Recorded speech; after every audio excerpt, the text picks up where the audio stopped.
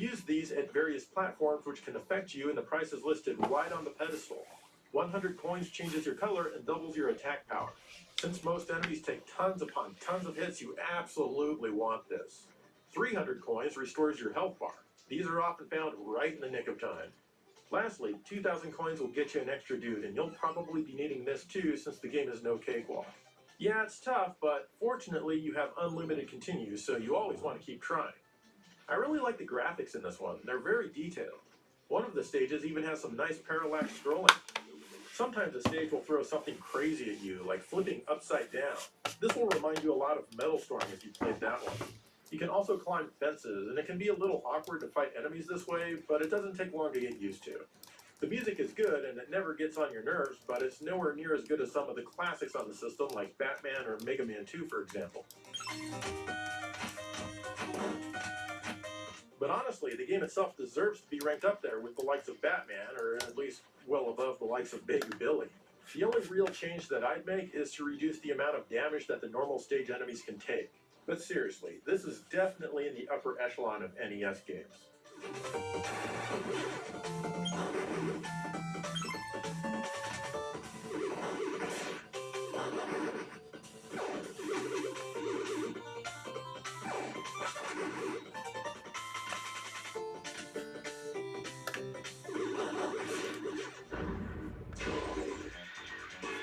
Finally is Super Adventure Island 2 from Hudson on the Super Nintendo.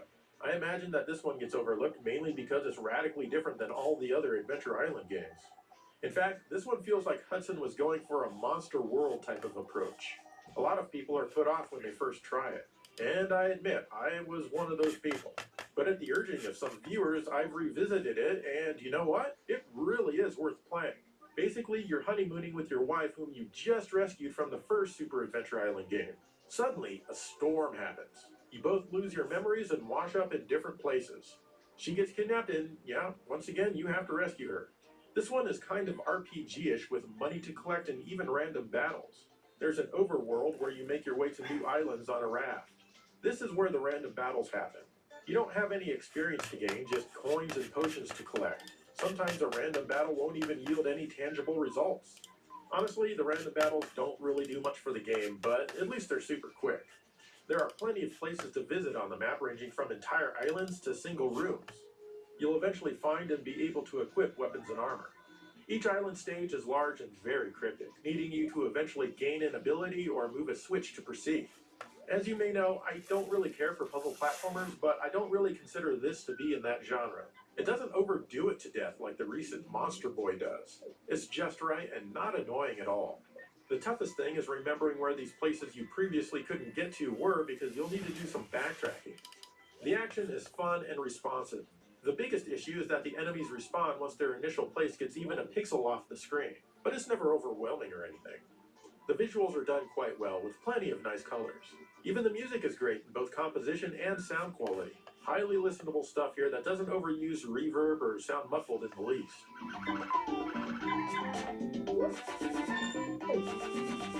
I never even heard about this one back when it was released, as nobody seemed to give it much coverage, likely because there were so many bigger games coming out at the time. Overall, I'm glad I tried this game again, and you should check it out for yourself.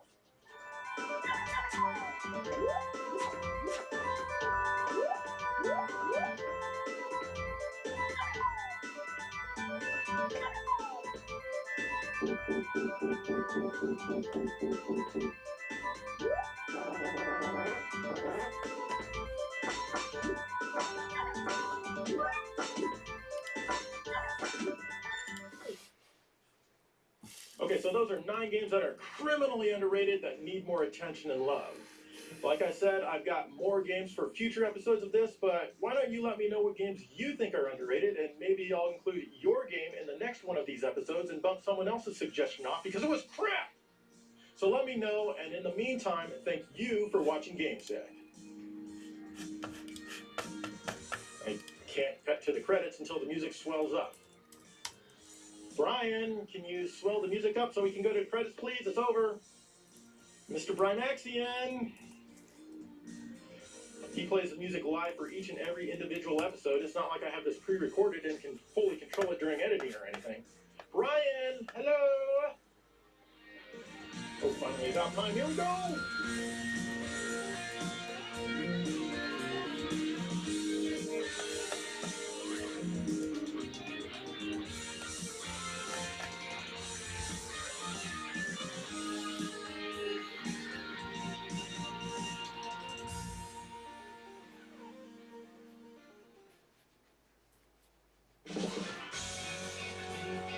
A couple of people recommended Tube Slider on the GameCube as a criminally underrated game. Well, I doubt it's criminally underrated. In fact, I bet it's justifiably rated. Let's find out together. Tube Slider. Let me just slide this into the GameCube tube and get this going.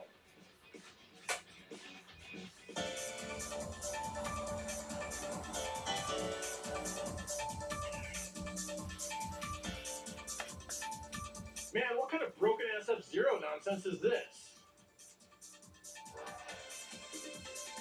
Well, graphics are okay, I guess. And the controls are adequate. Listen to those nasty sound effects, though. Ugh. What's more is you simply cannot lose on the first session. There's no challenge at all. But on the second session, you can't even place because it's so damn unbalanced. And it's not fun because you're playing the same tracks as you did in the first session over and over and over again. Well, it turns out the game is properly named. It makes me need to slide something out of my own tube.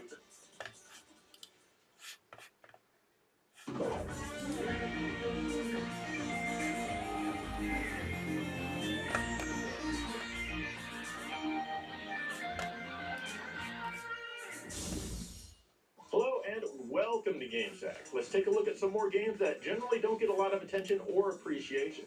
In fact, a lot of these games didn't get enjoyed by many people even in their own time. Let's start out with a game that usually goes for over $200, so get your wallets ready, or at least your SD card or emulator.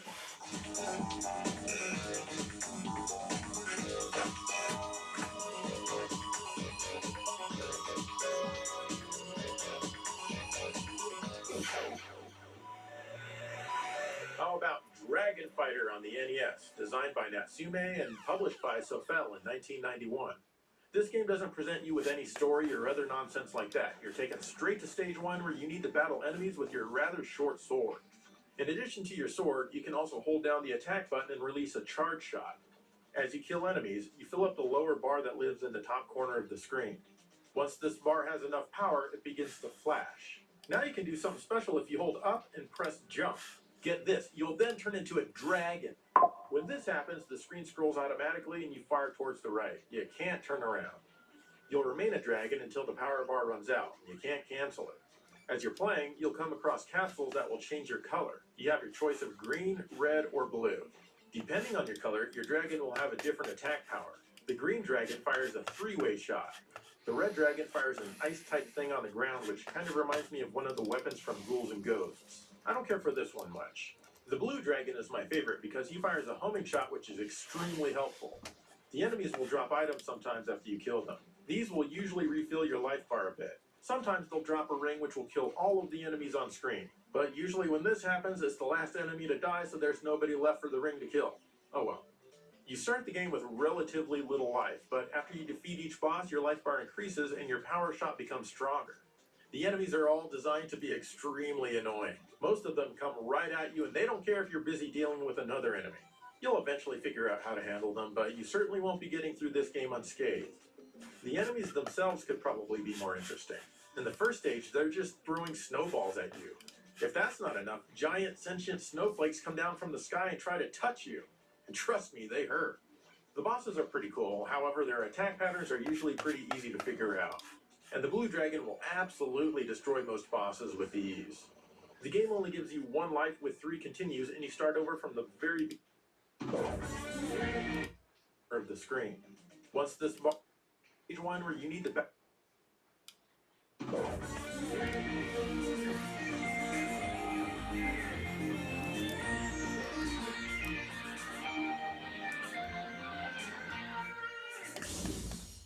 Hello and welcome to GameSack. Let's take a look at some more games that generally don't get a lot of attention or appreciation. In fact, a lot of these games didn't get enjoyed by many people even in their own time.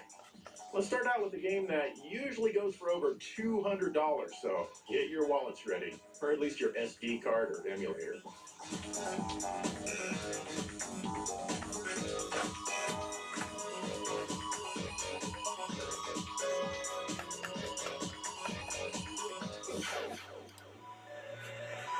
How about Dragon Fighter on the NES, designed by Natsume and published by Sofel in 1991?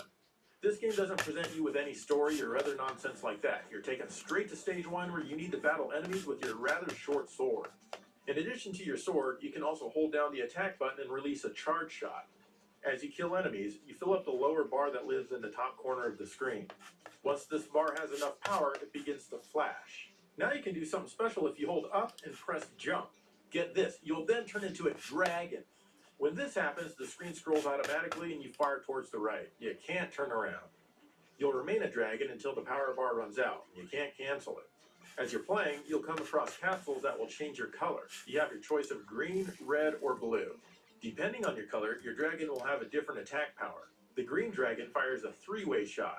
The red dragon fires an ice-type thing on the ground, which kind of reminds me of one of the weapons from Ghouls and Ghosts. I don't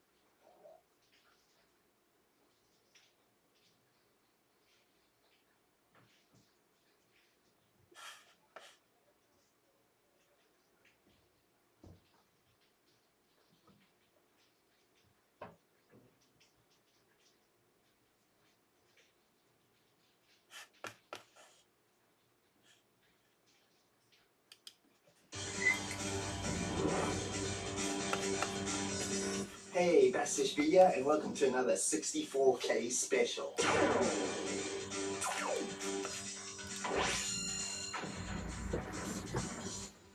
And welcome back.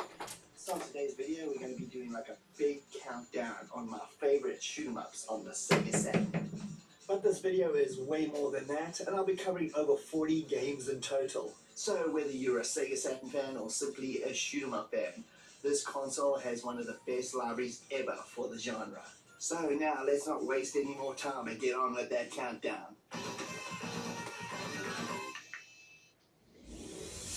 Number 20. Sonic Wings Special hit the Saturn up in 1996, developed by Video System. The fourth game in the series, but the first console-exclusive version. There was an arcade port later released called Sonic Wings Limited, but it had a lot of differences and variations in design. This franchise is known as Aero Fighters in Western countries and has seen many arcade and home ports of the games in the series. As per usual, it's a vertical shooter in straightforward, old-school shoot-'em-up type flavor from the 80s. Blast everything, pick up upgrades for your preset of weapons on your plane, and you got those big old smart bombs for mass destruction. It's simple and fun. This was Video System at their best, before most of the staff defected and set up legendary shooter company Sekiro, which we'll be seeing quite a lot of on this list. You're part of Project Blue, a special collection of the best pilots from all over the world, and have to win back cities overthrown by an evil organization, which is also making a super weapon that has to be destroyed. You initially have 5 groups of players to choose from, with their own modern planes or helicopter, plus there's more that can be opened up later. The variety in the way the stages unfold and the differences in firepower and bomb specials are what makes this game just so much fun. Its stages are very short and to the point, culminating in very quick, fast-paced boss battles with backdrops of countries from all over the world. The stages are a combination of randomized, and at certain points you'll be able to choose your path to the next country to liberate, with a total of 17 stages overall. Even though some of the stages are basically remixes of old Sonic Wing games, everything still feels fresh with detailed graphics and very level backdrops, plus some great sound effects and a good music score that doesn't really get drowned out. And of course it has the looks and vibes of what future Sekiro games would look like, making it pretty much Sonic Wings or Aero Fighters at its peak coolness. Of course, you've also got a 2-player simultaneous option, which is one of the series' best features, multiple monitor setups including interlaced, and a small scrolling arcade effect. Plus it has a really demented time attack mode, which you basically Boss Rush, which just adds to the overall package. Again, not bringing anything new to the genre, but delivering a straight up solid shoot 'em up experience. Number 19.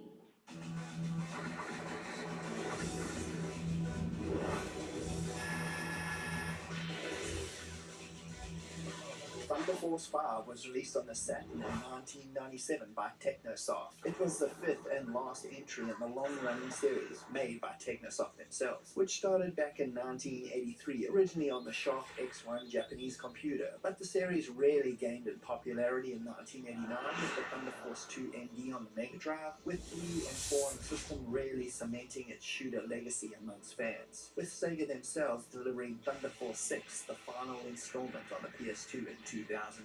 Everything about Part 5 here is pretty traditional, mostly in setup with the way the Thunder Force games generally play. The jump from 2D to 3D graphics is the major change, but it is still one of those 2.5D games that uses the 3D for spectacle and some super cool, visually impressive boss encounters. The story has you as part of a special unit that has been formed to go and destroy a giant supercomputer that's gone rogue. Just like in the Mega Drive games, you can select the first 3 stages to play in any order, and after that the rest will play themselves out, with 6 in total, not including the final boss showdown stage. Gameplay is almost all the same, with the ability to switch to front and rear shots based on the incoming attacks. You can pick up drones as extra firepower, and you can also now use a super beam, which uses energy from the actual drones for a big blast of energy that will weaken your support drones until you recharge them or can collect enough energy to renew them. The whole game is about speed and relentless action, just like any good Thunder Force game, with excellent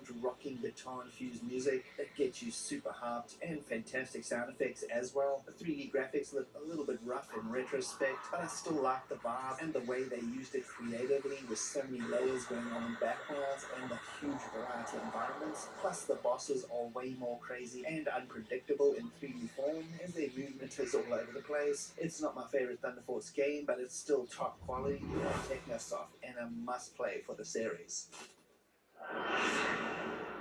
Number 18.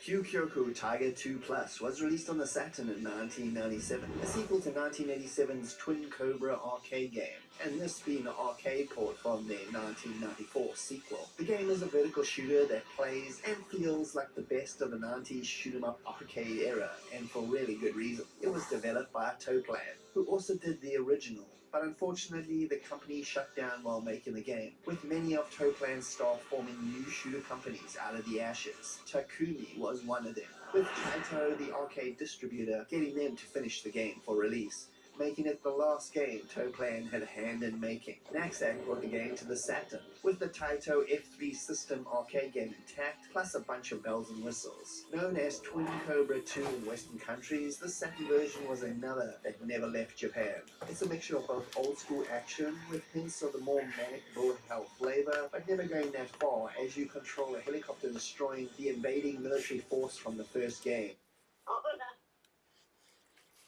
为什么你会这么不会玩骷髅白？等下怎么回事呢？我不知道。为什么？ Is where you ride on a fuzzy dragon just like the never-ending story and collect some cool bonus points. To me, this game is still extremely fun to play. This version is actually the first time we got an arcade-perfect port at home. The 32X version is actually really close, however, it's slightly cropped, resulting in some letterboxing, and it usually runs at a lower variable frame rate, and it has lots of slowdown. Here, you get the full 60 frames per second and full-screen gameplay. You can also play with analog controls like the mission stick, which I highly recommend. Other than that, there really aren't any additions here other than some basic options. I don't want to talk about Space Harrier too much because I've talked about the series so much in the past, but let's just say that I approve of this one.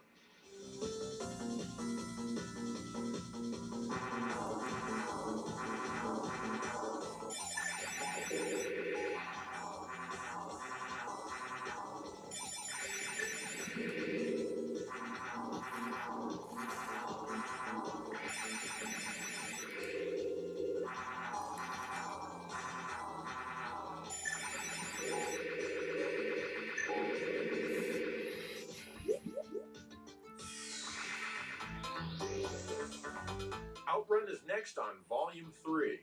Another amazing Sega arcade game that needs very little introduction. You're racing against the clock and only the clock. At the end of each stage, you can choose to turn left or right, each leading to a different area. This adds a lot of replayability. This game is just so fun and I can't recommend it enough. However, there are some additions here which make this the best port of the original Outrun ever made. For one, you get to choose between the Japanese and overseas layout. Remember how awkwardly the stages were stitched together in the Genesis version? That was the Japan layout. This one lets you choose both because it's awesome. Choices are good. And of course, you get to choose between the 3 original arcade music tracks, each of which are incredible. Not only that, but you can set the music to the arranged mode. Suddenly, you have CD quality tracks arranged by the original composer, Hiro, just for this game.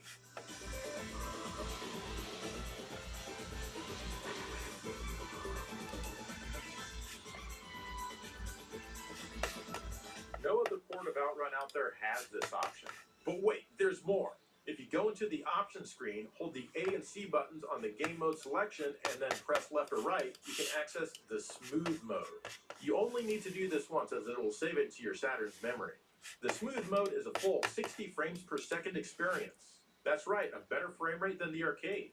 It kind of feels slow for some reason at first, but it's still super fun. So, there you have it. This disc is the best version of the original Outrun you can get anywhere, bar none. Or is it? We'll have to check out the Switch version in a future Sega Ages episode. Will we all be saying Nintendo is what Genesis isn't? No, because this is the Saturn. Stay tuned.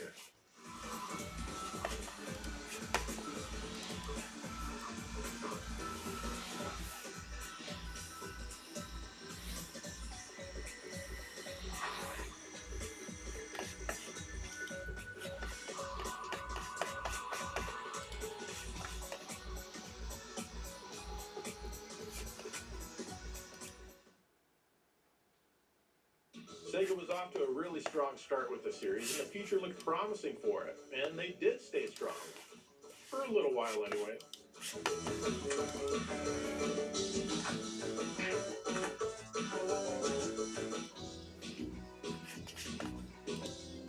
Volume 4 brought us Afterburner 2. When the arcade came out, it was such an incredible experience that was hard, if not impossible, to fully replicate. This game is obviously inspired by Top Gun. You're flying your F-14 to destroy everyone else in the skies because they can just go straight to hell. You can shoot them down with your Vulcan gun if you're close enough, but if your reticle touches an enemy on screen, then you'll be locked on. The voice will tell you to fire, and your missile is guaranteed to make sure their family never sees them again. That's okay, though. They were evil. They're from a different country, after all. At least I think so. You don't seem to be very discriminating during your flight. Every once in a while, a fuel tanker will refuel your jet and restock your missile so you can bring even more deaths because you don't like it when things are alive. If that's not enough, sometimes you'll even be able to land and get restocked by a team of people who feel the same way about everyone else that you do. You think you can outrun me? Eat my thrust, loser. There are even bonus stages where you attack innocent people who are just there camping out, trying to enjoy their lives. But you do not approve, not one bit. I mean, they're probably camping illegally anyway. It doesn't matter though, because you are a bastard. Anyway, this game is super fun. Like Space Harrier and even Outrun, this is also the first time this game made it home 100% intact, at least as far as the graphics, sound, and control are concerned. Again, the 32X version is close, but it runs at half the frame rate and it has much blockier scaling. Playing with the Saturn Mission Stick is absolute perfection, though it doesn't shake like the arcade version does when you crash. All of the sound really adds to the experience. The music by Hiro is amazing, but there's no arranged versions here, sadly. Still, this one is lots of fun.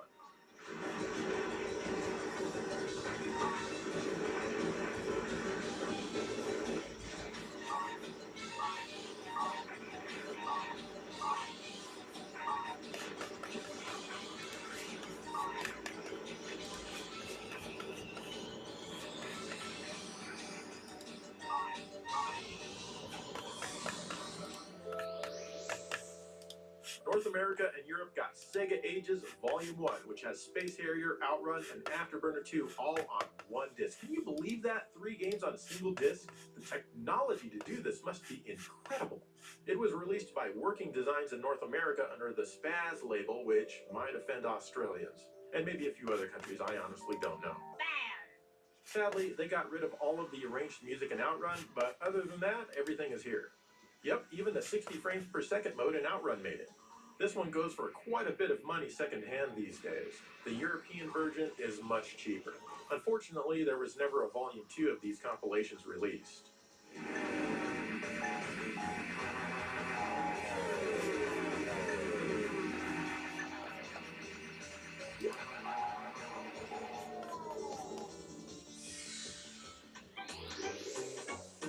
Volume 5 is Rouka ni Ichidan-R.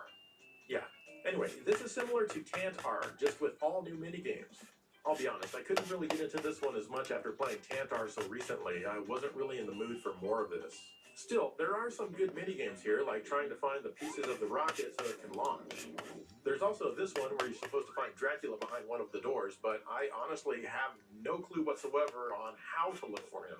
I just open a door randomly. There's another quiz game on the disc as well if you love being quizzed in Japanese. They did improve the graphics of this one over the first, though. The minigame side of this disc is decent, I guess, but I think I prefer Tant-R, or Tant-R.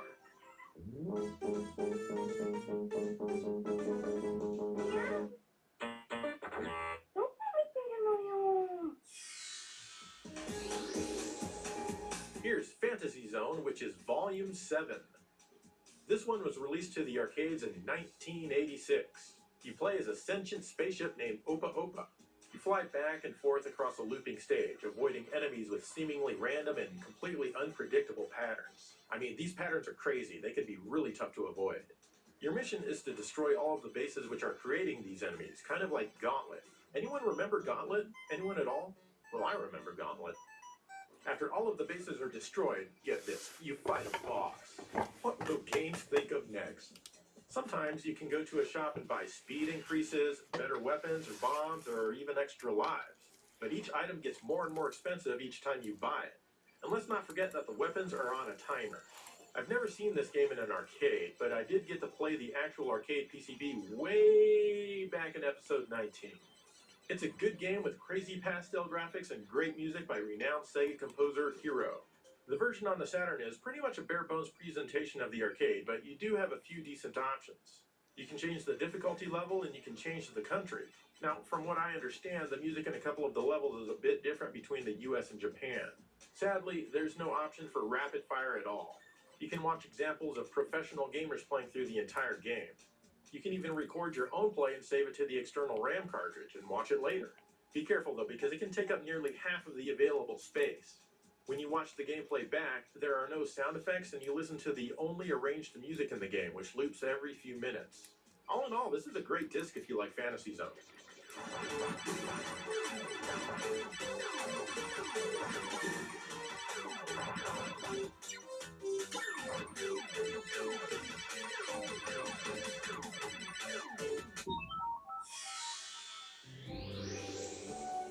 Here's Volume 8, which is Memorial Selection Volume 1. That's right, 2 volumes in the single title. This one has 4 of Sega's absolutely ancient games.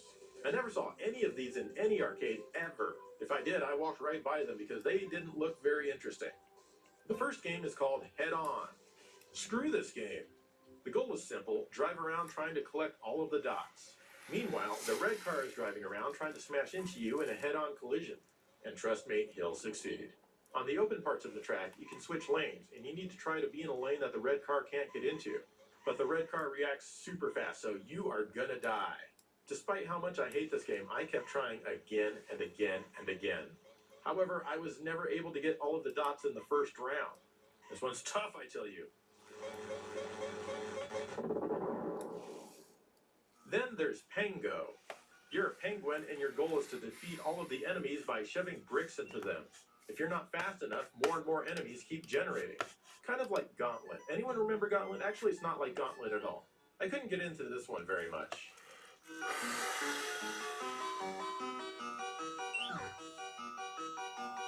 Next is Up and Down, where you pilot a car on this mission to collect all of the different colored flags on the track. Once a color has been grabbed, it turns white. You can jump over enemies to kill them, but be careful because it's really easy to jump off of the track and then die. I have to admit, I got a little bit of enjoyment out of this one, even though I totally suck at it.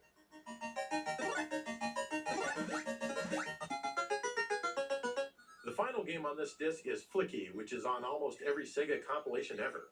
You're the blue bird, and you need to grab all of your yellow chicks that are scattered about the stage and take them to the exit. The stage loops as you scroll left or right. However, cats are running around the stage, and if you have a chick in tow, they'll stop following you if a cat touches it. You can throw things at a cat to murder it to buy some time, but more cats will always appear. Get all of the chicks to the exit to clear the stage. The more chicks you have when you touch the exit door, the higher score you'll get. Flicky is okay for a few minutes, but I usually get bored of it fairly quickly. All of these games have options which include a sound test, and some of them have a Game Mode A and a Game Mode B. And Game Mode B is, you guessed it, Game Mode! But other than that, it's pretty bare bones, just like the games themselves.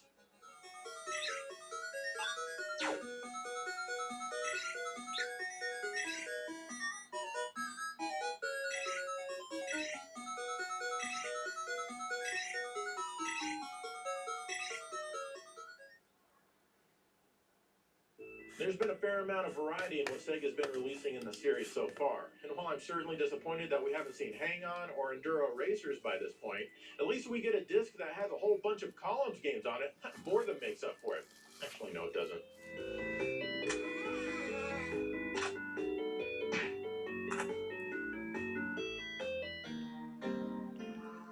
Columns Arcade Collection shows up as Volume 8. As you may have probably already have guessed, this one has 4 arcade versions of Columns on it. I don't really like games like this very much, but I've always had a minor soft spot for Columns. Your goal is to match 3 colors horizontally, vertically, or diagonally. All of the shapes consist of 3 vertical blocks, but you can't rotate them. However, you can swap the order of the colors. The first Columns game is still my favorite, though I prefer the Genesis version because that one has a little bit better sound quality.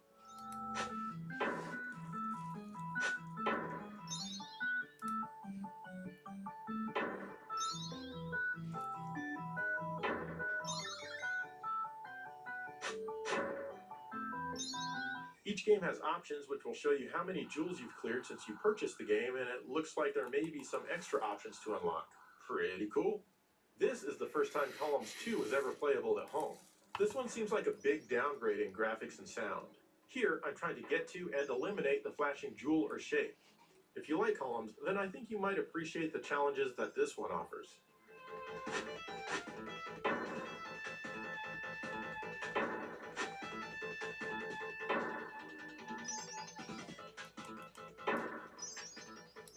Stack Columns kind of reminds me of Puyo Puyo in that you're battling an opponent. And this isn't just for fun either. You can tell by the gun that this game is serious frickin' business. Don't mess with me when it comes to Columns, or I'm gonna start busting chaps!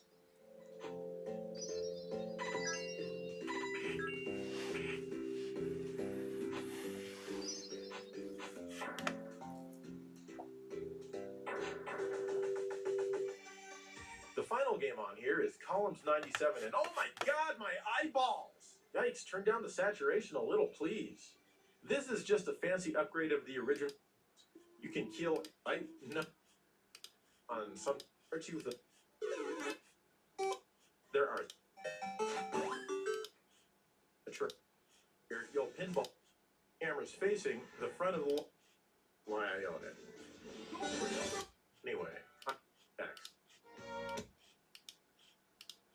You even get to playing around fire. Also, nothing.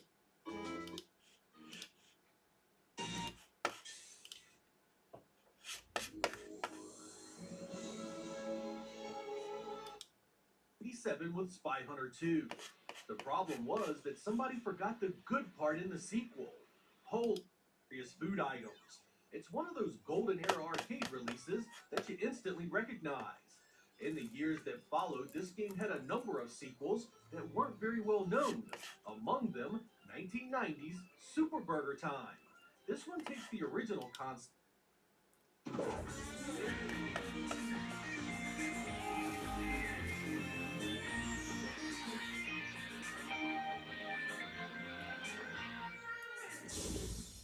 Hello and welcome to GameSack. It's time to check out some more arcade games that were never ported to a home console. A lot of these are really cool. Not all of them though. But this first one was really fun for 1994, though it did come out a year after Namco's own Air Combat.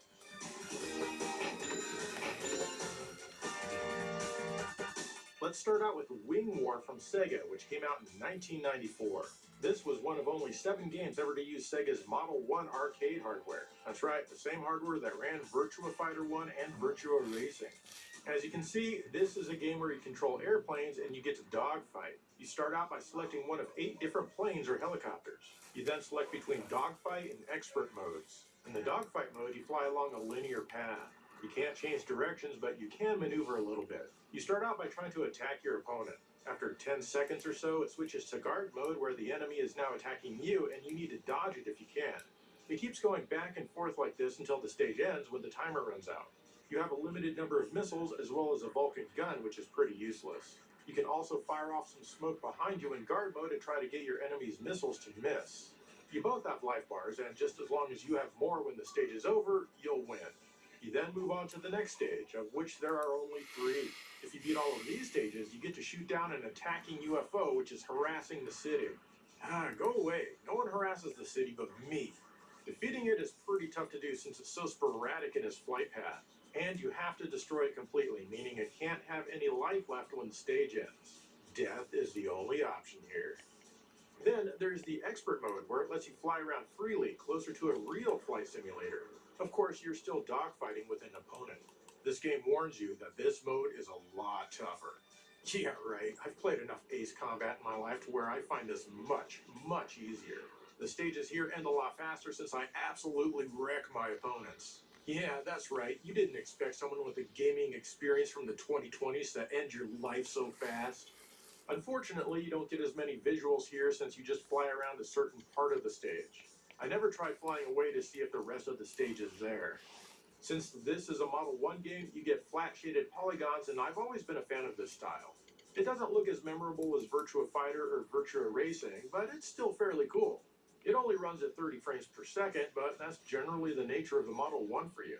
I like that you can damage some of the landscape with your otherwise useless Vulcan guns.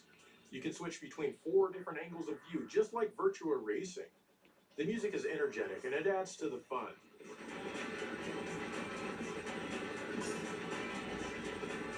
Supposedly, a port to the 32X was planned, but it was cancelled after the 32X sold poorly.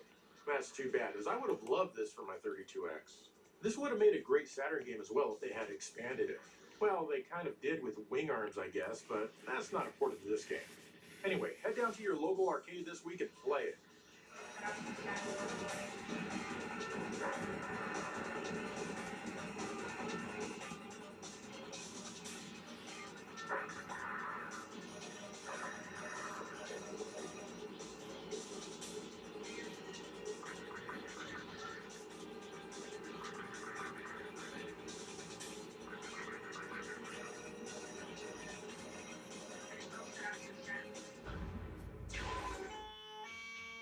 Here's a game called and it's from Jalico, released in 1989. This is a beat 'em up, and your goal is to hurt everyone who isn't you really, really bad.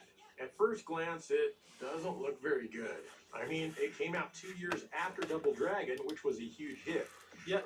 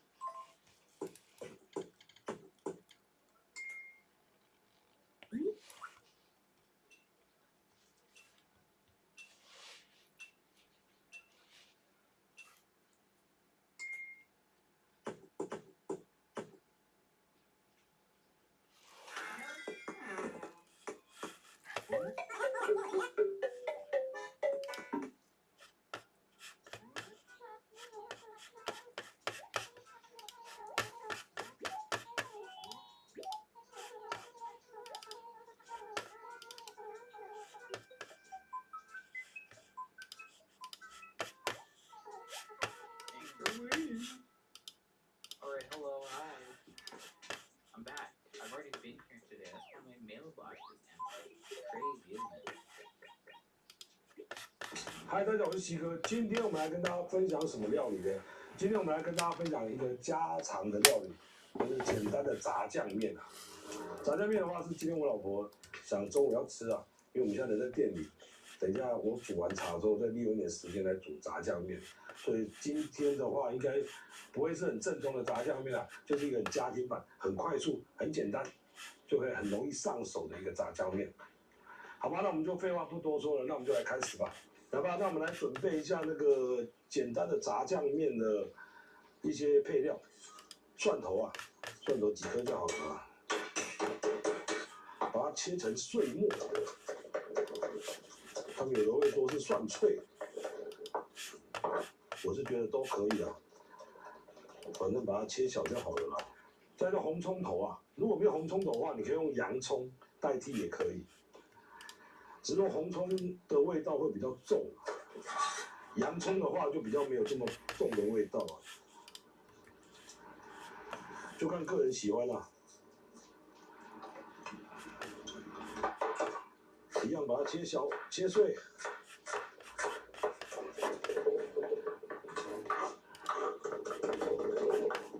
有切就好了啦，因为自己吃的比较没有这么讲究啊。再来是青葱。哦，最近这个青葱特别贵，又贵又老的，一点点。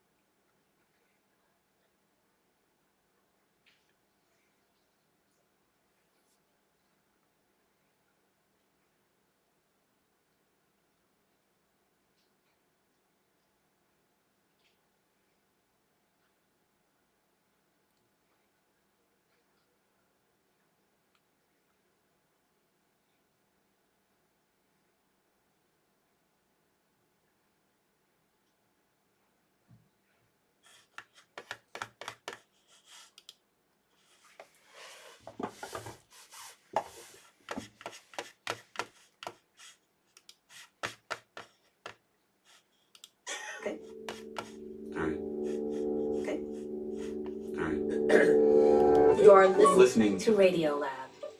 Radio. From WNYC. Yeah.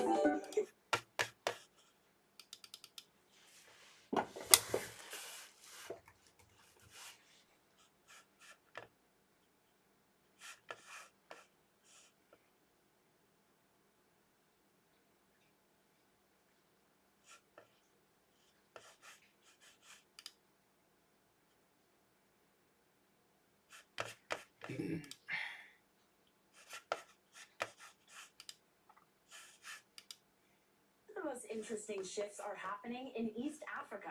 Over the last decade, Rwanda has been positioning itself as Africa's testbed for technology. From drone delivery to electric transportation solutions, the country is quickly becoming a launchpad for the next wave of African innovation. Bloomberg's Andiro Oganga reports. Zipline is one of Rwanda's biggest tech breakthrough stories. What started as a small drone pilot in Muhanga is now a global logistics leader. It launched Africa's first aerial delivery network, modernizing access to blood supplies and medicine across rural Rwanda. Today, Zipline operates across 5 African countries and into food delivery in the US. We have so far delivered 20 million doses of vaccine. And the drone really supports in vaccine delivery because it can reach even in places where there are no hospitals. It can reach in hard-to-reach places and make sure that we avoid to have zero-dose children. At the heart of Kigali City Center is Norscan, a startup hub that is leveraging on Rwanda's testbed ecosystem to launch businesses into East Africa and beyond. Norscan House Kigali supports 300 farms through community, networking, and access to capital, while its investment vehicle manages $208 million backing high-growth African startups. Fixer, an HR fintech, has raised over $1 million while piloting at Norscan, and Edencare, an insurtech company, used Rwanda as a testbed environment to refine its health insurance product before scaling regionally. Let's say if it was taking you 3 years to get your license to operate, that is 3 years where you're not operating. If you get it in 6 hours, you can already start to work on your solution. Despite the success stories, the industry still faces challenges such as limited technical expertise, a small domestic market, and the difficulty of funding innovation at an early stage. In order to compete with Africa's tech hubs in South Africa and Kenya, Rwanda is capitalizing on the gaps in the market, such as an unfavorable policy environment and tight regulation to attract early-stage startups.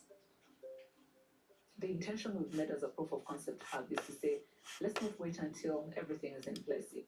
If it's a regulation that is missing, are we able to build one as we test and pilot some of these applications? When Zipline arrived in 2016, Africa had never seen drone delivery, but Rwanda's unique approach to regulation made it the perfect testing ground. There were no drone regulation at the time, and our industry was following regulators, but Rwanda was like, if we don't have this regulation in place, we will learn together.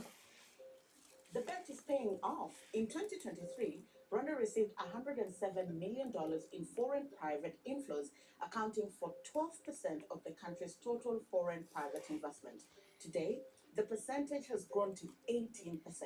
The government hopes to leverage this momentum in its long-term efforts to establish Rwanda as a leading tech hub.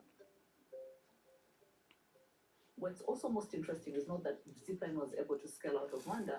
What's interesting is that because of the faith and the bet that we put on Zipline, we created the right policy and regulatory environment, and today we have over 10 drone companies. Rwanda's favorable policy is moving beyond tech into adjacent sectors. Authorities stopped registering internal combustion engine motorbikes, which account for more than half of all vehicles in the country. The great shift is aimed at cementing demand for early-stage e-mobility adoption. Ampersand and Spiro, two startups known across East Africa for their growing fleet of e-bikes, are setting the example for the race to rev up Rwanda's tech hub ambitions. I asked Dipali Nangia, partner at Speed Invest, to help unpack Africa's funding landscape and what the next wave of investment could look like. Here's what she told us. The models that we are seeing right now that are super interesting on the lending side, obviously AI is going to have a big impact, as you know. If you can convert some of this unstructured data to structured data using AI, you can use the data for better underwriting and more for fraud prevention, as well as personalized payment plans, right, leading to more financial inclusion. On the payment side, we've also seen a lot of stable coins, as I'm sure you've heard. Stable coins are becoming more and more prominent, and for African freelancers to get paid for the work for some of the American companies that they're doing, or for African exporters to get paid in stable coins, it reduces some of the currency volatility that are inherent in some of the local economies. So, on the credit as well as the payment side, we are seeing lots of interesting innovation. On the infrastructure side, growth capital and equity capital is always slightly harder to get as the companies grow, and we're seeing lots of models around, interesting things around securitization, which would unlock more equity, or credit against stablecoin, for instance, which would unlock more debt. So lots of really interesting innovation coming out of Africa. So very excited about it. Are you seeing the same level of activity, I guess, as we could call it, when it comes to exits for some of these companies that you're investing in? I mean, to be honest, Jennifer, exits is always a very interesting topic, right? Whether it's Europe or Africa, it's a fragmented continent, as you can imagine. But if you think about exits, most exits, at least for venture capitalists, will come from M&A, right? M&A from the domestic market. Africa, of course, has seen some exits from international players, which is always interesting. I think the largest exit, InstaDeep, was also BioNTech, an international player. Paystack was bought by Stripe, an international player. Last year, we saw some Latin American companies come into Africa, such as Nubank. They bought a stake in TimeBank, which, as you know, in South Africa, which is super interesting. Maybe at some point, it's an exit for TimeBank, to Nubank. But the big question in my head always as an investor is, what is this exit value tap out at? Is it 300 million? Is it 400? Is it 500 on the M&A side? And of course, we also have public markets, as you know. We've seen in South Africa again, which is I think the most buoyant exit market. You've seen Optasia just recently go public at a really good valuation. So, that is interesting. You've seen an exit in an IPO in Morocco also earlier this year. So as an investor, exit is always a difficult question, but we as investors think about exit from day one. When we're investing in a company, we think about who can we help them exit to. We are always building relationships with corporate LPs. We have a large LP network at Speedinvest, which is corporate, or with Middle Eastern, investors, to see, can they come in? Can some of the Americans come in? We had, a Move in our portfolio that got funded by Uber. So we are constantly thinking about, how can we catalyze more international players and catalyze more capital and exits in Africa. Bloomberg is looking for entrepreneurs, innovative thinkers, and barrier breakers for the second edition of the Africa Startups to Watch list. The project seeks to showcase the smartest ideas and founders from all over the continent. The companies will be unveiled in the first quarter of 2026 and will be profiled on Bloomberg TV and our other platforms. Just scan the QR code on your screen to send us your application. After the break, fintech remains at the heart of Africa's digital revolution, driven by rising mobile adoption and strong demand for financial inclusion. We hear from Flutterwave, Africa's most valuable unicorn, on its path to profitability. Plus, Optasia, the AI-powered fintech that made a blockbuster debut on the Johannesburg Stock Exchange in November. My conversation with CEO Salvador Anglada next.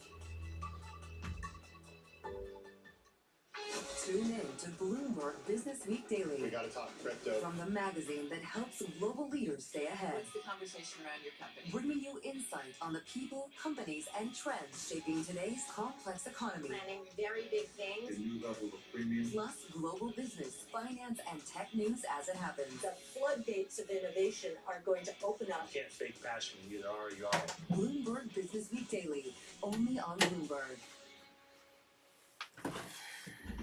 What is going to be the consequence for U.S. markets? We'll see blue skies across European equity markets. Take a look at how we're faring when it comes to Asian markets.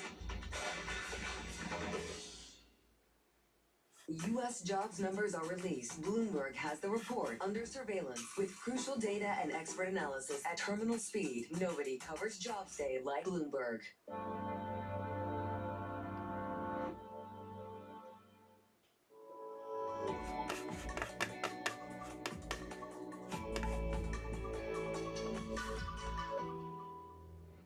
Welcome back to Next Africa. I'm Jennifer Zabasaja in Johannesburg. Africa's fintech sector has seen remarkable growth over the past decade. It's now a key pillar of Africa's tech economy, reshaping how people access and use financial services. According to a McKinsey report, fintech revenue in Africa will reach $47 billion by 2028, a sign of just how fast the ecosystem is expanding. One standout in this momentum is Optasia, an AI-powered fintech firm that made a successful debut on the Johannesburg Stock Exchange in November. I spoke with Group CEO Salvador Anglada on the company's expansion plans.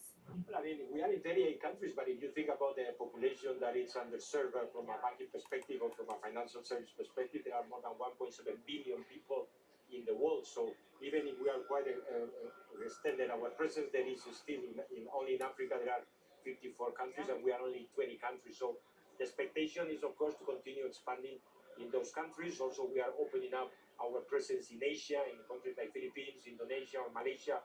Very interesting for us. We serve today 130 million active customers, but the goal will be in the next 3 to 5 years to duplicate this amount, hopefully to be in 80-85% of the countries in Africa, because I mean for them sometimes it's the only formal way to access to credit. When it comes to fintech in Africa, no conversation is complete without mentioning Flutterwave. It's the continent's most valuable unicorn, valued at more than $3 billion. The Lagos-based firm operates in over 30 countries and processes more than 500,000 payments every day. I spoke to Flutterwave CEO Olubenga Abula about the company's path to profitability and its plans for an eventual IPO. 2026 for us is the year that everything just comes together, right? We're not just moving money. The last decade, literally, we've been doing the race for Africa's growth, right? And the future of Africa, in our opinion, is not hype, it's infrastructure-led. When Africa wins, the global economy wins. We're building the pipes, and those pipes are now of age. Now, as of right now, we are the biggest fintech in Africa, the most licensed non-bank entity. In the last 10 years, we built that muscle. Now we're putting that to the test, all right? Now we've covered the entire world. We have UK, US, UAE, Canada, Europe covered through our partnership with Global Revenue, for example, and Novia. And the point behind that really is, how do we ensure we use that infrastructure to drive the next phase of growth for Flutterwave by empowering our customers across all our segments? Do you expect to add more markets then potentially in 26, or is it just continuing to build on some of the infrastructure you mentioned? A combination of both, actually. We'll go deep. We're going to go deeper and not wider. But that said, we're doing UAE next year, and we're not doing direct. We're doing through a partnership, right? Payment is partnership. We're doing a lot of markets like Hong Kong next year through partnership, because again, we want to be in every major trade route for Africa. Where money flows from Africa, we need to be there, because if we're making our customers will get paid and pay, we have to enable that corridor for them. For example, here Peace Airline, we're able to expand from Nigeria to the UK and another regions this year actually, and we enable that growth because we are also in the UK, or we're in the UK through our partner, and that's what we bring to the table. We have to be for our customers. We have to be where they want to be to actually protect their business and enable their growth.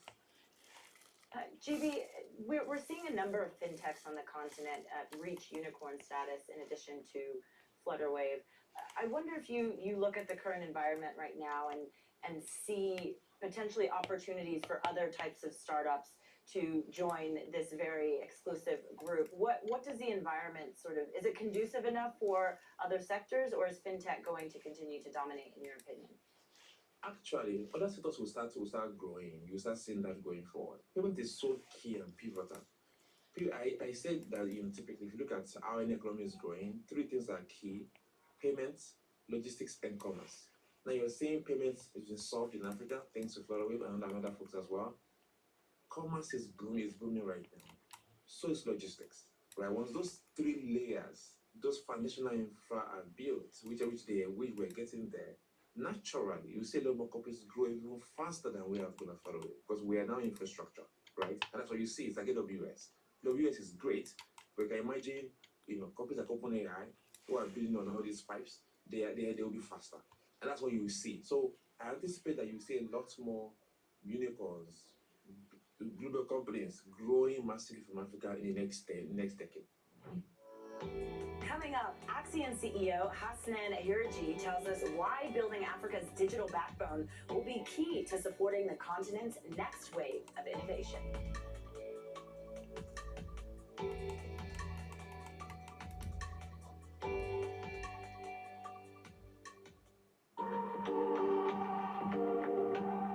We have two crises, two essential crises, and for both it's now or never: democracy and climate, and they are absolutely interlinked, and we have to solve them together. We're losing the democratic infrastructure and norms to deal with the climate, and we're losing the climate stability that is essential for a democracy. We have to solve them together. We've never faced a threat like this to our democracy at a time when it's a perfect storm, at a time when we're being told by climate scientists, some of you may be in this room, that we have to cut our emissions, fossil fuel emissions, in half in 5 years now. When I started to realize what was happening, it was 12 years, and we haven't done it.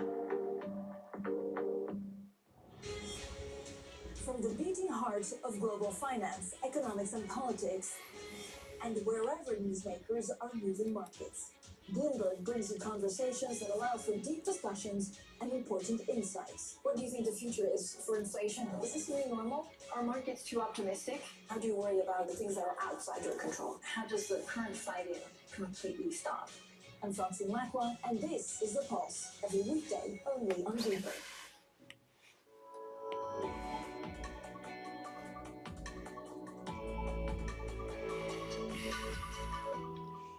Welcome back to Next Africa. I'm Jennifer Zabasaja in Johannesburg.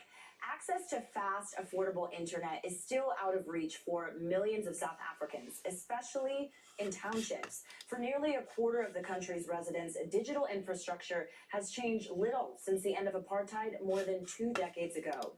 I traveled to Kayamandi to meet a startup that's seeking to level the playing field and bring high-speed connectivity to communities that have been left behind. Just an hour outside Cape Town is the township of Kayamandi, a community where most people earn about $300 a month. FiberTime, a South African startup focused on digital inclusion, is trying to bring high-speed internet to townships at an affordable price. Our consumers generally pay for services and goods on a daily basis, so we really play in the true pay-as-you-go market segment. For CEO Danvin De Bruyn, FiberTime's innovative last-mile, high-speed internet delivery infrastructure means they've been able to beat out a number of competitors. So we plant thousands of poles every week across the country.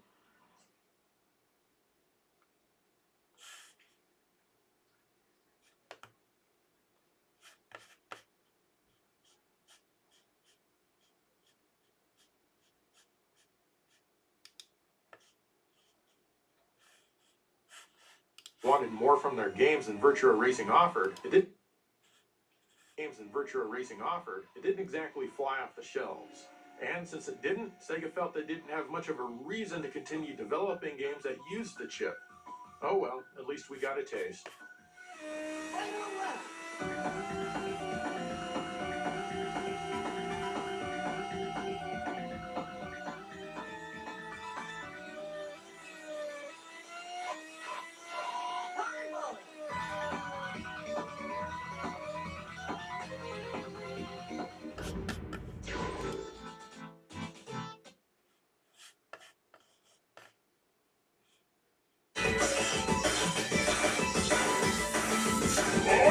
道数学题丢上去，不到几秒，答案自动排版。 No, I don't think I will.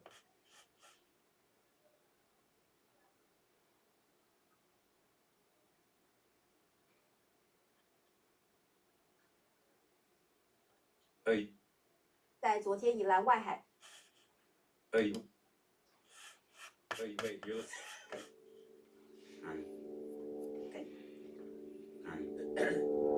You're listening to Radio Lab. Radio From WNYC.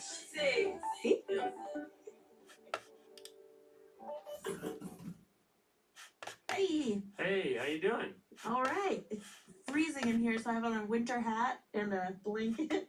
Well, you're in luck because we're actually headed somewhere hot. Okay. Extremely hot. Can't wait. And our guide there, ironically enough. Hi. Hey! Hi, how you doing? How are you? Is a scientist named Hudson Freeze. Oh! Dr. Freeze. You know, there have been a lot of comments on that. What's Freeze doing working on hot stuff, right? Anyway. So the story that I brought Hud here to tell actually happened at the beginning of his career 60 years ago or something.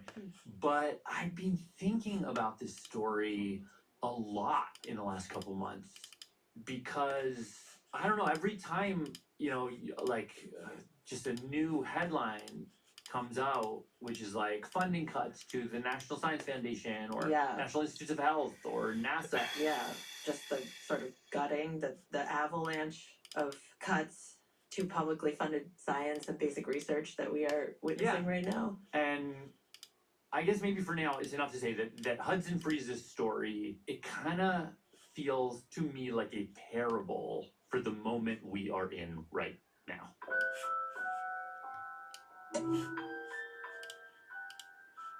Okay, so let's just start way at the beginning. How did you get involved in any of this? Well, let's see. I was born in a small railroad town in Indiana, and as a junior in high school, I spent some time at Indiana University. It's thrilling, you know, for somebody who hasn't seen more than a two-story building before. This was a big deal, and I met faculty people there, and Hud says he actually did a science project while he was there about what it would take for a microbe to survive on Mars. And he says he just fell in love with the university, with the science he was learning there. And so when he graduated from high school, I came back to Indiana University, and I was able to get in the bacteriology department. and he really wanted to work with one scientist named Dr. Thomas Brock. I had heard him give a lecture before about mating types in yeast. And, you know, anytime you're talking about mating types in college, you know, you're going to be ahead. and so anyway, I go down to see him thinking I'm going to work on mating types. And he says, well, we're not working on mating types anymore, but we are going to Yellowstone National Park to look into the hot springs for bacteria.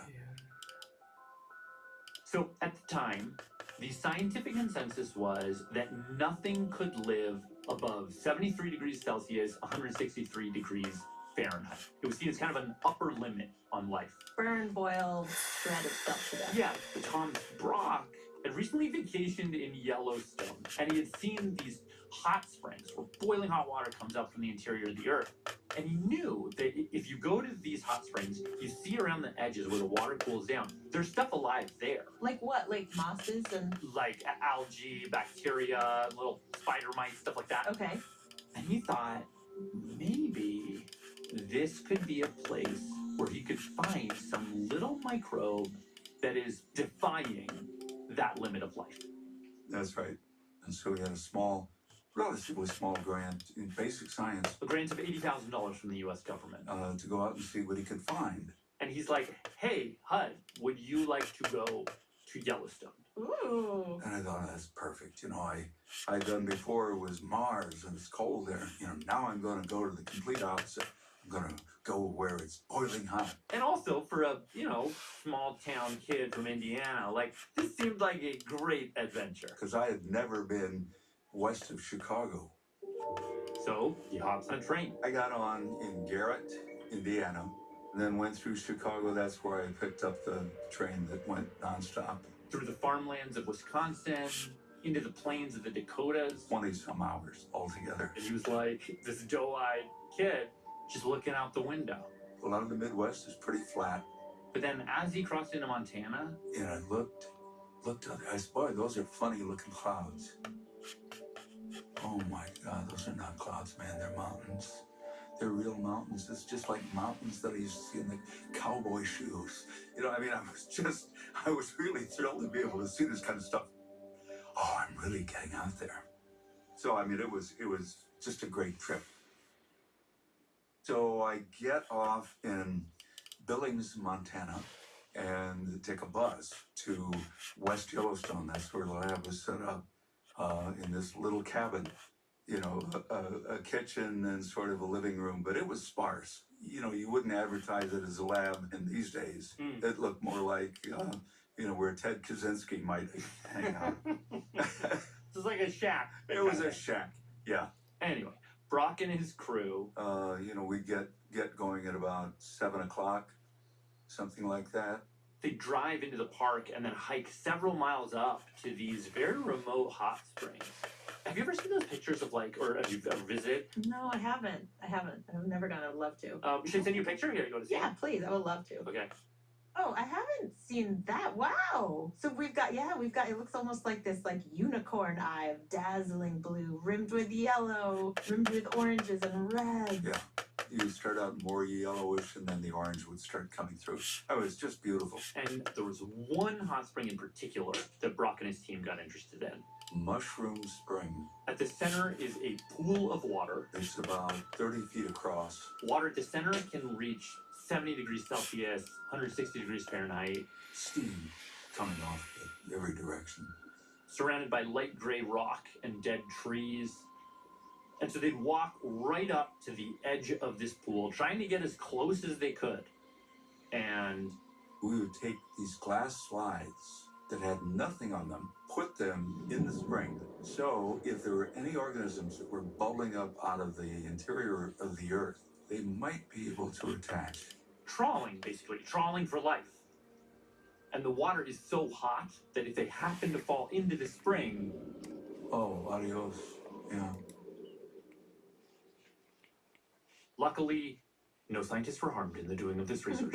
But they got their samples, they took them back with them to their little shack lab, and what they do is they would add these radioactive chemicals that would react with stuff in the sample, whatever proteins or sugars or whatever. Yeah. And that would be a sign of something living in there. And we actually proved that the material was actually live. But what they still didn't know was if the living things in there had come from the center of the springs, or, you know, if it had fallen from the outside, or what exactly it was. So they took these samples back to Indiana University, and it was HUD's job to see if the samples they got could really grow and thrive in super hot temperatures. Yeah, yeah. So I had a whole series of different tubes at different temperatures. So now HUD's got all these samples, and they're sitting in these hot water baths on all these burners, so that each one is set to a different temperature. So it's starting a little cool, getting hotter, eventually going past that supposed limit that is too hot for anything to be alive. So every day I would go in there and I'd look to see if there was anything that looked like it might be growing. But he has to keep refilling these hot water baths. The darn things could run dry. The water keeps burning off. The water keeps boiling off. Running up the electric bill of the microbiology department. So anyway. Day after day, he's tending to these little vials, always checking on them. Always looking for a change in the soup. If bacteria were growing, it would be cloudy. It might even start to smell a little bit. So he's waiting. The liquid is clear. Day 1, he's waiting. Day 2, he's waiting a couple days. I couldn't find anything. And then on the 4th, maybe 5th day, September 19th, 1966. He picks up one of the vials. I just tapped it with my finger. And there was all this swirly stuff that came up. I mean, it looked like diamonds kind of running around. It was like whoosh, all around inside the tube. And I thought, oh my God, maybe this is it. So he takes a look under a microscope, and what he sees are these little worms, kind of like cut up spaghetti. Just floating around in there. And they're moving? And they're moving, yeah, they're alive. at almost boiling water. You know, according to the current thinking, like nothing should be able to live in here. But they were growing, they were reproducing, they were making more of them. They were like proliferating. They're thriving. And I said, oh my God, I am the first person in the world ever to see this. The next day, I'm telling everybody in the lab about it. I'm telling Tom Brock, and one of the guys in the lab says, "Well, I think we ought to call it Edsoniae friesiensis." Hey, you could have had a species named after you. Yeah. But then Brock was like, Oh no. we're not gonna do that. Can't name them after people anymore. We are gonna call it Thermus aquaticus. Thermus aquaticus. Thermus aquaticus. TAC. TAC is short for Thermus aquaticus. Hot water. It literally just means hot water. I'm going around the lab saying, it is the dawning of the age of Aquaticus, age of Aquaticus. I like it. It's simple. It's clear. Aquaticus. How do they do it? How do they live in this temperature that kills so much else? Well, so usually in hot water, the water molecules are just jostling around so much. I mean, that's why we can't go out and, sit at 180 degrees, because our proteins fall apart, our enzymes fall apart. But TAC has evolved proteins and enzymes that are more tightly structured. That's right. They can survive without falling apart. Which, beyond being a cool trick, opens up a door that life can do a whole new thing. Like, there's a whole new superpower that we didn't even know about. Which does open up, like, could there be life on Mars? Could there be life in lava? Could there be life in these places we thought were inhospitable? That's right. Yeah. This was the thing that led us to say, well, what if you go down 5,000 feet under the sea, where we know there are volcanoes down there? Boy, I'll bet nothing lives down there. Well, yes, it does. Wow. It just makes me think, like, man, life is tough. Yeah. Evolution has diversified its portfolio, and you know what? If humans do stink it up and climate change it all the way to boiling, like, it's gonna be fine. We won't be around. Life will be fine. We may not be fine, but life will be fine. Right. Yeah. Life will still continue to exist as long as you have liquid water. That, if I had to pick anything, is really the sort of lesson of this. Life will exist anywhere where there's nutrients. It will go any place where it can find energy, to use energy, to grow. I'm gonna quote Jeff Goldblum here. Life finds a way. Life finds a way.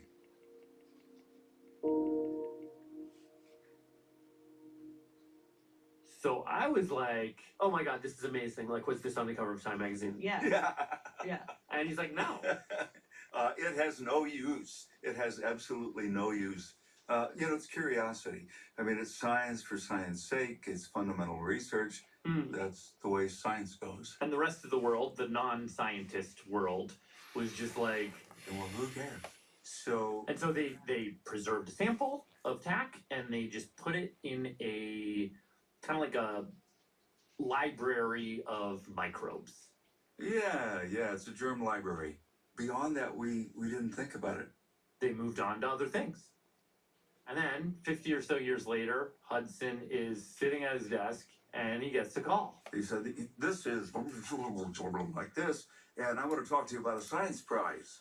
And I thought, oh my God, it's the Prize Patrol. If I sign up for, Scientific American for 6 years at this bargain rate, I'm going to get something in the mail. But what it turns out, was something called the Golden Goose Award. Oh, Golden Goose! For joining us for the 11th annual Golden Goose Award ceremony. Right. Okay, so you remember we did an episode about it a couple years back.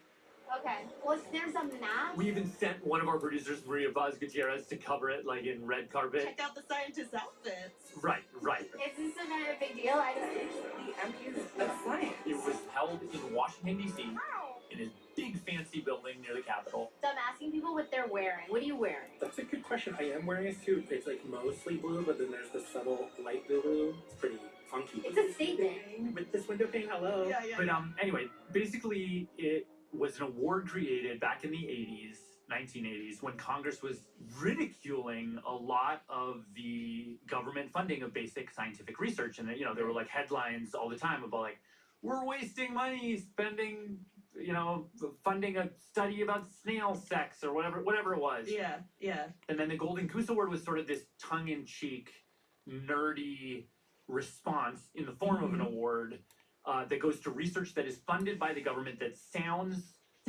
dumb or sounds useless, sounds absurd, but then turns out to completely change the world. Right. So now HUD is getting a call from them saying TAC deserves this award. The hot worms? But how did that research change the world? I thought they were sitting stagnant on a shelf. Well, that is exactly what I'm going to tell you after the break.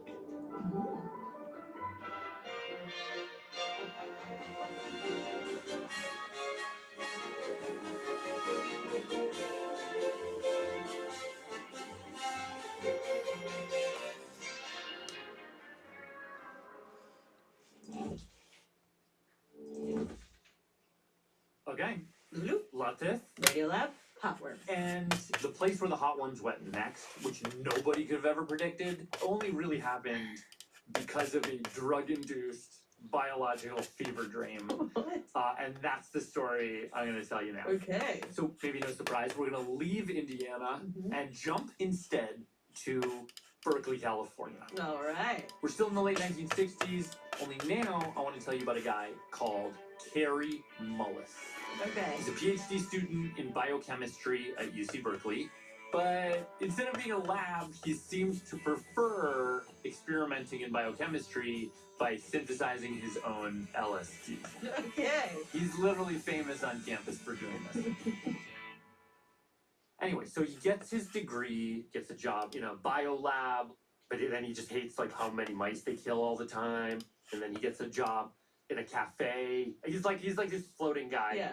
Until one day he's working in a coffee shop and a customer is like, "Aren't you that guy who used to make your own LSD?" And they get to talking, and eventually this guy offers Kary a job. Whoa. At this biotech startup called Cetus. Okay. And just to give you a sense, at this point we're in the late 70s. Today, science is on the threshold of a new era. And the thing that scientists everywhere, especially the scientists at Cetus, are obsessed with is DNA, deoxyribonucleic acid, the essence of life. The stuff of which all life is made. The key we've been looking for. They have this hunch that decoding DNA is going to unlock lots of secrets about the human body. The answers lie within these long, thin, twisted strands. And Cetus, the company where Kary Mullis got his job, they want to be on the cutting edge of this. And so they have teams of scientists trying to figure out how to read DNA. Okay. And their main problem at the time is that reading DNA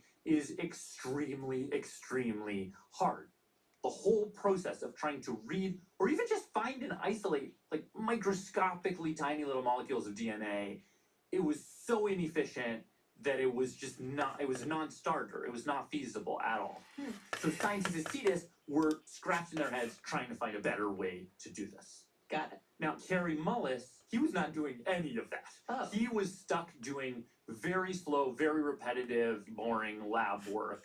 But one day, he's out on a drive after work. I was driving along one night. Kary Mullis actually died back in 2019, but while he was alive, he did a bunch of interviews where he talks about this moment. I was driving to the little cabin I have in Mendocino County, and Driving through the mountains on these windy, steep roads, it's super dark. It was really late at night. And in his mind, he's turning over the problems of reading DNA.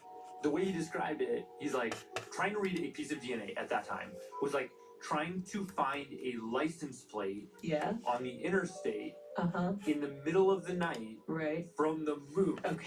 And then you still have to read it. So just impossible. Yeah. And all of his colleagues focused on basically devising a more powerful, more precise telescope to spot the DNA. And he's thinking, like, how do you fix this thing? I mean, what do you do? And all of a sudden, he sees DNA everywhere. Blue and pink strands of DNA just floating in front of him as he was driving, like through the windshield. Whoa. As he said it, they injected themselves somewhere between the mountain road and my eyes. he hadn't done any LSD that night, allegedly, but he says that he had done it so many times that he could almost get his mind there without having to take it. I mean, who knows? But like, it's almost like he's imagining himself writing a piece of DNA.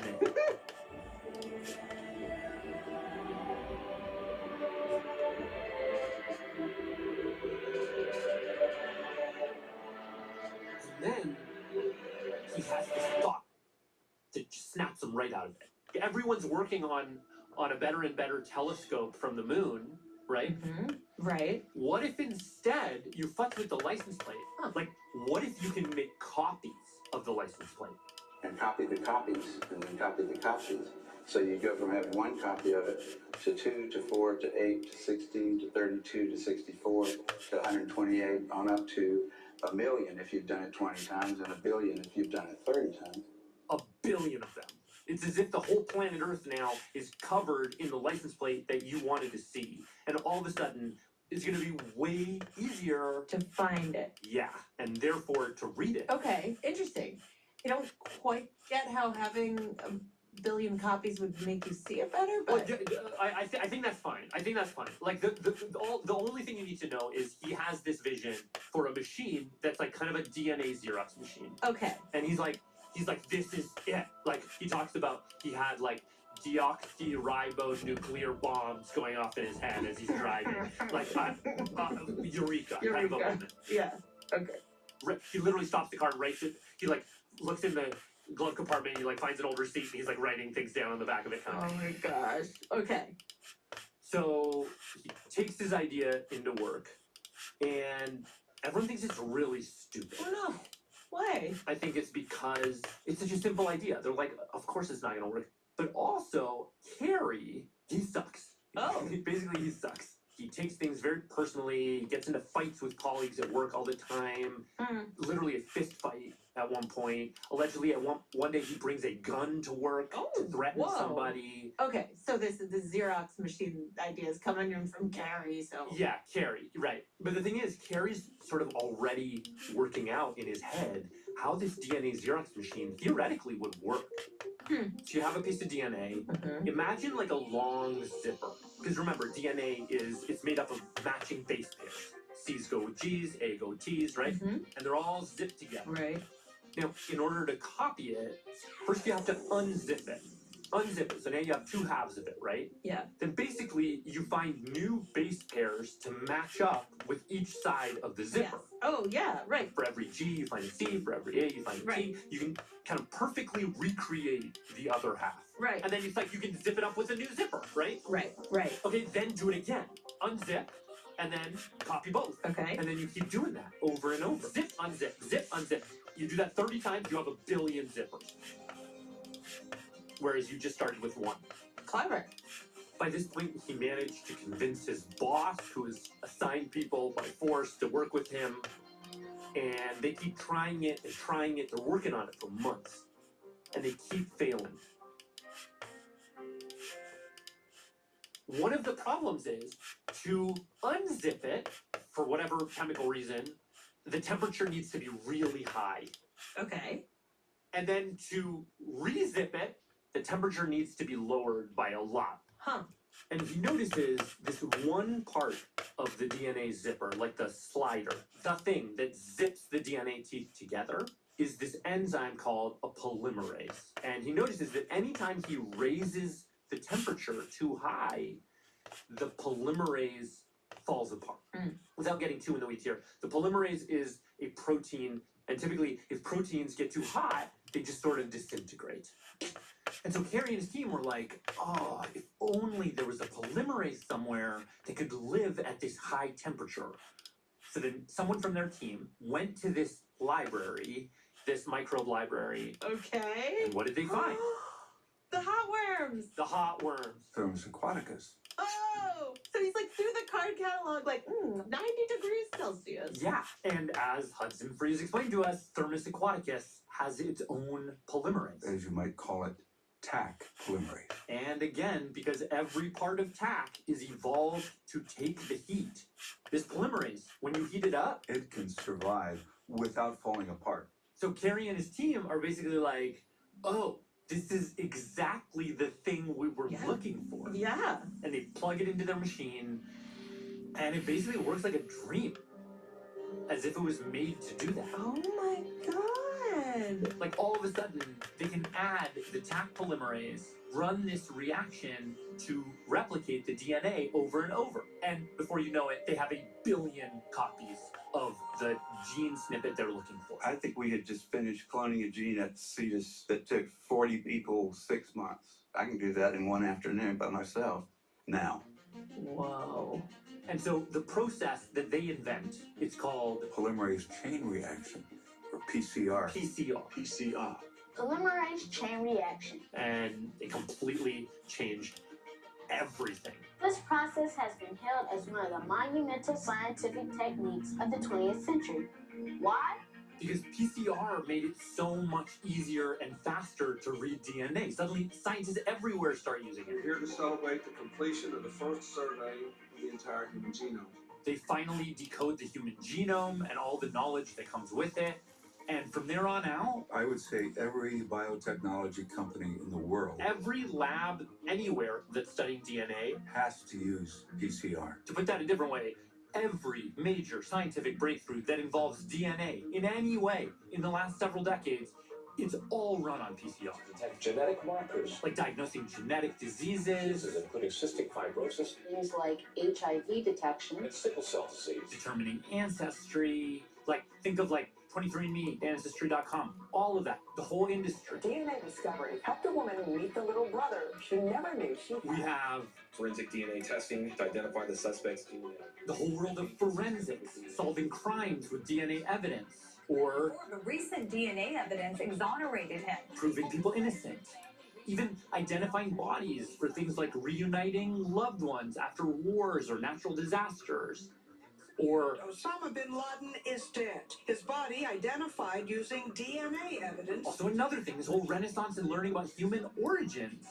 Homo sapiens picked up some of the DNA from the Neanderthals. None of this stuff would have been possible without PCR. It's just wild. Like, as you're running through this litany, it is wild that it all runs on something that we found in these random little worms, these random little bacteria that happen to live in really hot water. This is wild. Crazy, right? Yeah. Okay, and here's my favorite example. Yeah. There's something called a PCR. At the moment, we're using something called a PCR test. The PCR test is the very same PCR that we used during the pandemic to test for COVID. That's really the most accurate way to tell. The most reliable test. PCR was the sort of gold standard of a test, That's right. multiplying COVID RNA so it was detectable. Okay, it's almost eerie that like these hot worms led us to COVID tests. Yeah, and it's hard to know how many more people would have died without them. Totally. Now, obviously, the development of PCR was not just Carrie, it was this huge team effort. But in 1993, Dr. Carrie Mullis, I now ask you to receive the Nobel Prize from the hands of His Majesty the King. Carrie Mullis wins the Nobel Prize. And the critical component is the Taq polymerase. And, you know, I did ask Hudson Freeze, like, are you like bitter that you didn't win the Nobel Prize? But that isn't why you do the science, right? I realized it was a critical component, and that was sort of payoff in itself. Yeah. To know that my contribution really counted. Yeah. Like, I had a hand in this, like, amazing world-changing technology. I don't know, it's kind of like if your kid is like Michael Jordan This, by the way, is Radiolab producer Maria Paz Gutierrez. and he's like playing in every game. Oh, God, yes. Yes. My little bug has made it. Yeah. Yeah, you're the scout. You're the talent scout who saw Michael Jordan. Yeah. Today, actually, Hudson Freeze works in an institute where they work on like rare genetic diseases, including and especially in children. Like they use PCR all the time at his institute to help, like to literally save lives, make people's lives more livable. It's really, really beautiful work. It took a long time before I was able to use Taq and, really make a difference for individuals and keep people alive that likely would have died. It's funny how 1966 was a real turning point. Yeah.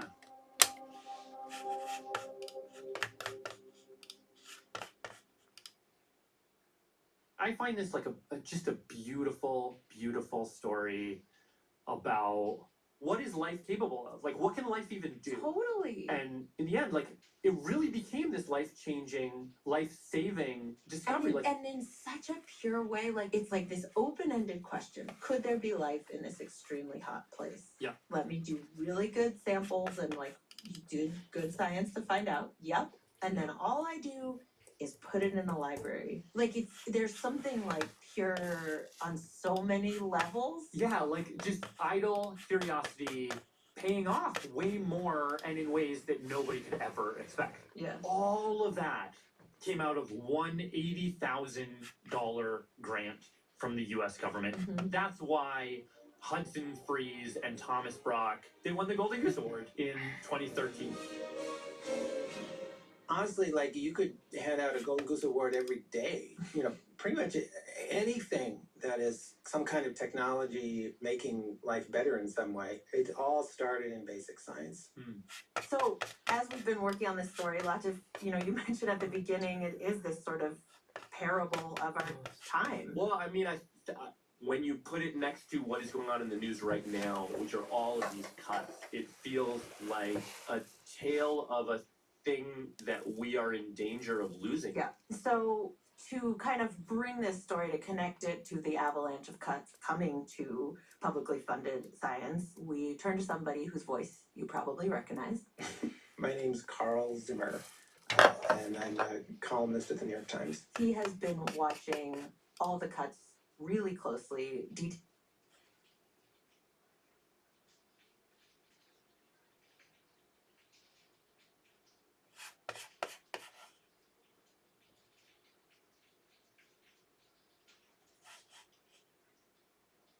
有吧，一点点。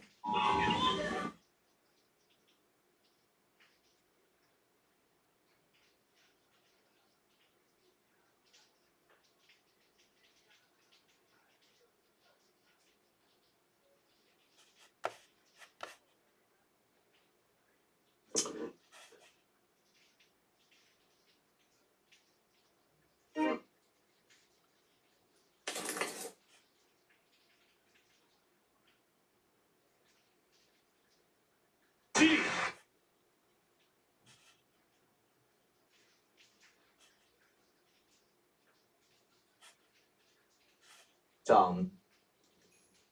哎呦，这个真的就，如果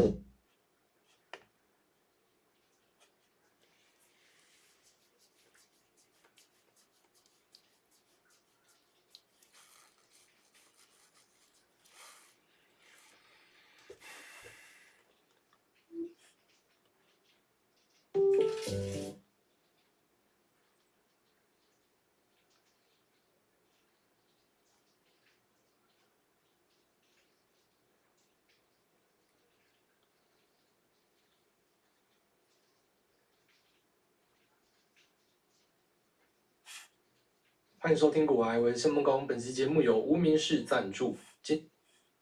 妈，2000块钱，2000。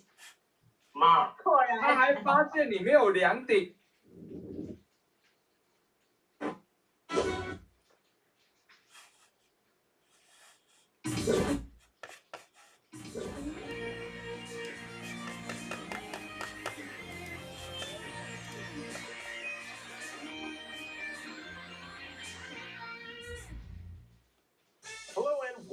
GameSack. The Nintendo DS was an absolute juggernaut, selling over 154 million units. Now, I usually prefer consoles over portables, but man, I went all in on the DS. I loved it. I bought a ton of games. So let's talk about the games. But first, let's check out the DS itself. The Nintendo DS. The DS was released first in North America in November of 2004 and the next month in Japan. It came to other parts of the world in 2005. The DS provides a dual-screen vertically oriented setup, with the bottom being a resistive touchscreen, which is best used with the included stylus. There's also a microphone near the bottom screen. On the DS Lite and the DSi models, the microphone was moved to the hinge between the screens. The DS features two 32-bit ARM CPUs and 4 megabytes of RAM. The DSi model doubled the CPU speed and quadrupled the RAM. Both screens have a resolution of 256 pixels wide by 192 pixels tall. There are stereo speakers built in, as well as a headphone jack. The games come on thin carts that seemed very small at the time, but today seem slightly big compared to common SD cards. Lastly, the DS was backwards compatible with Game Boy Advance cartridges, as it has a slot on the bottom specifically for them. Counting digital-only releases on the DSi, there were a total of 3,468 games released on the platform.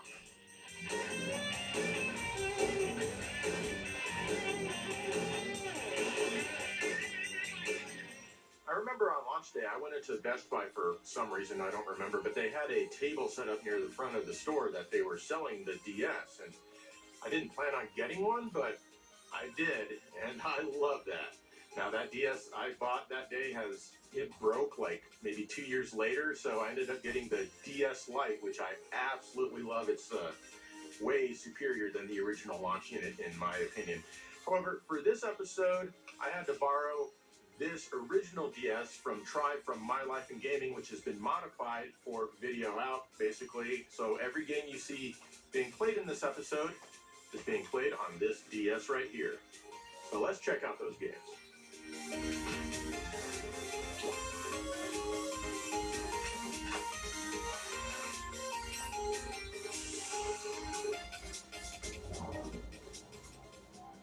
The first game on deck today is Metroid Prime Hunters from Nintendo. A demo of this game came with the DS I bought on launch day called First Look, and I loved the controls. I was having so much fun that I had to buy the full game when it eventually came out. You look around with the stylus and move with the D-pad, and shoot with the left shoulder button. Various other functions are on the touchscreen, and you also double tap it to jump. I've heard that a lot of people didn't care much for this one, but I certainly wasn't one of those people.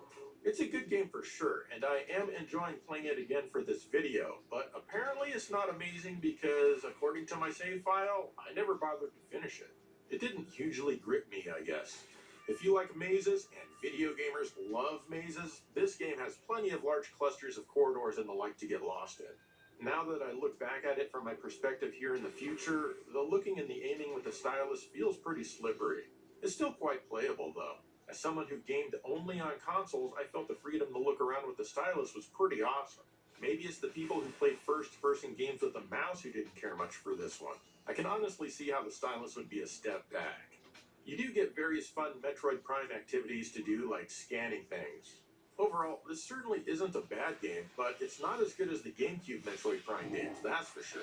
Even though I never finished it, I certainly don't regret owning it.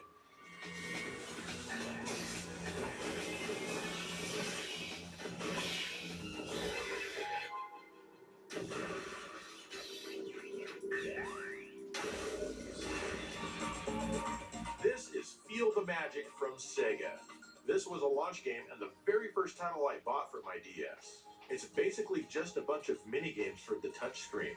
Basically, you're trying to impress a girl and you have to do all sorts of wacky crap. The first thing that happens is that some guy accidentally swallows a goldfish. Oh no! Now you need to rub them out of his stomach. I guess they multiplied while they were in there. You have to clear at least 3 stages before you move on to the next minigame. There's lots of fun and very Sega stuff doing here, like remove scorpions that are crawling on the girl's back, or maybe zamp a stampede of bulls that are running at you. According to the game, touching the bulls calms them down. That's right, raging bulls love to be touched. Sometimes it's pretty mundane, like typing numbers to open parachutes. Other times, you'll even need to blow on the screen. This blew our minds back in 2004. I really liked this game a lot when it came out, mainly because the touchscreen was a new and novel concept in gaming back then. These days, I don't enjoy it quite as much, and I find that the music can get kind of annoying. When I first started making this episode, I was trying to play these games via an emulator. A lot of these minigames, I just couldn't do as well with my mouse. I'm super happy that I was able to borrow this DS from My Life in Gaming, as I can actually play the game properly and make it further to show you more of pretty much any game in this episode. Right.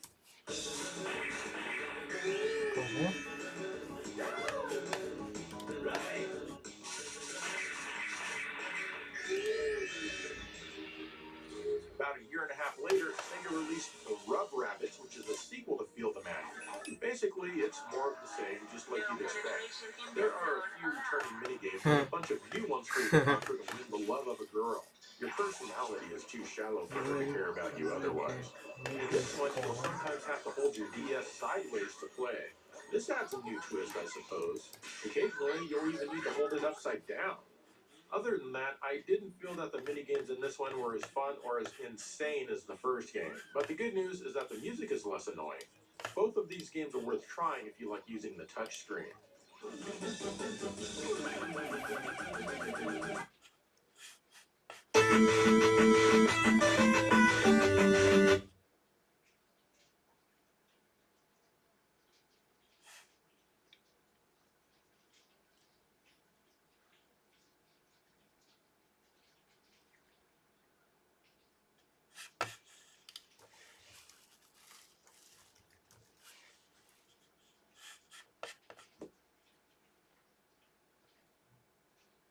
Rabbids.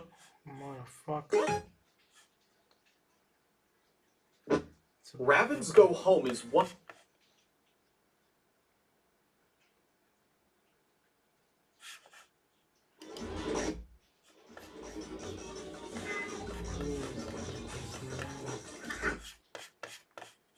Let's go home.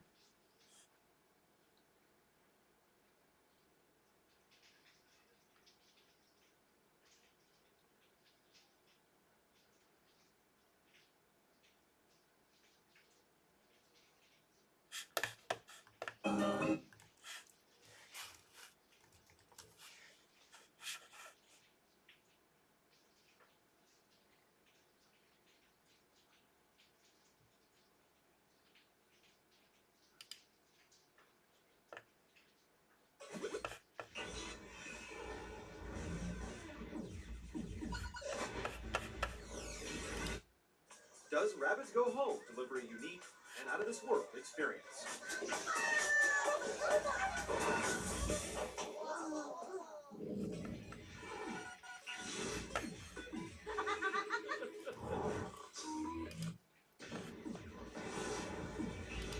Rabbids Go Home can best be described as the mutant offspring of Katamari Damacy's insistent collectathon of crap.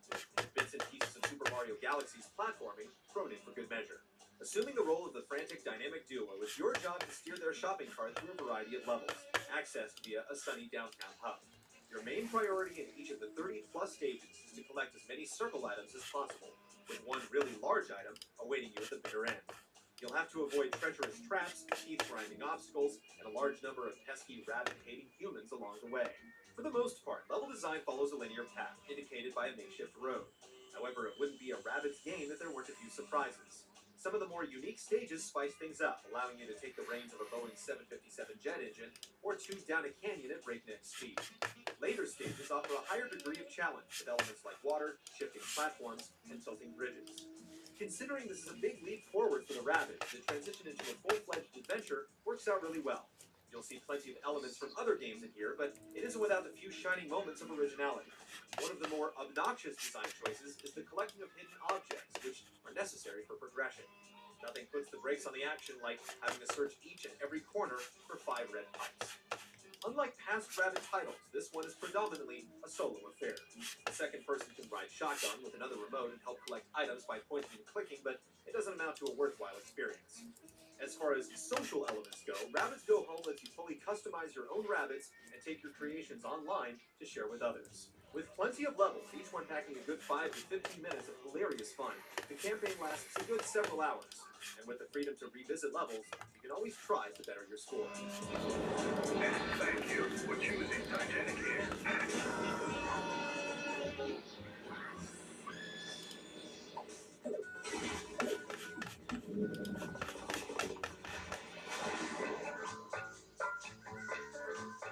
Fast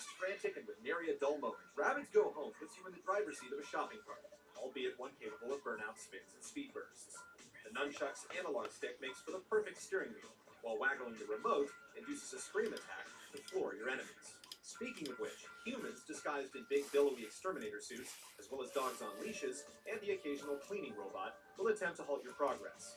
At times, you'll be forced to take on a number of enemies, which prompts a short, fun battle sequence. The only drawback with the cart is the lack of a jump button. At times, this makes Rabbids feel less like a platformer and more like a slalom racing game as you twist in and out of hairpin turns, looking for a ramp up to the next area. Lining up a jump can be difficult at times due to a faulty fixed camera angle. With a few cart upgrades earned throughout the progression of the campaign, you'll soon find yourself performing short turbo boosts and even floating gently above the ground. The variety is such that you never get used to any one gameplay experience for too long. Difficulty isn't a factor here either, since checkpoints are generously sprinkled throughout each stage, and you're given infinite lives. But our names both start with B. Now that bodes well, Snakes.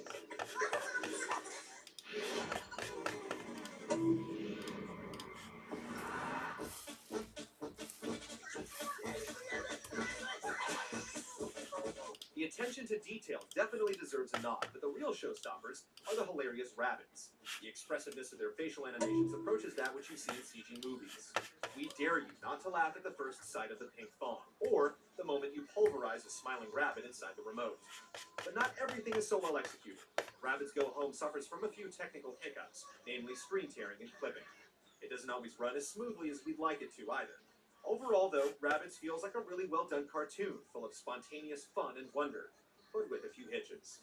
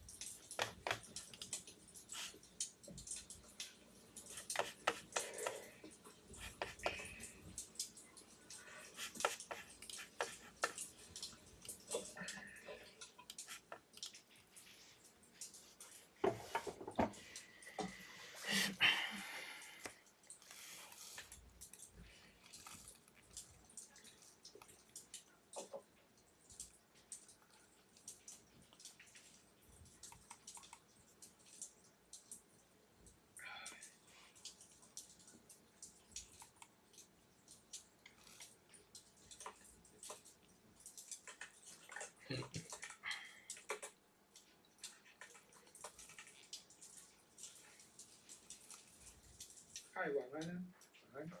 今天delay非常久。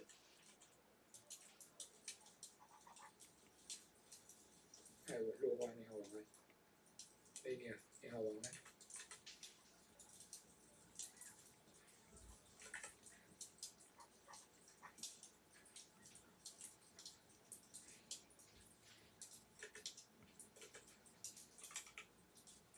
嗨，鬼哥晚安。刘品明晚安，莫居晚安。今日可好？我们本来前两天星期四想要跟你们聊一下画技重建，结果谁给我的灵感一下子就来那个贺武今年我最笨的竞赛，一个不留的还真的有5星冠军，真的。嗨，就是晚安，楚丽妍晚安，阿青晚安。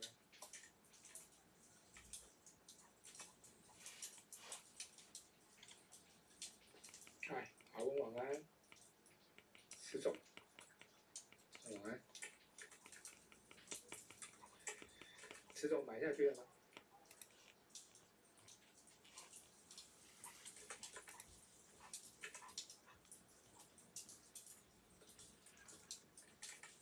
？5星那个五星我今天有跟五星阿本聊了一下，小分享一下，就是做细节这样。哇！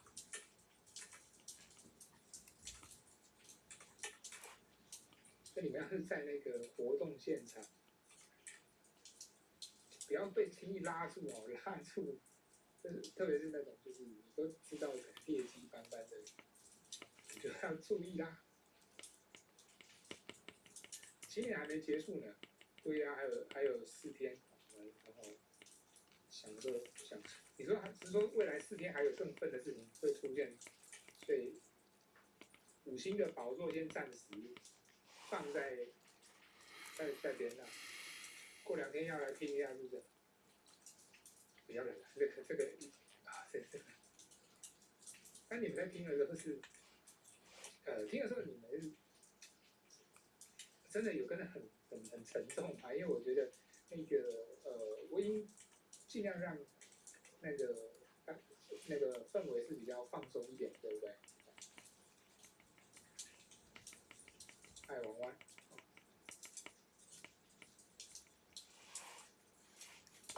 周笔。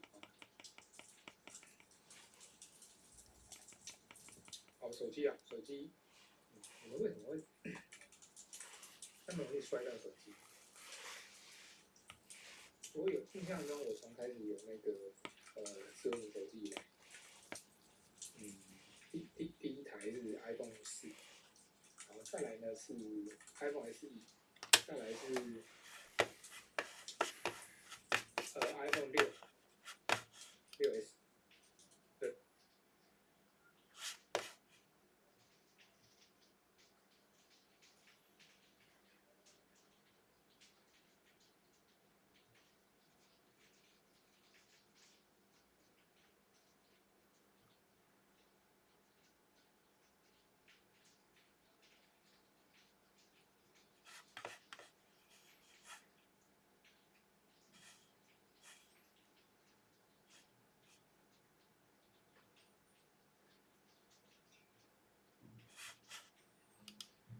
点点就50块了，一样把青葱都把它切成碎末。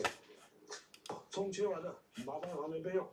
我们来准备炸酱面的调味料，第一个就是豆瓣酱，豆瓣酱你可以选择辣味的跟不辣味的，随便你，哪一家品牌都可以啊。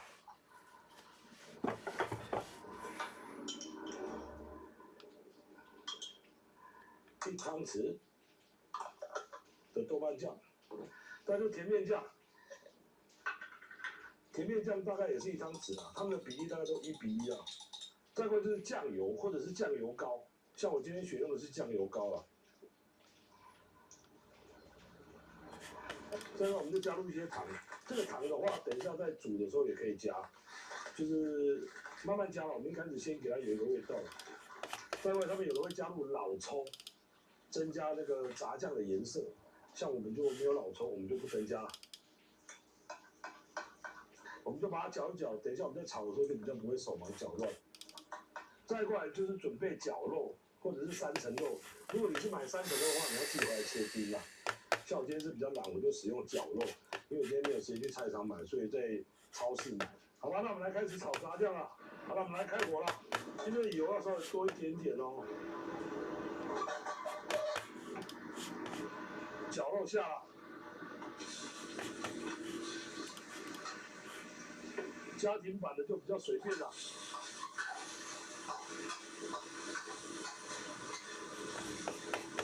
不锈钢锅就是如果热度不够的话，它就很容易粘锅，但是我都不会管它的啦。这边我们就加入红葱头跟蒜头一起加入。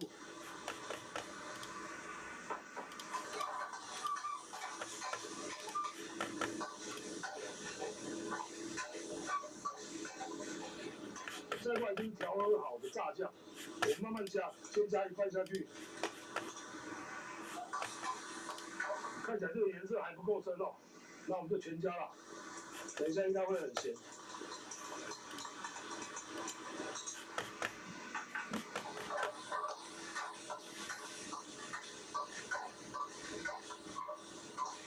再过来就加水下去了。轻中也下去了，你们就全部都下去了，我们完全不讲究了。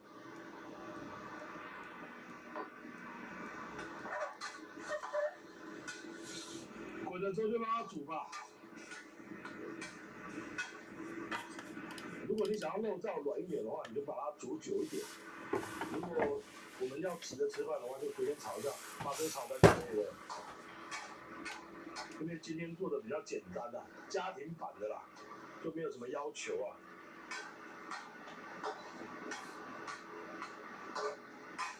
你待会把水煮干就可以了。刚刚忘了加米酒，那我们现在补加一下米酒。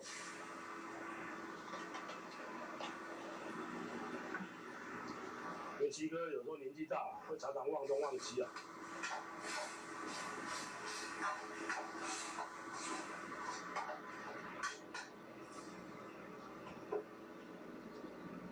水都已经煮到快要干了啦。现在我们要勾芡啦，你要勾芡也可以，你不要勾芡也可以，都可以，随便你。像我们今天稍微勾芡一下。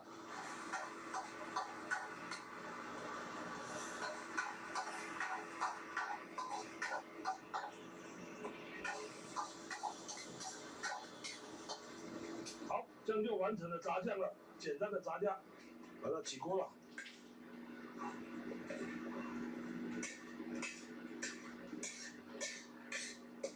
刚刚我们把它煮完了啦，就很简单的家常的炸酱面，就是很简单。啊，记得炸酱面的上面一定要有一点点油，这样吃起来会比较好吃。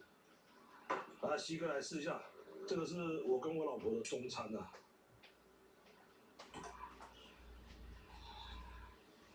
可是这样买起来很像比外面买的还要贵，这样不知道划不划算哦。可是最近肉比较贵了。我帮我老婆用一点。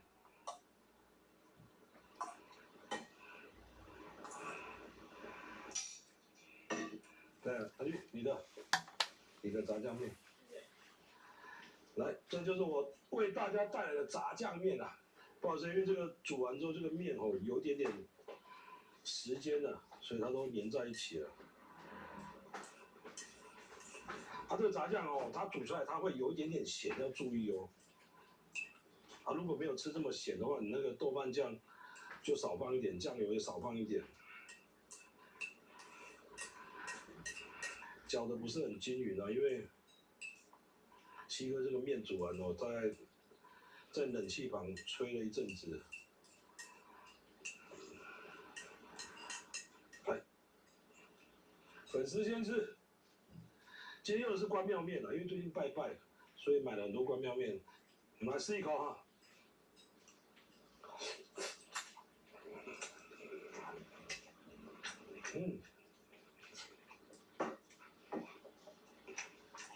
非常好吃啊，真的。再吃一口就好了啦，因为要做结尾很累。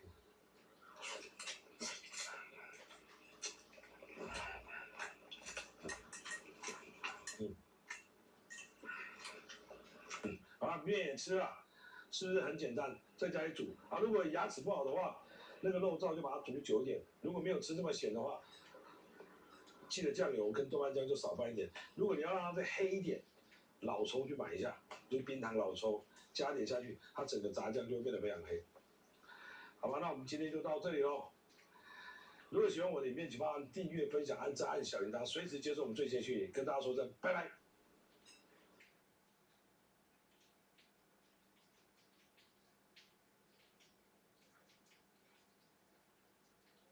嗨，大家好，我是喜哥。今天我们来跟大家分享什么料理呢？今天来跟大家分享一个简单的拌面啊。这个拌面是最近大陆很流行的，叫做穷鬼拌面。我上个礼拜我有试做了一下，其实味道还不错，真的，味道是真的还不错。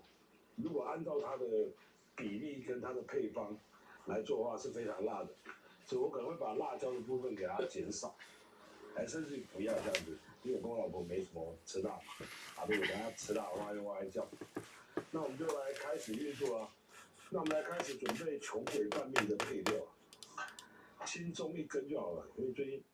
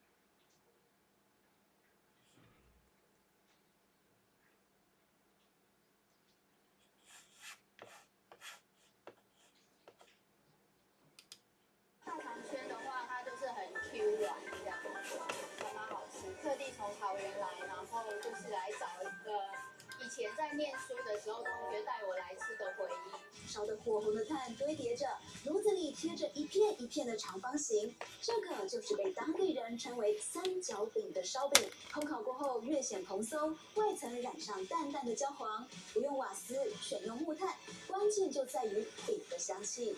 它那个蒸烤是很道道地地的，很结实的那个分量。要造就扎实的口感，面皮得提前1天制作，经过手劲不断的揉捏，撒上满满的葱花，反复的敲打压紧，最后是密密麻麻的白芝麻外皮，几样简单的食材，烤出来的饼啊却是超级销魂。猪舌、猪肺、猪皮。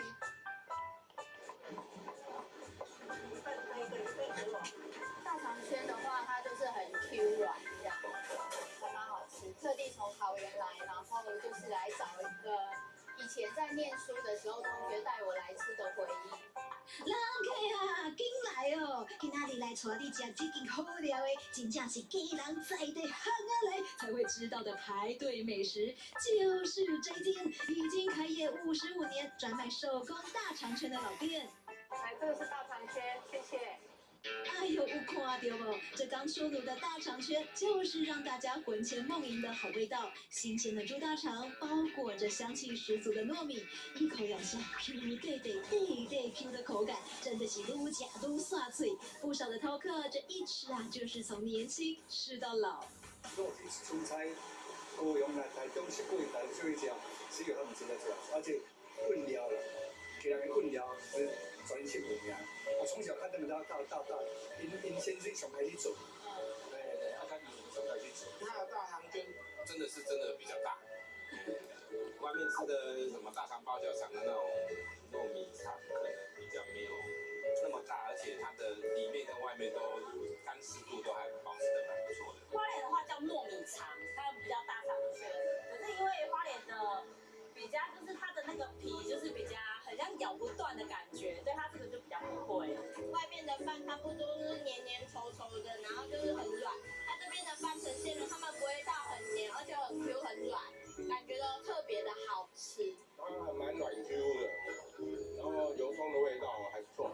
胖胖的大肠圈不只吃原味就很赞哦，还能沾一点基隆独有的甜辣酱一起吃，可叫人一吃啊就爱上。会这么好吃，都是一大早，老板娘林林飞就带着一群老员工在厨房里忙进忙出备料，开始制作。红葱头呢，我比较要求就要每天现炸了，这样子比较香气比较够，而且比较不会有油耗味。自家炸的猪油，再下台湾产的红葱头，炸红葱头酥，其中火候的掌控可是无配够诶。失败的话会变成整个全黑啊，然后不然就是太软不会酥啊，对，然后吃然后就会烂烂的这样啊，那个都是没炸好。25年前嫁进来的时候，当初啊什么都不会，为了跟先生一起做生意，她从头开始学起，光是炸红葱头酥就缴了不少的学费。就是变成炸起来哇全是黑的，那黑的你不能用啊，你黑的一方面味道也不对，再来你灌进去糯米肠里面，它的这一条看下来都是黑的一节一节的，卖相也不好。不知道是倒掉了多少锅，才换来宝贵的经验。同一时间，大肠圈的主角洗好蒸汽浴的糯米也准备要起锅登场喽。精选放了1年以上的原糯米，下木桶蒸上40分钟才能出锅。紧接着还要加入这个胖公公的秘制酱料，金钩虾，还有我们一下熬煮的汤头。下去跟糯米搅拌均匀，让糯米吸附了满满的酱汁精华，再倒入红葱头酥一起混合。接下来啊，就是考验真功夫的时候了。破掉那一条就毁了，因为整条下去煮，我们这个过程做的好不好，等下煮的时候就考验了。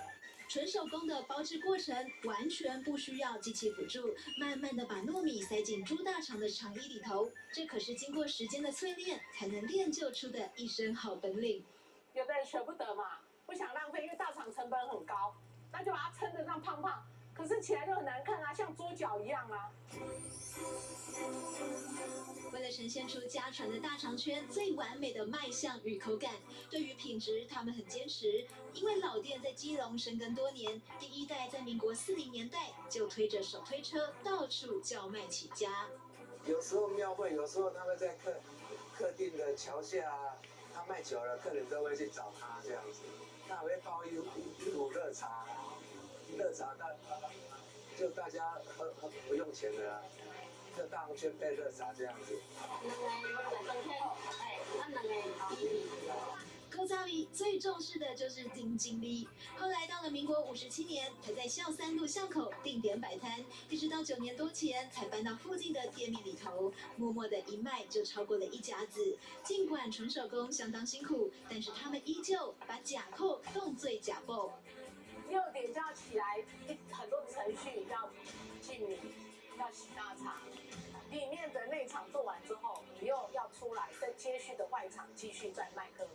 到晚上呢，回去大概5点休息一下哦，吃个饭，继续再做后场的工作。我们经常做完12点，洗完澡躺下去1点，隔天真的要跑开始。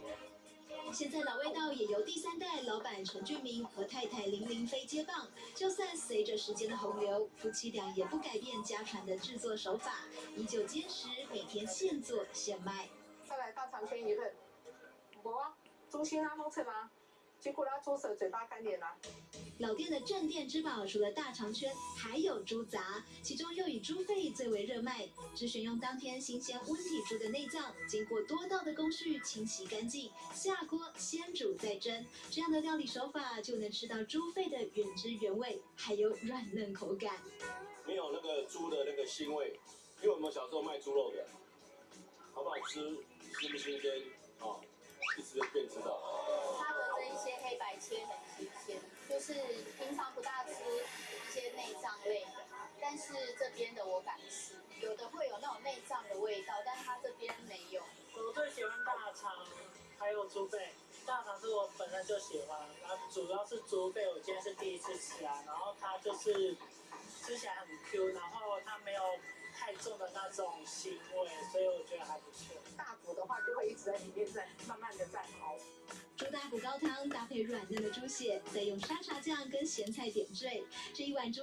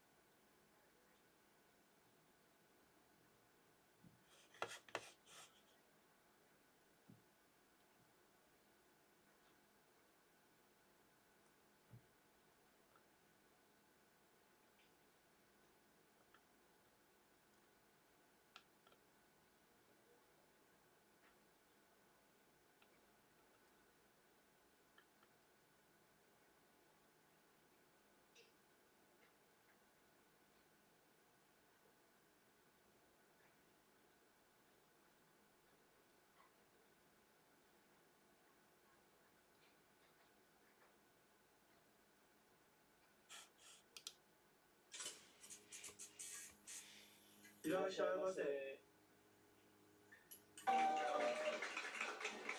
上，我是路考，我是退居俱乐部，いらっしゃいませ。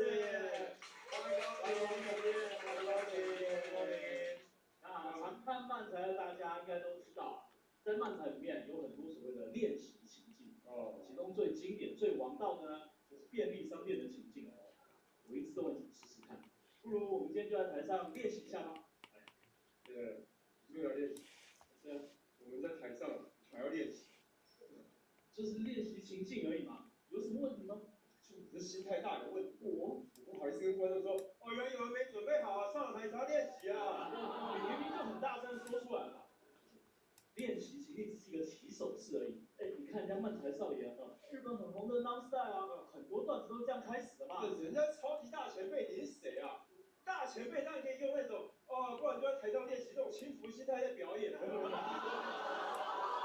前面也用轻浮的态度在表演不要多说你想象一下，这里是24小时营业便利商店，我是值班的店员，也是进来买东西的客人。Win，欢迎光临。你若真的要当店员，你就脚踏实地去应征工作，现在缺工的。我就没有真的要当店员嘛，我只是要练习便利商店的情境。你不要那五四三人，我们赶快规定剧情好不好？便利商店的情境直接来。反正吵架什么情境，剧情，你跟这种火车柜台吵架情绪主题套房顾客有什么差别嘛？什么意思啊？哎，小姐，给我一个捷运车厢主题套房啊！先生不好意思啊，捷运车厢今晚都被订走，给你台铁车厢怎么样？还有不行啊，台铁太慢了，台铁会误点的，我就要捷运车厢主题套房啊，一模一样。不，你通透我之余，让他自己演完了一个完整的情境。我便利商店还在原地哦。你这不行啊！不然你求我。我求你啊！嘿，这行不更情不愿的态度啊！我感受不到那种渴求感。我他妈还要让你感受到我的渴求感？我看你是不懂啊！我给你个画面好了。你想象啊，你过去是混帮派不良少年，今天来到篮球场上，求你过去的篮球教练，泡泡篮球教练，再给你打一次篮球那种渴求感。你这很明显就是抄袭人家经典名场面。好了 ，OK， 你玩这个就便利商店哦。好。教练，我想打篮球，求求你让我回到球场上去吧。不要你！我最下面要拒绝了，找你求求你啊！教练，我前阵子跟家长会长喝了几杯，哇，资金就到位了。我打算拿这些钱啊去交易一些不错的球员啊。小三，我看你的篮球梦就放下了。你以为你是 NBA 吗？还交易球员？我们不就只是高中乡下的小篮球队？小三老大不行，小三你不能回去打篮球。你又是谁啊？小三老大，你可是身为三井会的会长啊，不能回去打篮球啊。什么意思？你知道吗？此刻啊，关西那一群人攻过来了，而且关西人就是这奇奇怪怪的，脑袋有点问题那种啊。三不传那一种。对，关东区不得安宁的，你知道吗？你这很明显是解释性的台词吧？而且我居然是黑道老大，不是高中生吗？小三，我看你们是如果你能维护关东地区的和平啊，我们神奈川小篮球队也很感激你，横滨人也会很感激你的。太连长那种。想想看，到底是关东地区的和平重要，还是神奈川的小篮球队重要？我好好想一想。我推到这种两难的局面吗？这难题啊！不对，重点是两边我都不在乎吧？到底关我屁事啊？等下，刚不知道什么渴求感吗？为什么不在乎？关你屁事！渴求感大挑战失败。我没有在挑战这种东西啊！你给我这什么乱七八糟的情境啊？你可以简单一点的情境，便利商店那种的啊。实力不够也要挑剧本，是啊。好，不然这样子啊，给你一个简单一点的。简单一点的。我是你未来的岳父，你求我把女儿许配给你。这也算是一个很经典的名场面啊。这够简单的了。试试看啊。来，岳父蛋，我求你把女儿许配给我，我一定会让她幸福的。不要你！我哪来一副那么俏皮啊？你不懂做家长的苦衷啊！我若今天把女儿许配给一个黑道老大，我家可会一直蒙羞的。我黑道老大的人设延续到这里来啊，还在公园里头。更何况，此刻可是关东和平的重要时刻。你让关西那群人奇奇怪怪、神神经经的，当场那种，对嘛？你只想着怎么打篮球，怎么儿女私情，太没出息了吧？关东跟篮球，我当然只是在乎自己的儿女私情啊。罢了，如果真的想娶我女儿的话，就追上去吧。他说追上去，难道是指那个吗？看这个时间啊，他差不多来到车站，打算搭新干线前往机场了。果然，如果命运之神眷顾你的话，或许能在片尾曲结束之前追到他吧。哇，最经典的2年来了，最终回了追逐告白。小三老大，坐我机车去吧。为什么还有你的戏份啊？等，你这样子完全挡住我，正面的观众都看不到我哦。报告小三老大，你体积比我宽很多啊。正面观众是一定看得到的。不要担心，你比我高这么多，正面观众只看得到我旁边2坨肉而已啦。老大有边车可以坐，为什么不坐啊？我靠，有边车，你为什么一开始不早讲啊？二话不说就来要贴我这么近，我就害羞了，好不好？赶快出发啦！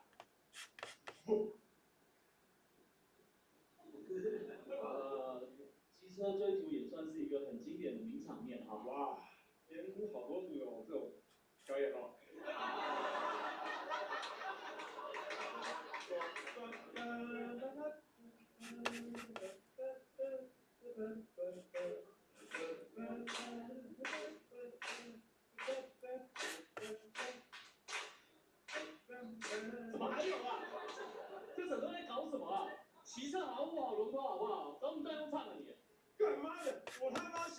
岳父的情境，我他妈洗什么教练的情境，我他妈还要想办法在欧文他要加什么梗，我段子写到那边我油尽灯枯，我没有灵感了啦，怪我喽，一开始就是便利商店的剧情，王道的东厂富豪下去不就好了吗？不好了，前面说要练习，要处理，下去就套路了嘛，还敢说套路啊？你是什么教练，什么岳父的？就你这点才华，还不是端出一堆套路来？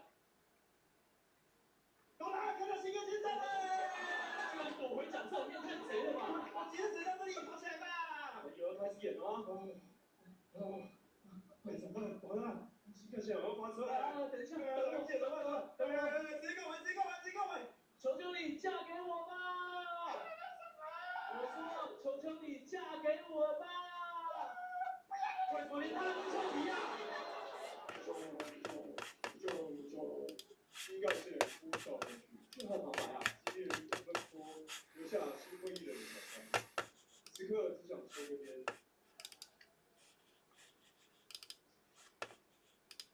不能站在一个抽烟打过来。穿梭在人来人往之间，手在盘算着下一步该怎么走。哇，感受到这边，我好渴啊！现在杯冰咖啡吧，走进眼前的便利商店。欢迎两点，大家好。一杯冰美，一杯冰美是蛮好的。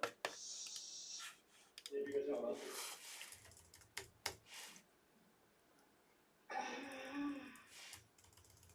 如何？有便利商店情境，练习到了吧？大家给他一个掌声。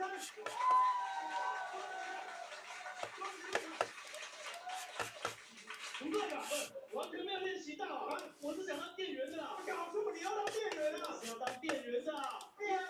我就知道是这一句了。谢谢大家。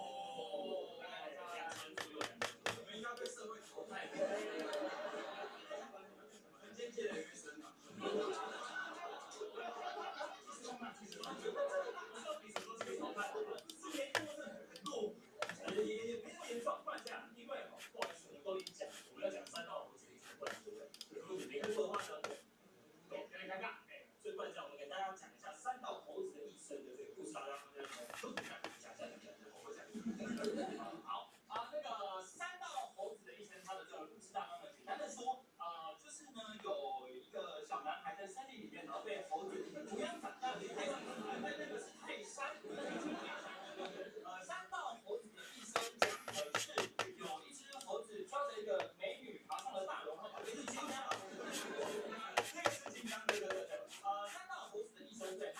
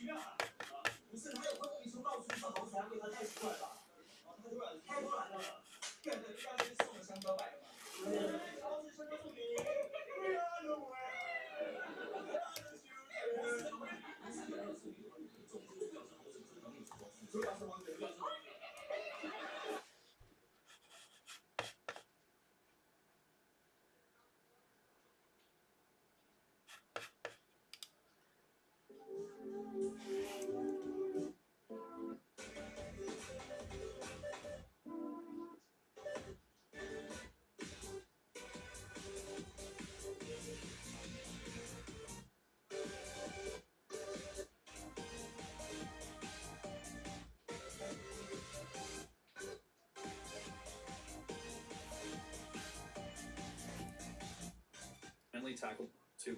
Because it's the best. Sega abandoned on this thing 2000 console that will never on the Dreamcast portion of the Dream.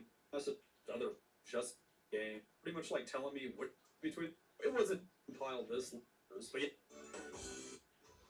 Number 10, Gunbird 2. Also wanted Dreamcast to Bogart this straight a bunch of all kinds of stalkers ass son of Oregon. I mean, thanks Capcom. That was well. That's why we playing. Posthumous Love for 9, Neo XYX. Yep.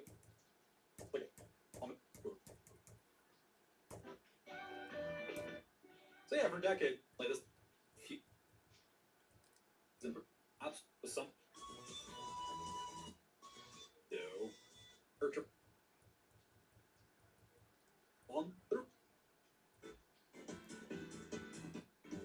manages to be one of the best Dreamcast shooters money can buy.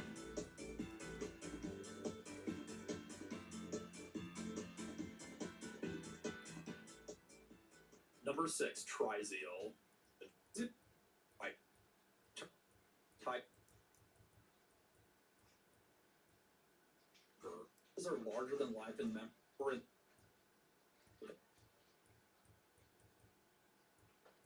After some weird twist.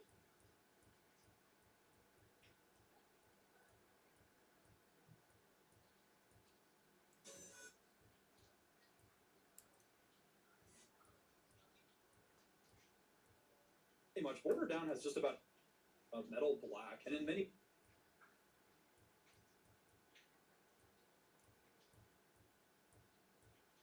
Under defeat. And G-Rev is back again, and at this time at the number 2 spot. I told you G-Rev was freaking amazing. Yeah, for some reason G-Rev just couldn't let the Dreamcast go, like so here.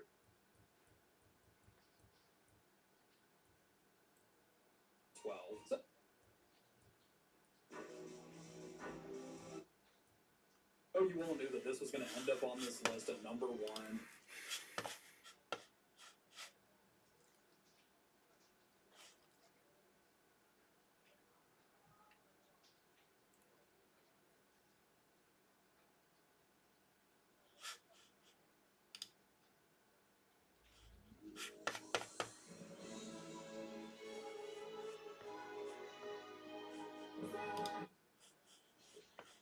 The game is loaded with options. Panorama cotton.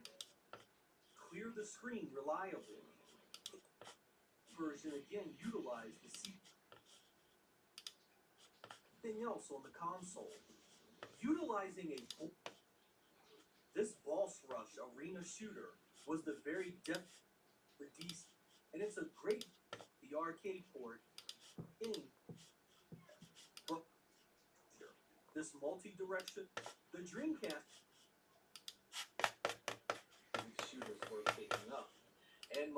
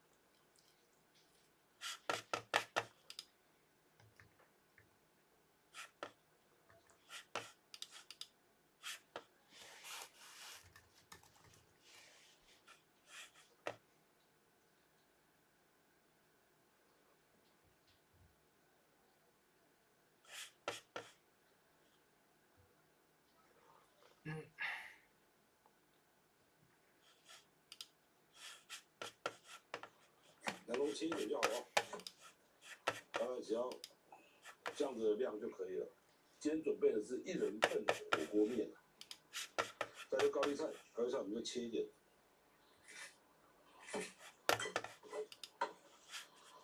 来，就是这3样，我们等一下会用到的蔬菜，就是这3样。啊，如果家里有一些香菇啊，或者是有一些吃不完的玉米笋啊。反正只要是蔬菜的，你想要放的话都没有关系啊，因为只要味道不要太重的，放上去火锅汤面里面其实都蛮好吃的。准备2到3片的火锅肉片啊，你可以选择用梅花肉，你也可以选择用3层肉。像我今天用的话就是梅花肉啊，这个超商都有，2到3片就好。如果想要吃多一点的话，你就准备多一点。再过来就是火锅料啊，火锅料的话，西哥是准备非常多个款式啊。像我每一种都会大概2个到3个这样子，这样子整个火锅面煮起来才会丰富啊。准备2个，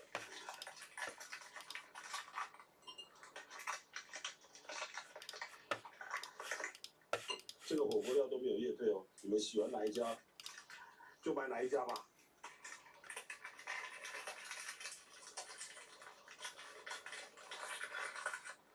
各种火锅料来一点哦。这样子就是准备好的火锅料啊，啊，剩下没有吃完的话，就把它包起来，放在冰箱里面。你需要的话，你再拿出2根来，所以1盒火锅料可以煮好几次啊。就这样子放着，那我们就准备来开始煮火锅面了。水滚的我们就放面条，家里有什么面都可以放哦，什么拉面啊，或者是黄面啊，都可以放，随便你。像我觉得是放的是应该是牛肉细面吧。这个已经放冰箱，已经放了快半个月。我通常的习惯是煮到大概8、9分熟了，因为等下汤一下去泡一下，它就全熟了。这样面的话比较不会这么软。有的时候西哥去外面吃面，那面煮太软了，实在不好吃。差不多了，这个面应该已经差不多了，我们就把面捞起来了，关火。今天准备一个大碗，我们把面捞起来。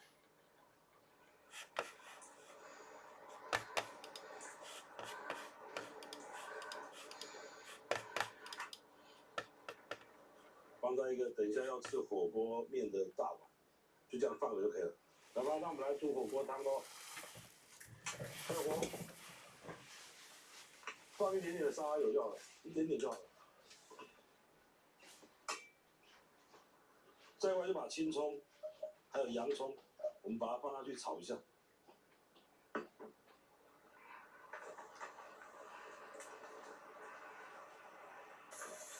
记得要炒一下哦。如果没有炒一下的话，它那个味道不会跑出来哦。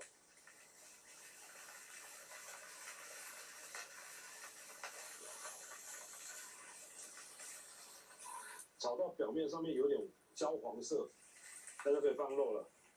我们把这个火锅肉片把它丢下去，一样把它炒一下。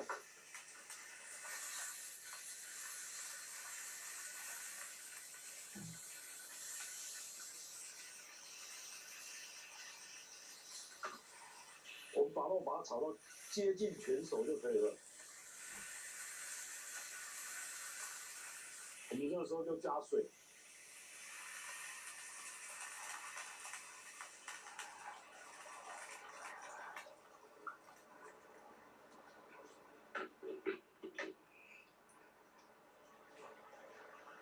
这时候就把火锅料给丢下去了，高丽菜也把它丢下去了，全都一起丢。这个火锅汤已经快要滚了，那我们来开始调味啊。我们今天选用的是蚝油，今天的调味就是蚝油而已，真的不骗你啊。蚝油要怎么控啊？蚝油不要急着买，他们有的时候会有一个特价期间你再买就好。蚝油的话，就礼品鸡跟海天这两种会比较大众。海天的话，常常会特价，像我那时候就是特价的时候才去买的，所以它价钱会比较便宜。里面只要加蚝油就好了，慢慢加。如果喜欢吃咸一点的话，你就加多一点。今天调味很简单哦，而且这个味道吃起来像外面卖的石头火锅的味道。啊，如果有蛤蜊的话，也可以丢下去啊。像我们今天都没有，我们今天就是单纯的原味。来，我们来试一下味道。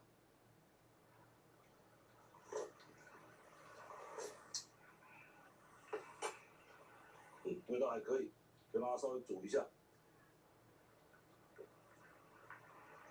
如果你要让它汤头再甜一点的话，你可以加一点点糖。那我今天就稍微加一点点的糖就好了。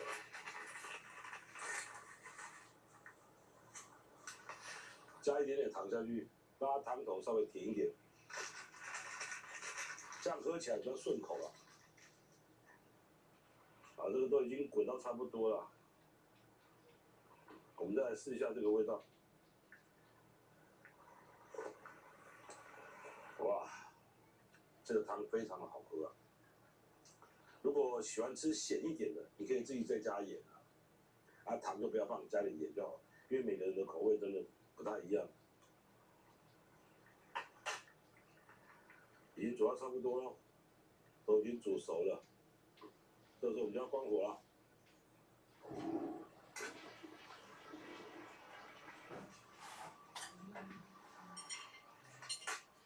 我们把面拿过来，直接倒下去就好了。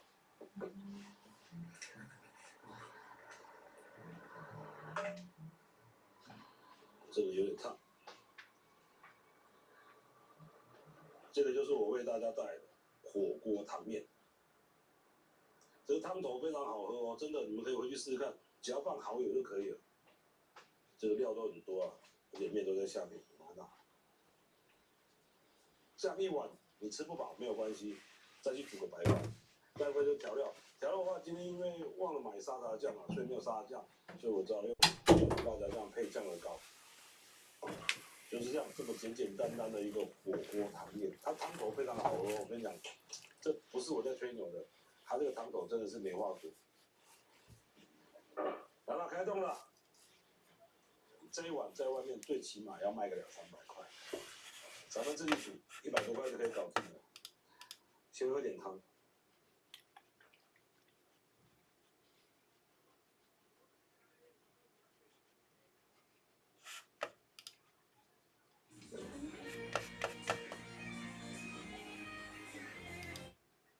That I don't particularly enjoy playing it. In fact, I've only been past the first stage once since I bought it when it was released, and I usually just kind of get bored playing it. This time, though, I cheated using some Pro Action replay codes. And you know what? This is honestly the most fun I've ever had with this game in the 20-plus years I've owned it. I could concentrate on finding my way through the mazes and rescuing people without having to worry about time, crystals, or life. These digital bits have never been read off of the CD or processed by my Saturn before this. It also means that I can show you more examples of the programming wizardry that happens here. Don't get me wrong though, the game is still wonky as hell and it features some of the worst swimming controls I've experienced in the 3D title. Anyway, you're an anime firefighter and you collect crystals and then use them to teleport people out of burning structures. Calm down, it's okay. Yeah, calm down. Stop being alive. Oh wait, I'm not sure that you are. Oh, silly loading times. The game only has 4 levels, and it probably needs a bunch more, even though these levels are each pretty damn big. A game doesn't have to be fantastic to do some impressive things on a technical level, though. And honestly, the graphics don't even have to be particularly good either, even if it's the graphics that are pushing the hardware. Allow me to explain. The title screen gives you a good idea of what you're in for, as it has lighting that's moving around.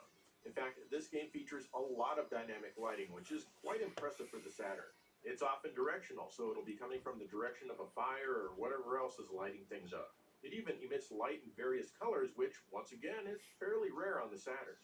They use this feature to make many parts of the game extremely colorful. I mean, come on, this is a lot of color, and I will hear nothing to the contrary. In fact, this is probably the best lit Saturn game, at least in terms of this kind of lighting. Sometimes the power goes out in the game just to show off the lighting effect where it only comes from you. This makes the gameplay a bit tougher when this happens because you can't really see much, obviously, but fortunately it doesn't happen too often, mainly in the first stage. Moreover, this game even has some transparencies. We all know the Saturn cannot do transparencies, so they had to resort to actual witchcraft. Mainly the fires that you encounter are transparent, and you'll encounter a lot since this is a game about being an anime firefighter after all. There are also some other transparencies, like in this water tank and whatnot. So overall, it's pretty cool that they were able to achieve all of these things.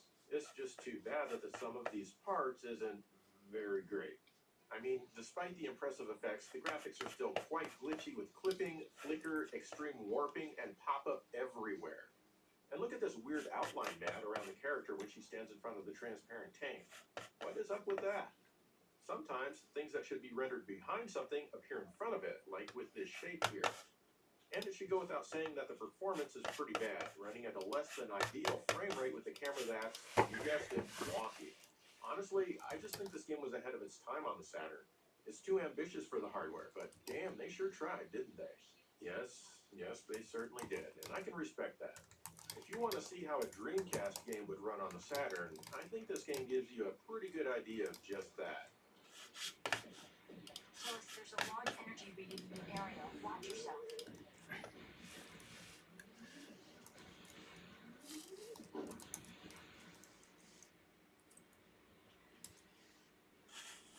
This is really cool. We're almost at the right here. Man, there's fire everywhere. Oh yeah. I can't believe I've never talked about Akumajo Dracula X Chino Rondo or Castlevania Rondo of Blood in this series before. This Konami title for the PC Engine Super CD never left Japan in its own time, but of course there are many different ways to play localized versions of this game today. Everyone already knows that this is one of the best Castlevania games ever made, but one of the things that makes it so impressive is just how far it pushes the limits of the system. I mean, this is pretty much what we expected from the TurboGrafx 16. It only has a single background layer, and overall the graphics seem simplistic compared to what we saw on the Genesis. But Konami says, screw you guys, we're pulling out all of the stops here. Nearly every stage has some form of parallax scrolling, and usually it's the overlapping kind. Sure, the non-overlapping kind is still good and appreciated, but it definitely takes less effort. 2 layers is cool and all, but how about 3 overlapping layers of scrolling? The mighty TurboGrafx 16 rules. The boss fights are always a sight to behold as well, with tons of animations and lots of thought put into their designs. That's more art design than anything technical though, but I still wanted to mention it so I could make this segment feel like it has more substance and the game therefore more impressive. But even many of the common stage enemies are super impressive. Look at these giant rock dudes. How do they sleep? What do they do for fun? Do they have to pay taxes? What's their deal? The effects that this game pulls off totally blew me away back when it came out. All of this usually performs without a hitch, maybe a bit of flicker here or a tiny amount of slowdown there, but this doesn't happen often. I couldn't believe my TurboGrafx CD-ROM was doing all of this when I first played this game back in 1993. It really lets you know how much of a beast this console actually is.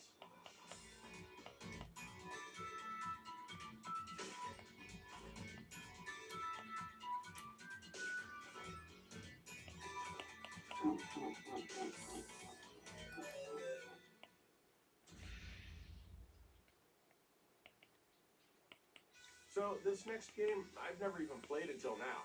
And you know what? I'm never gonna play it again.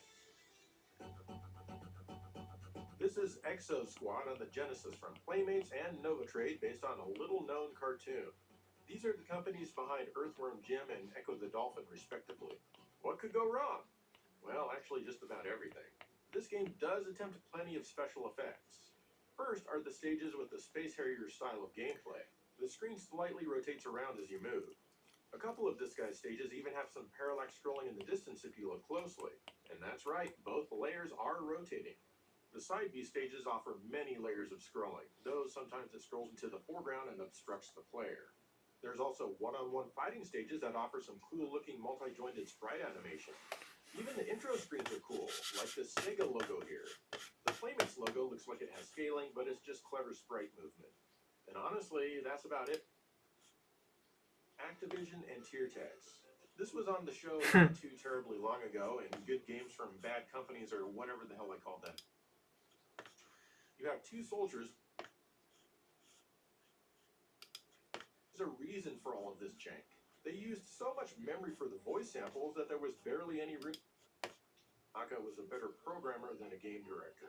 Sorry, Naka-san, but it's true. It's elsewhere. The Aleste games are a series of vertical scrolling shooters that got their start on the Sega Master System, where it's known as Power Strike in the West. Another notable game in the series is Musha on the Genesis. So, Space Megaforce has some pretty good pedigree to begin with. Oh, I gotta ask, do you like blazing lasers on the TurboGrafx 16? Because Space Megaforce is basically that game. Well, it feels like a sequel to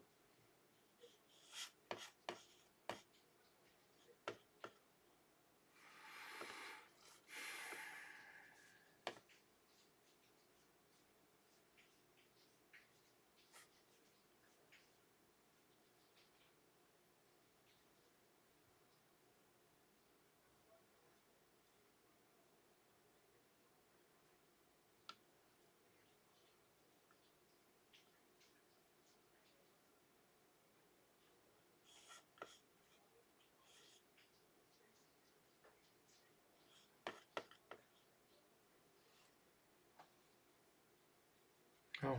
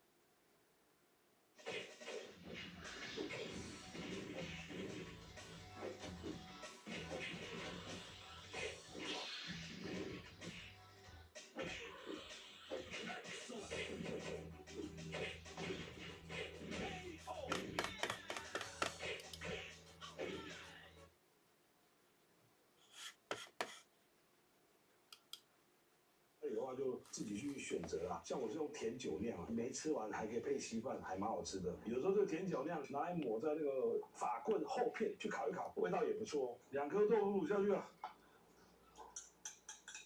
连同它旁边那个米桃啊，你都要把它丢下去哦。再用蒜头放个几颗下去啊，酱油膏也把它加下去啊，砂糖把它放一些下去就好了。如果吃的比较甜的话，可以加多一点。最后就加入清水。好了，开始了。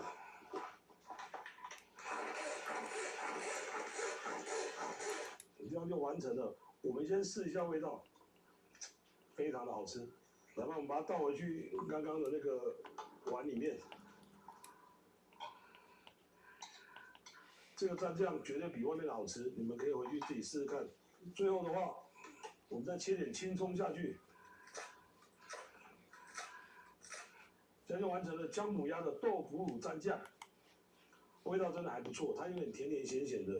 所以我们先来煮中药啊，这是我的习惯啊。西哥不想要太重的中药，我会先把中药先煮成一锅啊，因为有的时候直接放在汤里面，那个有的时候整个中药味太重，根本都吃不出酱油的味道，还有鸭肉的味道都完全吃不出来啊。如果你们懒的话，喜欢中药的话，这个手续就不要了，你们就直接加进去就好了。加水，开火，水滚的时候我们就下中药，因为这个一大包哦，如果你直接丢在那个姜母鸭里面，那一锅就变成中药汤了。它这个中药哦，大概煮个10分钟就好了，我们就可以把它捞起来放在旁边去泡着就好了。好了，那我们把它起锅了，我们把它盛起来了。那我们来炒姜啊，加入香油哦。有的会加入一些麻油啊，加入麻油也可以啊，只是说麻油有时候炒过头会苦啊，所以把它转成中小火，火温要很小哦。姜把它丢下去吧，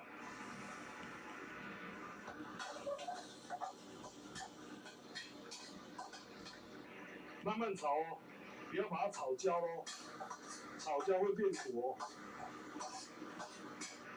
好，这个已经差不多了，我们暂时先关火啊。你这个时候加麻油也可以哦，你不要加麻油也没有关系哦，就随便你啦。先把它炒到干干的，把姜捞起来。来，关火一下哦。这个把它放在旁边备用，等一下第一次煮汤的时候可以丢一点，最后要出锅的时候再丢一点，因为你吃火锅嘛，一边吃一边煮的话，它那个姜的味道才会出来，味道才会香。好，那我们准备要来炒鸭子了，那我们就丢下去，开火哦。来，丢下去了。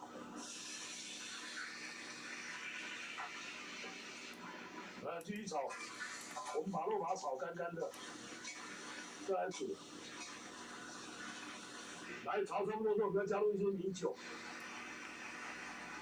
如果喜欢全酒的话，就倒吧。酒倒下去的时候，稍微让它滚一下，因为我们家有小孩，所以酒味不能太重。再过来就加入水啊。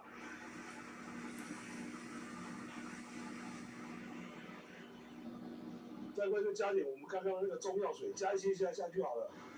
慢慢的加，因为西哥不喜欢太重的中药味。还记得这个姜吗？我们姜的话先丢一半就好了。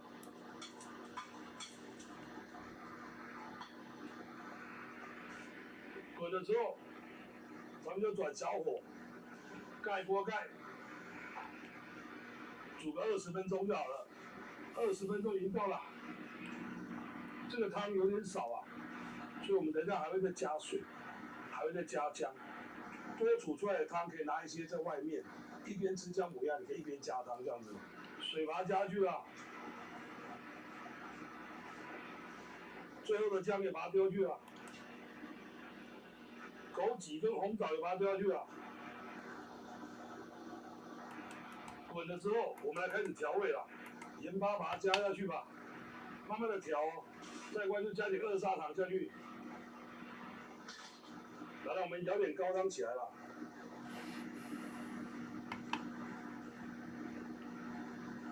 因为有时候我们吃姜母鸭，每次吃一吃到最后就没汤了，所以我们都会先舀一些起来了。来加点鸭肉丸子，这个全年有在卖，鸭肉丸子放一些下去，冻豆腐加一些下去，再过来就高丽菜，加点下去就好了，这样子就完成西哥的姜母鸭。如果你要正宗一点的话，就用红面番鸭，因为西哥这个在菜市场买不到，这个姜母我也买不到。好了，我们出锅吧。感觉看起来还不错哦。粉丝先吃啊，这就是我为大家带来的简单的家庭版的姜母鸭。我看煮姜母鸭谁最开心？温某跟我们囝熊开心，尤其是我老婆，因为她知道我不能吃太多。记得啊，这个姜母鸭的吃法是怎么样？你要用个电磁炉或者是一个卡式炉，这样一边煮一边加汤，一边加料，这样子味道才会越来越浓，越来越好吃，知道吗？不是全部煮完一锅摆在那边，那这样味道不好吃啊。你一边煮的话，它那个姜哦会慢慢的一直渗透出来，会越煮越辣，以后汤头会越煮越甜，这是个小窍门。为什么外面的这么好吃的原因就是这样，小小一锅加点高汤，这样一直煮一直煮，那个汤头才会浓郁。你们回去可以自己试试看啊。刚忘了跟大家讲，这个肉大概煮20分钟就好了。有的是用压力锅的话，大概压10分钟就好。你不可以把这个肉煮得非常软烂。如果你把肉煮得非常软烂的时候，等一下你再煮一些料的时候，那个肉都烂掉。所以我们大概煮一下下就好。再过来就是煮姜母鸭，就一边煮一边吃这样子。以后等到煮到你料吃完的时候，那个肉也软了，那个吃起来味道是最好吃的，而且汤头也是最好的。我们现在喝一下汤了。哇，这个味道也太好喝了吧！这太辣了，这姜可能放有点多。这个汤我就没办法喝太多，因为我喝下去整个就流汗，像我刚刚喝了几口而已，马上就流汗流到不行了。啊，这个味道的话，其实跟外面的还蛮像的，你们可以自己试试看的。如果要正宗一点的话，就用红面番鸭，用姜母，哇，这个味道就真的是非常像外面的。还有就是那个中药，记得中药包不要全部一包都丢下去啊！我看很多人都一包直接把它丢下去，就整锅煮出来，那个味道真的是太像中药了。记得我们先把中药煮起来，慢慢加就好了，这样子汤头才会好喝。来，我们来简单的试一下高丽菜啦，因为西哥无法度夹济啦。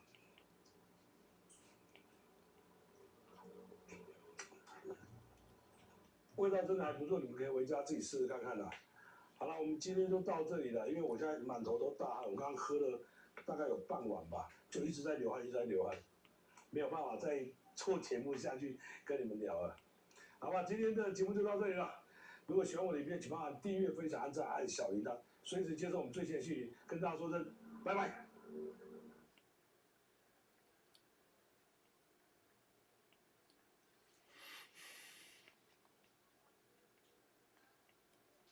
小时候，我曾经有个梦想，就是在电玩里面呢，可以出现动画画面跟声音。这种表现方式呢，以现在来说可以说是家常便饭，但是在30几年前，这可能是个奢求。小时候呢，我是一个很喜欢玩电玩之外，也是很喜欢看动画跟漫画的孩子。在没打电动的时候呢，我都会打开房间里的电视机，打开曾经存在过的卫视中文台或是卡通台，看我喜欢的动画作品。无论是我很喜欢的机器人主题，还是奇幻冒险等等，都深深让我着迷哦。看完动画休息一下后，拿起放在电视下面的游戏手把，然后打开超人主机电源，继续我的游戏冒险旅程。在冒险旅程的过程中，我总是想哦，如果在游戏世界里面出现生动的动画画面及有角色声音，那种身临其境的感觉该有多好啊！虽然我曾经在第4台电玩节目《电玩天地》里面看到 PC1主机的画面，让我觉得很惊艳。虽然说有呈现我想要的效果，但觉得又少点什么。抱持这样的遗憾呢，就过了数年。直到有一天，我表哥带了一台我不知道是什么玩意的主机来我家，他放了一款游戏。我看到的时候呢，我整个受到前所未有的震撼。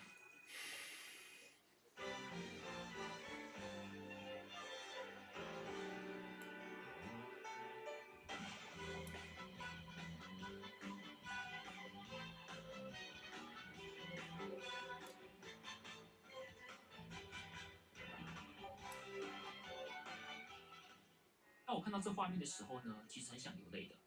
但我印象应该是没有哭哦，但内心确实很亢奋。没错，我的梦想成真了。这个让我知道梦想成真的游戏呢，名字叫《樱花大战》，而这台带给我梦想的主机呢，就是 Sega Saturn。虽然晚了一些，还是说一声30周年纪念快乐。在2024最后1个月，我会做一连串纪念 Sega Saturn 特辑，主要是我跟 Sega Saturn 的一些故事，跟我喜欢或是我印象深刻的 SS 游戏。本次呢是要聊聊我与 SS 的故事哦，分享给大家。好，就开始进主题吧。这边呢就先简单介绍一下 Sega Saturn 台主机吧。首先呢，这影片不会讲太多主机性能上的细节。想了解 Sega Saturn 台主机的硬体性能跟资讯细节，可以去台湾怀旧游戏主题与 Sega 粉的代表人物低分少年频道去观赏。我就不在关公面前耍大刀了。基本上台湾大概没什么玩家可以比他懂 Sega 了。Sega Saturn 是 Sega 在1994年11月22日发售的家用月游乐器。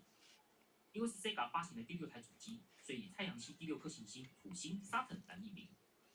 在台湾呢，都会简称 SS 或 Saturn。土星呢，比较像是对岸中国那边玩家比较常讲简称。至少印象中，我小时候没听过有人把 SS 叫土星的。主机的媒体呢是 CD 用光碟，主机后面有类似卡夹插槽的地方，这是可以装记忆卡或是扩充对卡、储存加速卡。在台湾呢也顺便加金手指卡。记忆卡顾名思义的就是存放游戏档案的，所以是必需品哦。SS 内部本体呢是有记忆空间的，是利用记忆电池的效果，但容量非常小。但是策略游戏那种存档容量大的，本体基本上装不下的。所以大多数的记录呢，还是要放在记忆卡里面。扩张对卡呢，是主要玩格斗游戏专用的必备周边，与 SNK 作品哦。这是格斗天王系列，都需要这个周边才能玩哦。后面有推出 4MD 扩充版本，像是卡普空的漫威 VS 快打旋风，就需要这张卡才能玩。也因为这张卡的缘故哦 ，SS 版本的格斗天王以及水准都比 PS 来优秀。总之呢，如果要玩格斗游戏或是 SNK 游戏，绝对是必要周边哦。所以一般的拥有 SS 的玩家都会有记忆卡跟扩张对卡，会造就一个很头痛现象。只要你玩 RPG 还是策略游戏，你会插记忆卡，但是又要想玩格斗天王的话呢，你就得把记忆卡拔起来，把加速卡，之后又想回去玩 RPG 的时候呢，又插回记忆卡，这样的反复拔插后，插槽可能会出现接触不良的情况，真的很头疼哦。但记忆卡接触不良会导致里面记录呈现乱码状态，会有一定程度消失的风险。扩充对卡呢也会出现明明插下去，主机却显示说你没插卡。当年 SS 的玩家在这方面可以说非常苦恼哦，我也一样哦。我本来就偏好 RPG 跟策略游戏，但当时也是我练格斗游戏的高峰哦，所以 SS 的插槽常常被搞到技术不良。像有些 RPG 游戏因为这样记录消失，让我非常难过啊。不过后面台湾有出那种加速卡跟记忆卡合并版本，但那就不是官方周边的，先不提了。PS 比较没有这样的问题了，我还是得吐一下。SS 记忆卡只要买一个就很够用 ，PS 记忆卡容量就很小，往往要买2、3个。在这方面 ，SS 记忆卡 CP 值真的很高。在主机后面呢，还有个隐藏扩充装置，要把盖子打开，里面有卡槽，那是一个叫 MPEG 卡的周边卡槽。MPEG 卡呢，就是可以让 SS 看 VCD 光碟周边装置。然后有些游戏呢，装上这个卡会有额外强化效果。比较有名的是《银河之星》哦。小时候国小同学呢就买 MPEG 卡，然后在他家用 SS 看新潮社代理的《新世纪福音战士》动画 VCD 的日子哦。其他周边呢就比较偏向控制器相关的，很多连接器或是赛车方向盘，还有电脑战机特化操控器等等。在主机型号上呢，我们先撇开授权第三方制造版本，就 Sega 官方上面主要分2大机型，一个是初期的灰色机跟后期全白机。全白机呢是比较低廉便宜的版本，就是将透风口减少，或者将2个中央处理器合并成同一个晶片上以节省成本。我买的时候一定是白色机型的，其实就连灰机也有2个版本啊，分别是减少通风口与电源读取指示灯只剩1个 LED 灯版本。如果没有特别注意或研究的话，可能感受不到差异了。以上呢是 Sega Saturn 最初级的介绍，如果想知道详细的，去看这个少年频道吧。接下来我会聊聊我跟 SS 一些故事，以及为什么当时 PS 跟 SS 战争我选择 SS 原因。现在大家对于 Sega， 我想最大的印象应该是人中之龙，或是 Atlus 母公司的身份。但老玩家都知道 Sega 以前是以主机开发商跟任天堂互相竞争主机大战对手之一。就算之后 Sony 横空出世推出 PlayStation，Sega 依旧保持主机开发商的身份与竞争。无论是造就欧美热潮的 Mega Drive MD， 以及背水一搏的 DC， 都可以感受到 Sega 在游戏业界实力和创意。我从小其实没有什么主机情节，基本上都是选择大众主机，像是8位元的红白机跟16位元的超任。对于 Sega 呢，我大概是有听过，但没有太大兴趣的。直到我表哥带了 SS 来我家，到我们聊《樱花大战》之后呢，然后开始对 SS 感兴趣。1996年的时候呢，其实超雷差不多进入生涯末期。在1995年超人游戏的最后发光期之后呢，开始慢慢出现游戏发售量减少，以及许多厂商慢慢把主机转到30位的主机上面。所以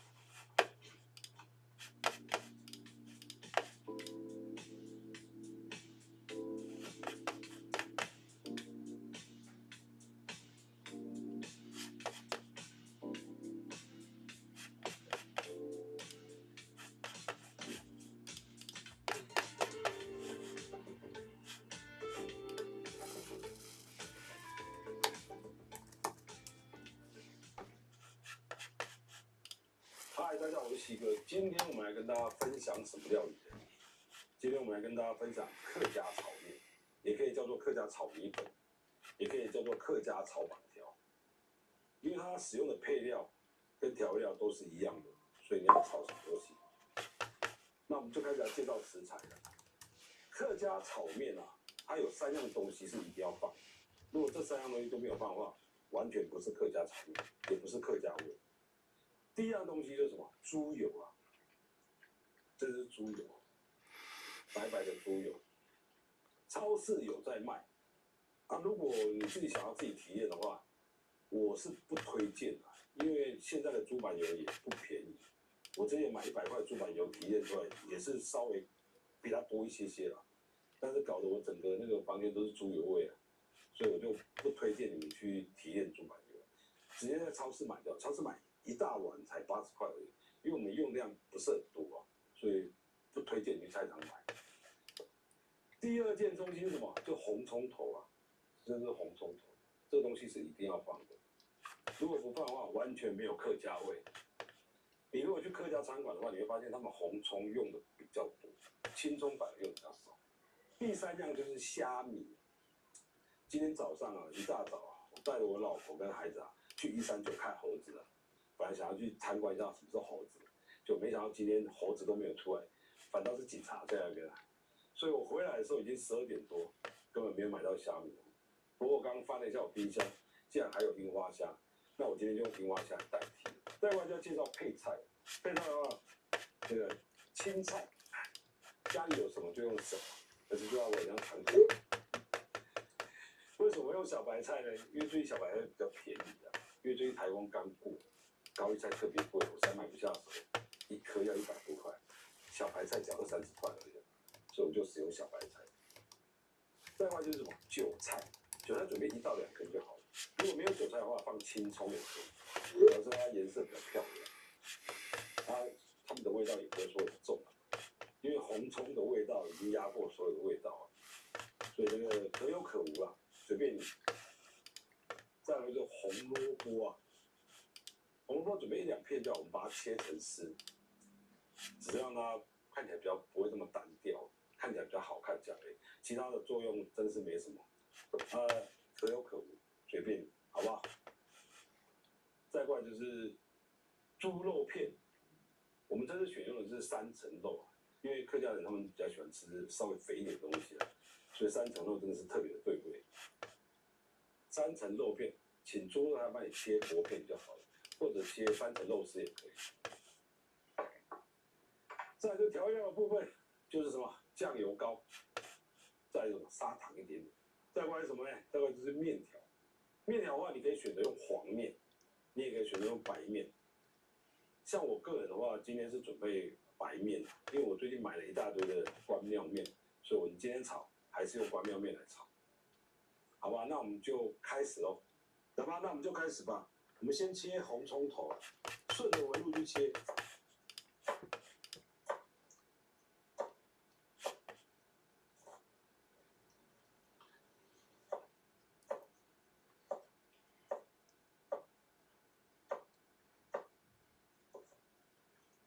顺着纹路哦，这样子会比较漂亮。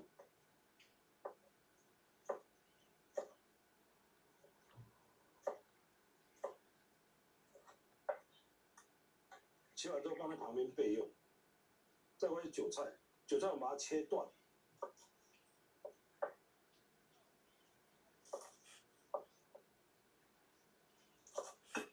大小就是这样子就可以了。一样把它放在旁边备用。小白菜我们就准备2根就好了。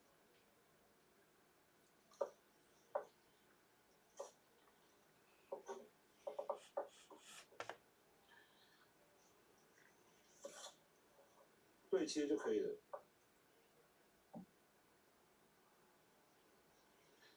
所以说红萝卜啊，红萝卜我们准备2片就好，把它切成细丝就好了。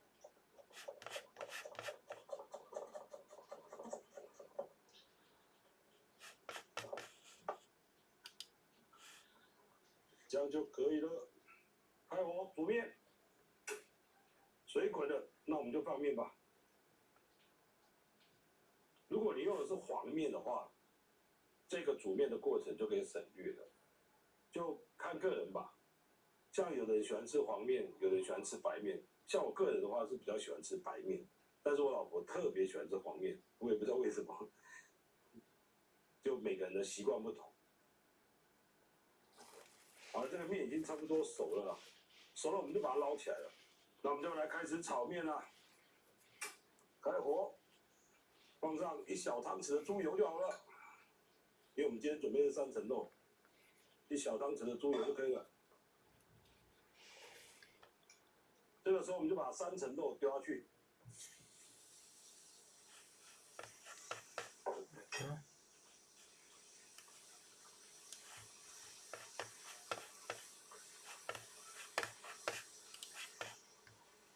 红葱头也把它丢下去。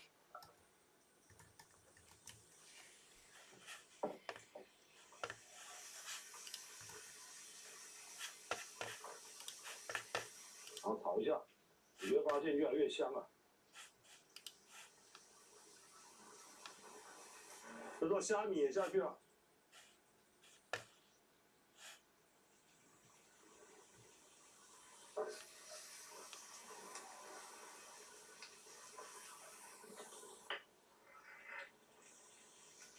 再过来红萝卜、韭菜都把它下去了，啊，全部都下去了，没关系了。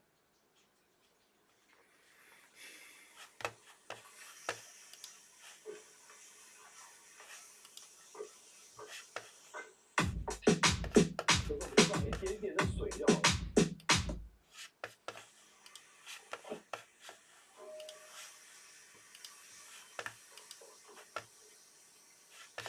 这时候我们就关火，把面给丢下去。记得是关火的状态哦，因为我们要调味了。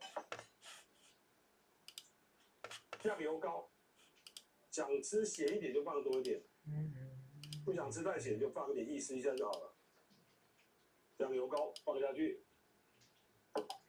再过来就是放一点点的糖，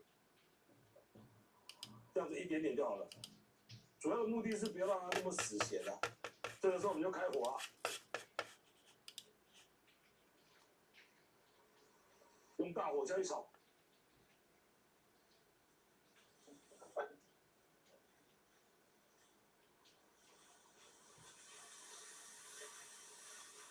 我们把那个水分都把它炒干就可以了。好，这时候我们就关火了，这样就完成了。这样子就完成了客家炒面。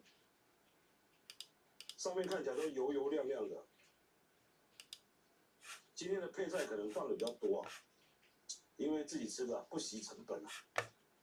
我回来了，这就是我为大家带的客家炒面。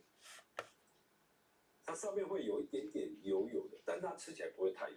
记得猪油也不要放太多，但是外面的人是放很多啊。外面的话，你整个捞起来的话，你下面那个盘子都是油，而且这样斜的话，那个整个油会跑出来啊。这是我个人比较不推荐吃这么油啊。还有一件事情要跟大家报告，就是说啊，因为我们家邻居也是我的粉丝，他就来问我说，为什么我没有办法每个礼拜都更新？因为我白天有白天的工作啊，所以有时候工作会比较繁忙，根本抽不出时间来做一些菜跟大家分享。再是第二件事情就是你现在在我的频道里面看到的每一道菜，那个都是我花时间去研究的。它几乎每道菜我都炒过或者煮过，最起码超过5次到6次，我确定没有问题的，我才会分享给大家。就像我讲一个我今天介绍的客家炒面，那是我常去的一家客家餐厅，我去那边吃了几十次，因为我真的不知道怎么炒，我会稍微问他里面的员工，啊，里面员工会跟我讲，哎，你要放什么？你要放什么？啊，我回来自己研究，啊，我炒最起码超过20次以上。哦，我确定还不错吃，以后再分享给我老婆吃，再给我儿子吃，他们觉得也还不错吃，所以我才会把它拍成影片跟大家分享，好吧？那我们今天的影片就到这里，希望你们能够喜欢，记得按赞、按小铃铛、订阅起来，对，随时接受我们最新的讯息。我们跟大家说声拜拜。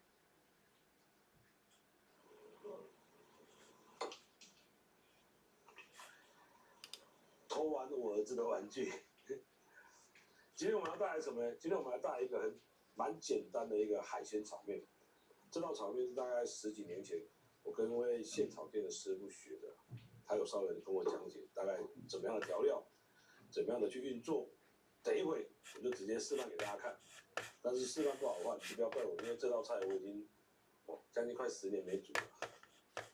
好吧，那我们就开始喽。那我们来开始介绍炒面的食材啊。今天会用到蛤蜊几颗就可以了。再来就是海鲜，我们先准备3层肉，这个3层肉一定要先煮过，稍微煮软一点，大概煮个10分钟也好，煮个15分钟都可以。如果你没有煮的话，等下炒的时候它一定会咬不动。再就花枝一点点就好了。那就虾仁，带壳的也可以，不要带壳也没有关系。再来就鱿鱼，这是发泡过的鱿鱼啊，处理过的鱿鱼。再过来我们要准备辛香料，青葱，最近青葱特别贵，我们放1根就好了。洋葱少许啊，姜片1片，蒜头1颗就好了。蒜头就是一点点有蒜味就好了，不用到很多。再过来就是高丽菜，最近下完雨之后，这个高丽菜特别贵，1颗要价150块，你就放一点点就好了啦。高丽菜一点点。再过来就是准备黄面，黄面有2种，第一种就是煮半熟的，稍微比较粗一点，我们回来之后加水煮过才能够去炒。第二种是凉面，凉面就是老板已经帮你处理好，都已经帮你煮熟了，所以这个面会稍微有点软，所以你就不可以再过水了，因为它非常软，所以像这种面就可以直接炒。像我们今天就准备凉面，大家准备一点点吧。我们先来煮蛤蜊，蛤蜊加点水啦，直接把它煮熟就好了。做这个动作有一个好处就是我们在炒面的时候直接放蛤蜊的话，如果有沙的话就会很麻烦，它整锅炒面就毁了。但是我的习惯就是先把它给煮熟了，如果有沙的话我们可以挑起来，这样子炒面的时候才不会吃到沙子。煮完之后把它倒起来放在旁边。再过来咱们就来煎面，把面煎一煎，煎出来的面的口感会不一样哦，大家可以试一下。我们加一些油下去，面就直接丢下去咯。像这种煎起来的这种面啊，吃起来它有个特殊的口感，你们可以回去自己试试看，它的口感很特别，它的口感很像半熟的泡面。差不多了，我们翻个面一下。要煎到这样子，恰。继续煎。好了，两面都已经煎到差不多有点金黄了。有时间的话，可以自己再继续煎上去啊。我们就把它摆在上面就好了。开始炒了，开火，放一点油下去，姜跟蒜、洋葱全部下去了。你把它稍微炒一下。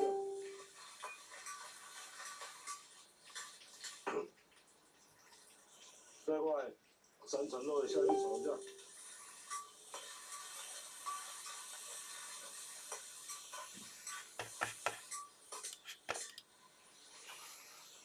海鲜全下喽，虾子、花枝、鱿鱼全部都下去喽。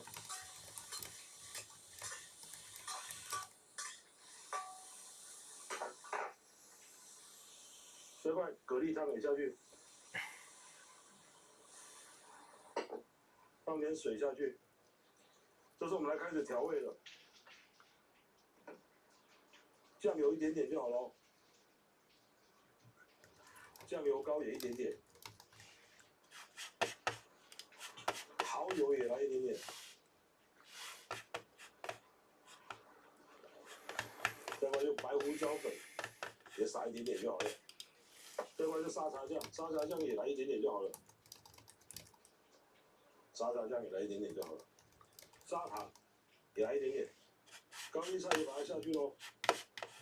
因为今天没有买红萝卜了，如果再放点红萝卜的话，放点辣椒，这个看起来颜色就很漂亮了。我们来试一下味道。哦，非常的好。如果要吃咸一点的话，你们就再加盐就好了。外面的话是会加点盐，再加点味精，那个味道真的是棒极的。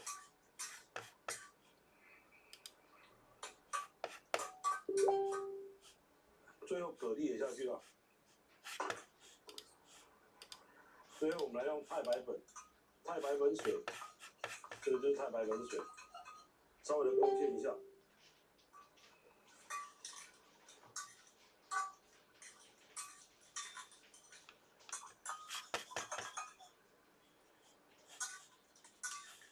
撒点香油下去，面来了，就把它淋上去吧。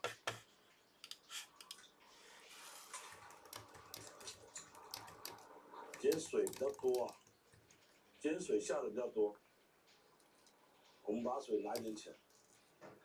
正常的水是这样的啊，因为等一下面搅一搅，这个面就会吸水进去了。这样就完成了海鲜炒面。海鲜炒面已经煮完了，这个面要搅一搅。今天水放比较多啊，你们自己在淋上去的时候再注意一下，因为等下这个面就会吸水了，把水它等下全部都会吸干干的。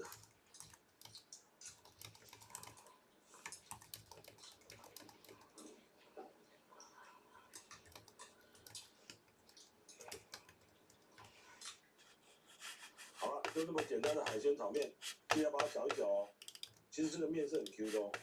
然后我们来开始试一下，这盘菜我实在太久没有煮了，水都没有把它抓得很清楚，但是还是可以啦。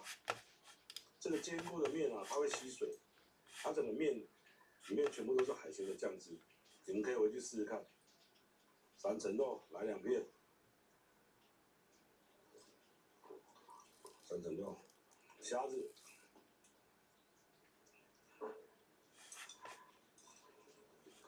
我们来试一下，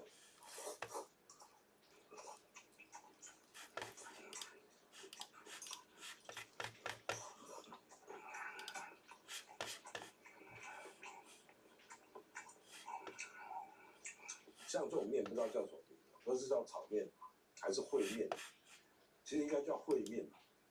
像这样的做法，你可以用在葱爆猪肉、葱爆牛肉，都还不错，这是真的。好吧，那我们今天就介绍到这里了。如果有什么疑问的话，可以留言给我，只要我知道的，我都回答你们；如果不知道的，我也没办法回答你们。好吧，喜欢我的影片，请帮订阅、分享、按赞、按小铃铛，随时接收我们最新的讯息。跟大家说声拜拜。嗨，大家好，我是西哥。今天我们来跟大家分享很简单的家常的料理。哎，你要说家常也可以，你要说专业的也可以。第一道就是黑胡椒沙茶炒面，第二道就是黑胡椒沙茶烩饭，这两种是调料是同一种的。它的酱料就是我上一期我有跟大家分享过的黑胡椒铁板面，我稍微的改良一下，它就可以拿来做沙茶炒面，它也可以拿来当做沙茶烩饭，就是黑胡椒沙茶烩饭这样子，好吧？今天准备的食材会稍微多一点点，那我们就开始喽。来，我们来介绍食材一下。我们今天的食材很简单，就是用洋葱，还有一点点的蒜片，再来就是嫩姜，用嫩姜就好，不要用老姜，因为老姜的味道太浓了。再来就青葱，再来就辣椒，再就是空心菜。烩饭跟炒面的配料是一样的，像我们今天我们也选择牛肉或者是选择猪肉，啊，这是在网络上买的牛肉，味道应该是不会太差啦。那我们先把肉给处理一下。我们先把这个肉稍微腌制一下，因为这个号称是雪花牛啊，我是怕它会有一点点的硬啊，所以我稍微把它处理一下。这个肉也不知道是不是重组肉还是原肉，看起来像是原肉，但是又感觉像重组肉，这个我也不知道，是一撕就碎了。不管它了，反正价钱便宜就好了。我们放点酱油下去，一点点就好，只是给它一点颜色就好了。一点点的白胡椒粉，放一个太多啊，没关系啦，放多就放多了，记得一点点白胡椒粉就好了。西哥放的太多，放一点点米酒下去，啊，米酒也倒太多，没关系了，有放就好了。再过来加一点点的水下去，这样就撒一点点的糖就好了，一点点就好了，一点点的糖。软化肉质有很多方式啊。我们上次介绍的是小苏打，我们这次介绍的是酵素，这个就是酵素，一点点的酵素就好了，一点点的酵素就可以了。酵素跟小苏打这两种都可以用啊，只是看你们个人的喜欢啦。小苏打的话是速度比较快，酵素的话是稍微还要再等一下下，水可能不够多，我们再加一点，好，稍微的搅一下。最后的话，我们就撒一点点的太白粉下去，一点点就好了，一点点就好了，一点点的太白粉就好了，把它稍微抓一下就好了。再过来就是你要用香油跟麻油都可以，像我们今天香油用完，所以我们只能用麻油，一点点的麻油下去就好了，让它表面有点油就可以了。用麻油是比较香啊。肉就已经腌制好，我们把它放在旁边，稍微让它软化一下，因为酵素的软化的速度没有这么快，最起码也要花个5分钟到10分钟左右。那我们就放在旁边就好了。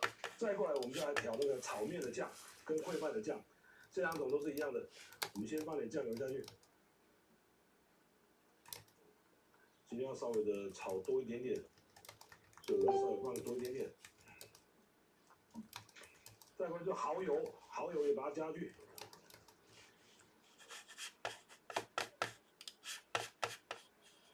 再过来就是黑胡椒酱，再过来就放最重要的就是沙茶酱，稍微放多一点点。这个酱料我们稍微的搅一下。现在这个酱料应该是蛮咸的，所以我们等一下还要加水跟加糖，稍微再加一些糖下去。所以我们加一点水下去就好了，一点点。来，我们试一下味道。好 ，OK， 来了，那我们来开始炒了，开火，放点油下去啊。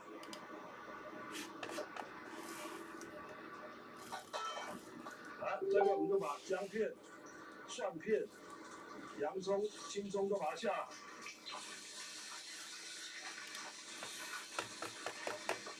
这个我们就加点水下去了。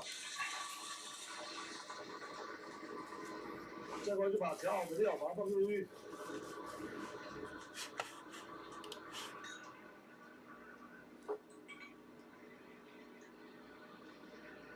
再过来就把空心菜也下去了。我们牛肉也把它下去了。来，这个时候我们来试一下味道。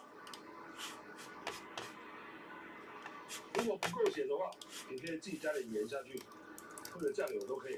如果太咸的话，你就水再加一点下去就可以了。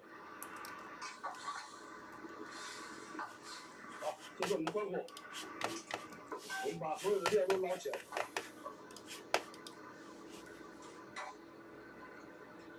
好，把它捞起来，放在旁边备用。开火。我们今天准备的是黄面，这个是已经处理过的黄面，我们把它丢进去煮吧。我们把它盖上锅盖，焖个1-2分钟就好了。哎，好了。这以后我辣椒把它下去了，牛肉就把它下去了。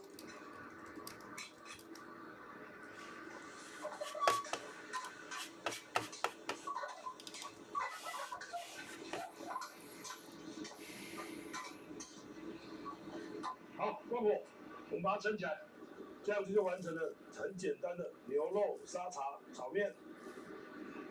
那我们来开始做沙茶烩饭，倒点油下去就好了。一样，姜片、蒜片、洋葱、青葱把它下去了。这个辣椒不要加了，因为刚刚炒面的时候实在太辣了。再把加水下去。我们调料，我们放个几匙下去就好了，不要放太多啊。再把青菜把它丢下去了，牛肉也把它下去了。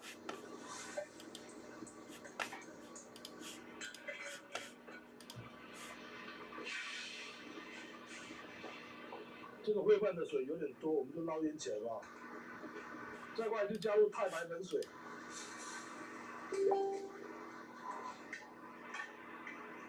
好，关火，我们把它蒸起来就好了。最后再摆入几片辣椒就好了，因为这个辣椒很辣。我们刚刚炒完面吃了一口，觉得太辣了。这样就完成了一个很简单的牛肉烩饭。我回来了，我们已经炒完了一个炒面跟一个烩饭，因为炒面是我老婆要吃的。其实原本辣椒是要最后再点缀的，但是我老婆跟我讲说这样没有辣不行啦，所以我在事后才把它丢到面上去炒的。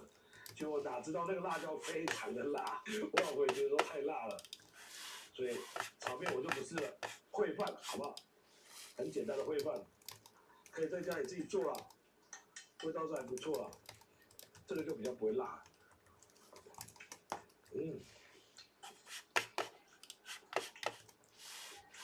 其实这个味道还不错啊，你可以去试试看。像有的外面会煎一个葱蛋在旁边，或者是煎一个荷包蛋在旁边，这样也是不错的。今天的做法有没有很简单？应该没有，对不对？今天的调料会比较复杂一点点，但是这样做出来的东西是真的很好吃，你们可以回去试试看。大概味道其实跟外面的很像。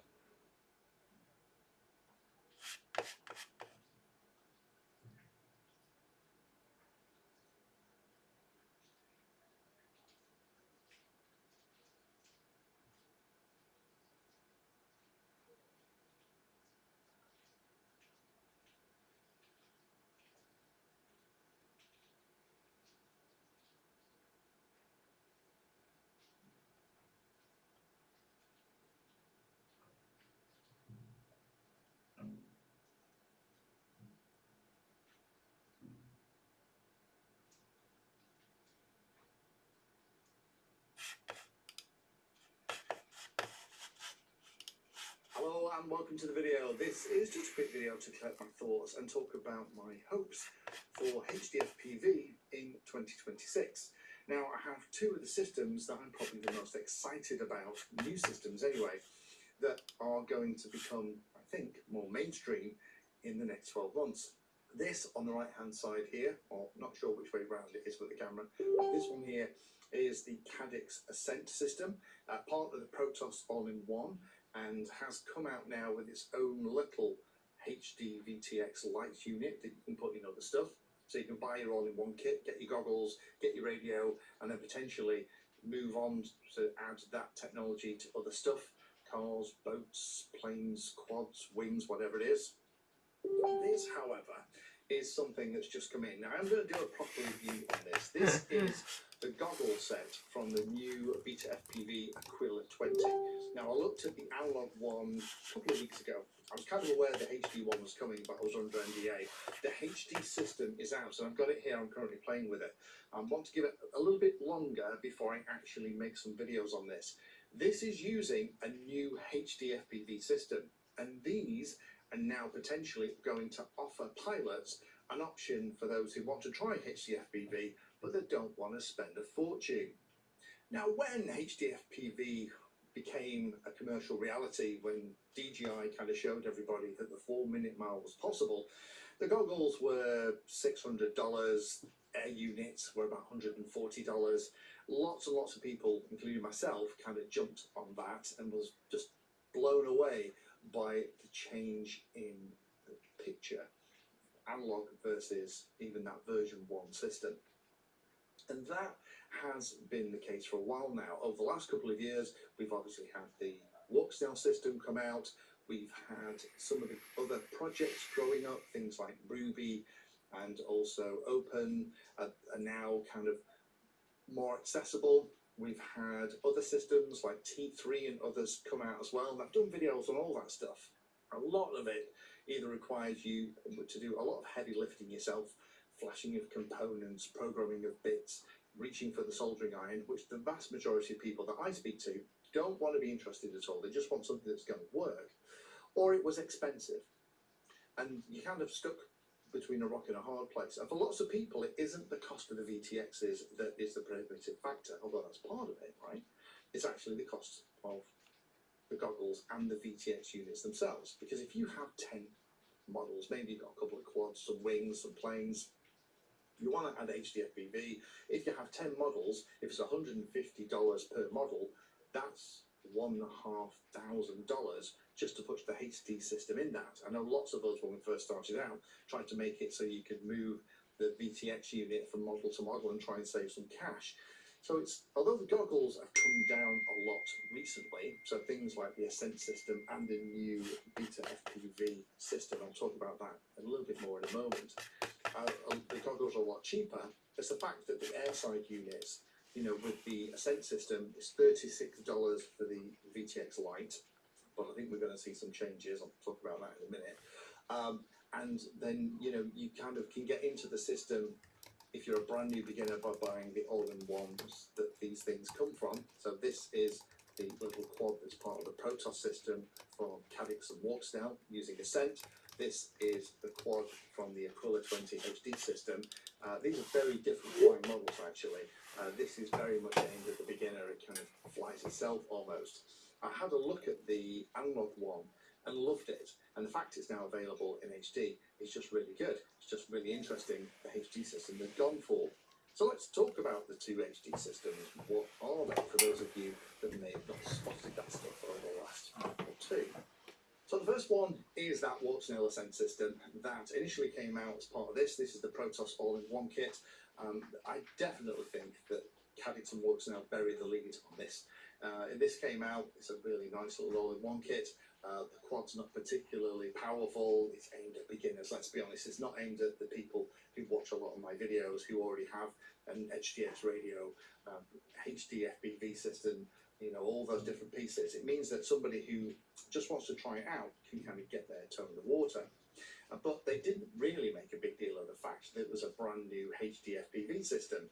And that, for me, was them definitely burying the lead. However, they've now brought out things like the Ascent Lite VTX. The performance of this is actually really good. So this now means that with the Ascent Lite VTX, you can actually, with the goggles that you get either through the Protoss kit or separately, because the goggles aren't expensive either, and I actually really like these goggles. I have a couple of these. These are very similar to the Walksnail Goggle Ls. I use them for my own head tracking rigs. They fit my face really well and they work fine. It's got FPV recording inside. It's very easy to use. You can kind of squeeze your glasses in if you really have to, but they do offer sight correction as well. The only thing that I think most of us were disappointed in was that this system is not compatible with the Walksnail system that they've had out for a couple of years now. I kind of understand that, as I've said before, from a marketing point of view, but from person who's investing the walk sale point of view is kind of like, oh God, have I really got to buy another pair of goggles? That's kind of the reality of it. The only other downside with this currently, note the word currently, is that this has a limited range. This is the VTX Lite, and when I first looked at this, I wasn't aware of anything that was happening, so I kind of speculated on what was coming. I think the good news is do make sure you're subscribed, because there is a lot of new stuff happening around this. Walksnail are investing heavily in the Ascent system and will build it out into something that's going to be very, very interesting for lots of pilots. This again is a 3 kilometer maximum range. I know people have done long ranges with Ascent. Would I push it that far? Not in the flying that I do here, definitely not. One, because it's not legal, but two, I would hate to lose a model. That's why I have GPS return to home all of the models that I fly here with HDFPV stuff. However, if it's a £36 VTX unit versus a £150 VTX unit,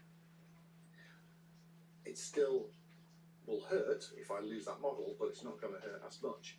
But if they can increase the power, give us a little bit more range, for those of us where it's safe and legal to do so, then that will kind of take away one of the big criticisms of the Ascent system. And I personally don't think we're going to have to wait that long for that to happen. And when it does, I'll talk about it on the channel. The other system is part of this thing here. Again, this is the Beta FPV Aquila 20 HDFPV system. This is using the ART-linked HDFPV system, which delivers 1080p at 60 frames a second. Again, the latency is a little bit higher for those of you that want to fly really close to things in a quad. It's 60 milliseconds, but actually for normal hobby flying or fixed-wing flying, or even... 嗨，大家好，我是西哥。今天我们来跟大家分享的是家庭版的铁板面，但是说是家庭版的铁板面，但是它的酱汁是属于专业版。那个酱汁是我从一个专业的师傅，30几年开餐厅到现在还是生意非常好的师傅那边学来的，这是真的。片尾我会告诉你那个师傅是谁啊？为什么今天会来想要煮铁板面呢？那是因为我们家的那个附近有一家牛排馆啊，专门在做夜市的牛排馆。 啊，就倒了半年了。其实他们家的铁板面跟牛排其实都还蛮好吃的，这是真的。今天就突然想要吃铁板面了，结果跑到菜市场，时间已经太晚了。我那时候去的时候已经快要1点了，就很多的摊位都已经收光了，所以买不到很多的香菇啊、红萝卜都没买到，只买到1颗洋葱而已。所以今天的面会稍微的单调一点，不过把酱汁学好就可以了。好吧，那我们就废话不多说，那我们就开始喽。 我们来开始调黑胡椒的酱料。黑胡椒的酱料其实很简单，我们就买家这种现成的，人家调好的黑胡椒酱就好了。因为一般家庭的话根本用不到自己去调了，因为你要调的量非常大的话，其实吃不完，你要冷藏都不方便，一些些就好了，也不用太多。因为我们今天做的是1人份左右。黑胡椒酱来一点。 再过来就是放上沙茶酱，沙茶酱不要放太多啊，放一点点就好了，1汤匙下去就好了。放上沙茶酱下去的话，它味道会有一点层次，而且会有一点淡淡的沙茶味，其实味道还蛮好吃的。再过来就是放一点点酱油啊，你要放盐巴也可以，你要放酱油也可以，啊，每个人的习惯不同啊。 像我的话是喜欢酱油味，所以我就会喜欢放酱油。那我们先试一下味道哈，有一点点的咸啊，所以我们放一点点的糖下去调味。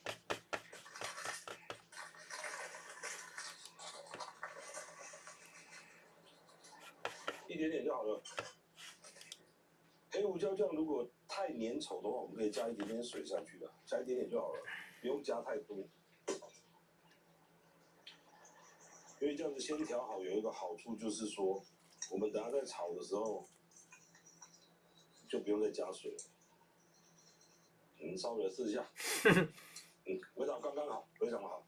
我们把它放在旁边备用，放点黄面下去穿烫一下哦，也不可以穿烫太久哦。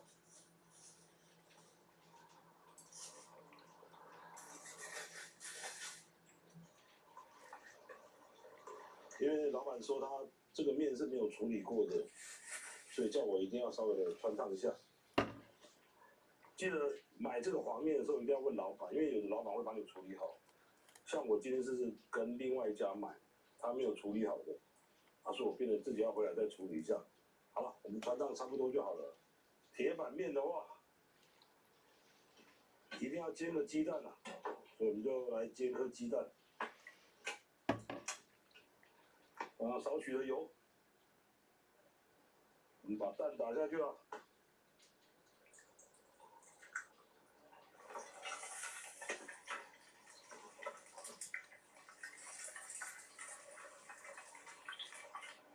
在这煎蛋的时候，你油可以稍微放多一点点，因为我们拿面要把它下去炒，所以都不用再倒油。好，想吃半熟的，现在就可以了。来，关了火，把蛋先盛起来了。像在炒那个铁板面的时候，你可以用奶油，可是我是不推啦，因为要看个人的。像有的人就喜欢奶油的味道，像我就不是很喜欢奶油味，所以我就用一般的沙油就可以了。要有一点油哦。再回就把刚刚这个黄面，因为就刚刚这个黄面煮出来，里面水分非常多啊。如果再下去炒的话，你如果没有把这个水分炒干的话，它的面会有点软软烂烂的。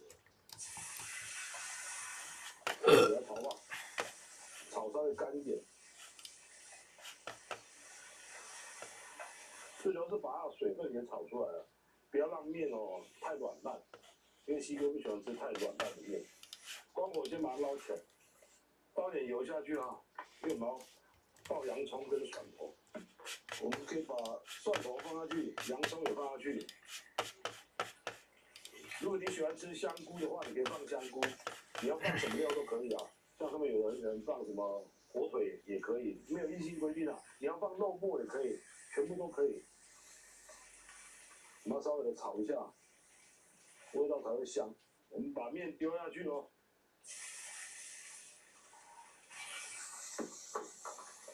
待会我们就要加入黑胡椒酱。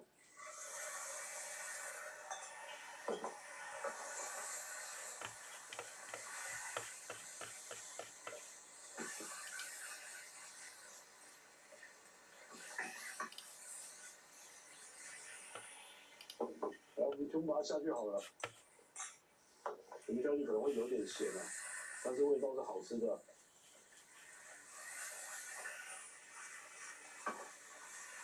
好，关火。这就是黑胡椒铁板面。这就是跟大家分享的西哥的很简单制作的黑胡椒铁板面。我们来试试看吧。刚刚自己煮完的很简单的铁板面，这个在家里都可以自己煮啊。有的人是喜欢比较湿的啊，那你那个在调酱的时候水就加多一点。像我个人是比较喜欢吃比较干的，因为我当初吃铁板面都是在人家那种卖牛排的那种店家吃的那种铁板面，所有的酱料最后都会被铁板给蒸发掉，所以那个酱汁都非常浓缩，所以那个味道吃起来就非常好吃。鸡蛋的话是一定要加番茄酱，今天没有番茄酱啊。其实最近西哥比较忙，什么都没买。加一下番茄酱，铁板面也可以加点番茄酱，味道也还不错了。你们可以自己在家里试试看啊。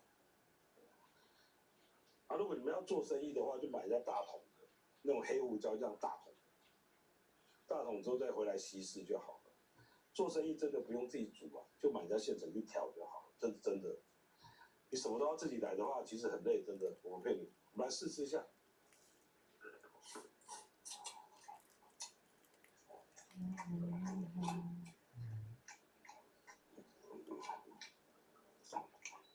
味道不错，配个蛋。哇，这家黑胡椒酱是我第一次买的，所以它还蛮辣的，这是真的。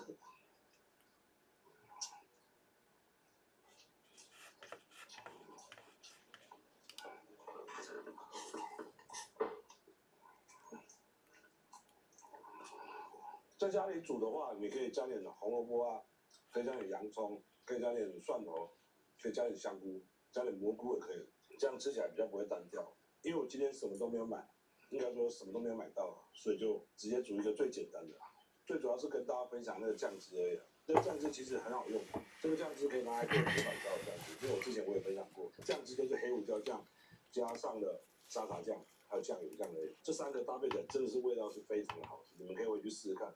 你要做黑胡椒猪柳，也可以用这个酱。比如说你今天买一点肉片回来，我想炒一个黑胡椒肉片，也可以用这个酱。这个酱汁真的把它炒下来，它做生意绝对是可以用的。因为这个酱汁是从我岳父店里面看过来的，因为我岳父他店里面很有名气的就是黑胡椒猪柳，酱汁就是这样调的。今天你们有看到就赚到了，知道吗？那我们就废话不多说了，那我们今天的节目就到这里了。喜欢我的影片，请帮我订阅、分享、按赞、按小铃铛，随时接收我们最新的信息。跟大家说声拜拜。大家好，我是西哥。今天我们来跟大家分享什么？今天我们来跟大家分享面摊的细干面，还有就是厨师的3种油的，其中一种油叫红葱油啊。我们来先说细干面啊。细干面的话，我今天会跟大家分享就是一种面，但是有3种的调味方式。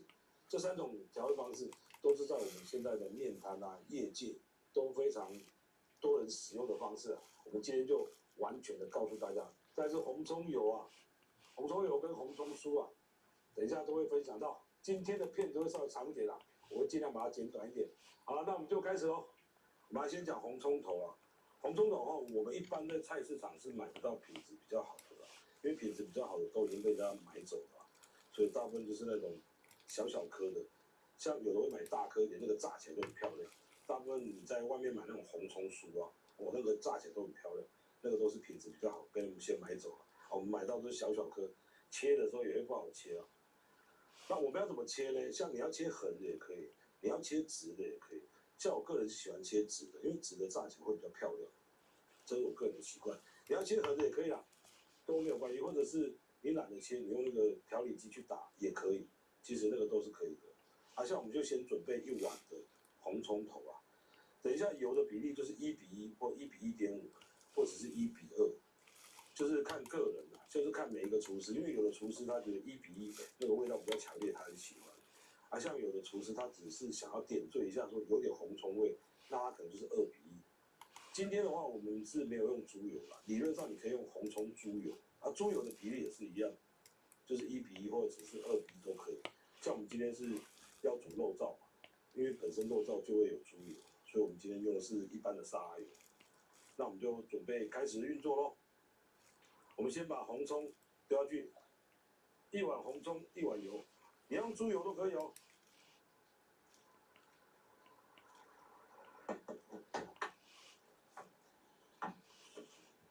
这时候我就要开火了，记得最小的火，多小的火？就是这么小的火。你们有没有看到？这样看得到吗？火温是非常小的哦。练这个油要有点耐心，真的要非常的有耐心，就是这样子让它慢慢的炸。这次没用猪油哦，如果想要看猪油的话，我的短视频有分享过，你们可以去看一下。但是它的制作方式都是一样的啦。把这个炼油，把它学会。你不管是卤肉啊、炒什么菜啊，其实都很厉害哦。有没有发现？它已经开始微微的变黄了，代表里面的水分都已经被我们榨干了。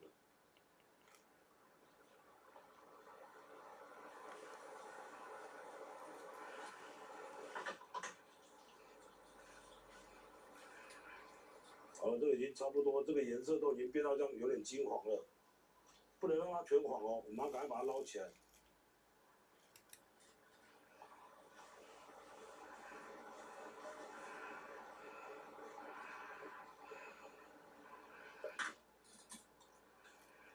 炸到这样子有点微微的金黄，我们把它捞起来。红葱油跟红葱等到了凉了才能够混在一起哦，千万记得哦。如果你不要混在一起也没有关系，因为有时候炒菜直接用红葱油也可以。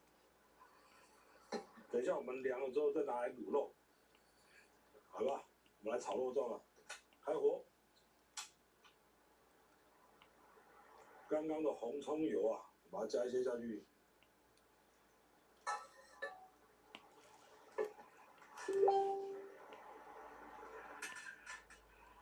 可能放太少了，我再加多一点好了。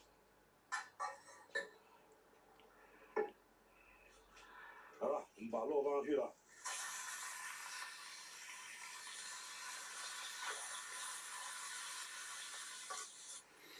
不锈钢锅如果没有提前预热，就会这样子粘锅。但是西哥都不管它。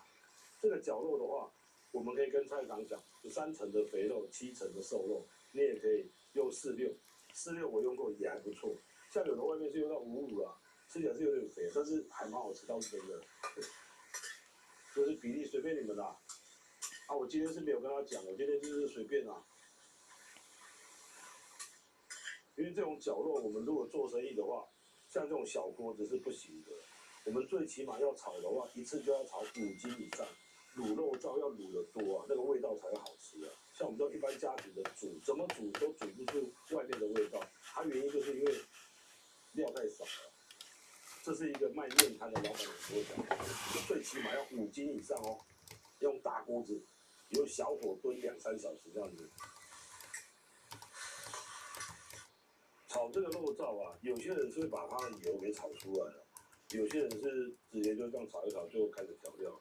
其实那个都对，因为每一个人炒的方式都不同，就看个人啦。我的话是比较懒啊，像我就炒熟就开始加料了。我们这时候切点蒜末下去啊，1颗的量就好了，不用太多，只是要让它有个味道而已啊。如果你切太多的话，那个整个肉燥吃起来很上火啊。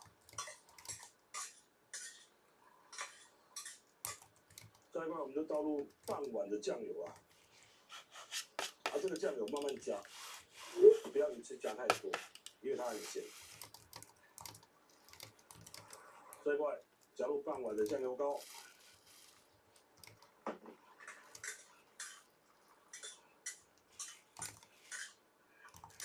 因为今天是淋在面上的，所以稍微会咸一点。如果是卤肉饭的话，就不要那么咸了。这个比例你们再自己去抓啦，因为这个酱油的比例看个人的啦。因为有的人喜欢煮咸一点，有的人喜欢煮淡一点，就看你们个人就好了。再一块就倒入米酒，也是来个半碗。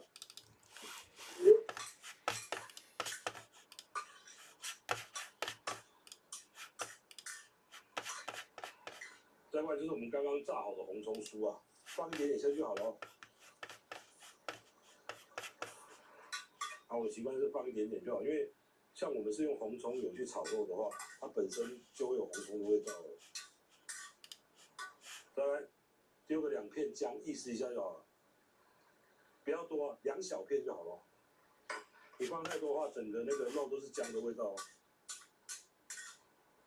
再来就撒点砂糖下去，想要吃甜一点的话就加多一点吧。今天的绞肉有点瘦啊。所以吃起来不是很过瘾。再来我们就要加水下去喽，加水下去，把它盖过猪肉就可以了。这个滚了之后，我们就盖锅盖了，盖锅盖，转小火，煮个2个小时以上吧。然后我们打开锅盖看一下，好不好？稍微搅拌一下，这种肉燥哦，比较便宜的肉燥它煮的比较久一点，所以大家注意一下。啊，像有一些人会在里面放八角1颗，有的会放桂皮，有的会放五香粉，有的会放甘草粉，其实那个都可以，随便你们。但是最重要的有一种东西一定要放，因为我刚刚忘了放，我现在来补放一下。叫做胡椒粉，放一点胡椒粉下去好了哦，不要太多，太多会太辣哦。好吧，那我们继续再卤吧。西哥今天应该是没有这么多的时间卤了，2个小时后，刚刚才过了大概1个小时左右，我们就这样小火这样慢慢让它炖，1个小时多了，我们稍微看一下，稍微搅一下，试一下味道。如果太咸的话，你就加一些糖下去。因为西哥今天没有时间煮到2、3小时啊，所以大概煮1个小时多就会把它捞起来。因为我儿子在靠腰了，他说他肚子很饿，所以我们就现在就煮到现在这样子就好了。啊，如果大家有时间的话，就把它继续煮下去。我们来开始跟大家分享如何调面的一些酱汁。像外面这种卤肉啊，他们有的不会用太咸，因为他可能想要卖卤肉饭，他也想要卖一些干面，所以他的肉燥不会很咸。啊，如果你是单纯卖面的，就是只有面食类的话，它的肉燥会真的比较咸，因为它可能就不用再加后置的一些调味。啊，像我今天的话，就是跟大家分享他们后置是如何调味的。他们有3种到4种以上的方式啊。目前我知道是只有3种啊。第一种很简单啊，第一种就是撒上一点点的盐巴，在那个汤的碗，一点点的盐巴，再加一点点的味精，这是真的。但是我告诉你，这家面店其实生意非常好，就是盐巴跟味精这样子，因为那个面煮出来，放在里面拌一拌，面才会有味道。就是盐巴跟味精啊，味精我今天没有买，因为我们家没有味精，因为我们全家味精过敏啊，所以就没有买味精。你们要做生意的话，就可以自己去加啦，就是盐巴跟味精。第二种的方式就是酱油，直接酱油就好了，就什么都不用放，就是放一些酱油在里面。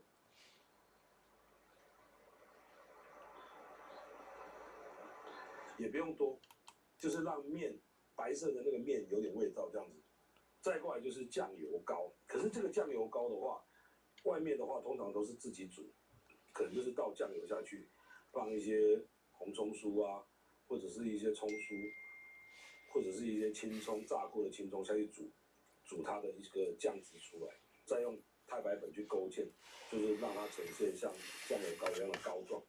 这个是每一家都有每一家的特色，我今天就没有煮了啊，我今天就直接用酱油膏代替，一点点就好了，这个加的有点多了。外面的干面如果要好吃的话，就是这3种，啊，像有的会酱油再加点味精下去了，只是你不知道，你没有看到而已。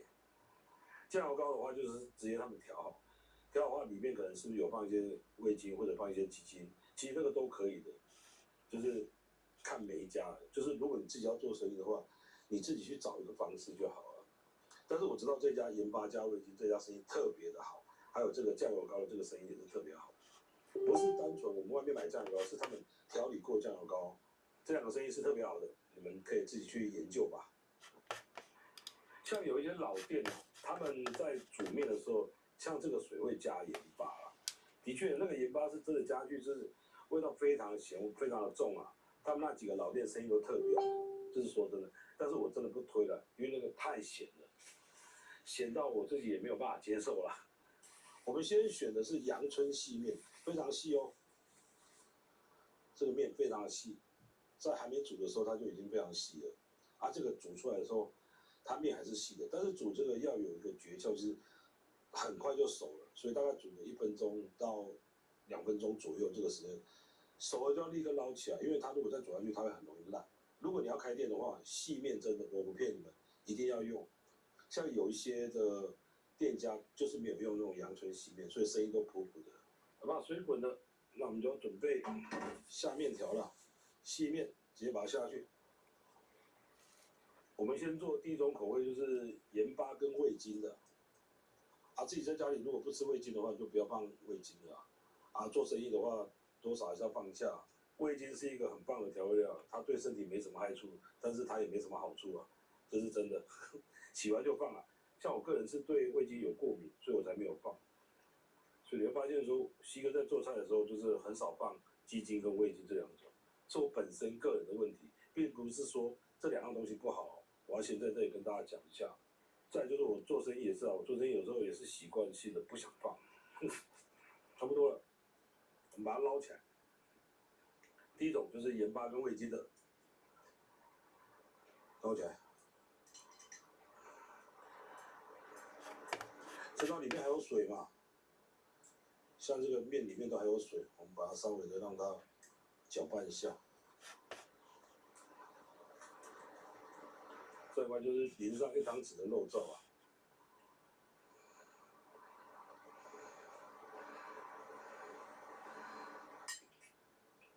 再撒上一点葱花下去，这样就是细干面啦，第一种面。第二种呢就是加酱油啊，有的是酱油加味精，这两种都可以让你自己选择。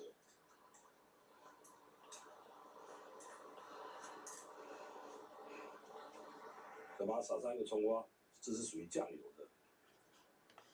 第三个就是独特的酱油膏，这是自己熬的。像西哥今天是没有自己熬，所以用普通的酱油膏代替。然后如果要做生意，请自己熬。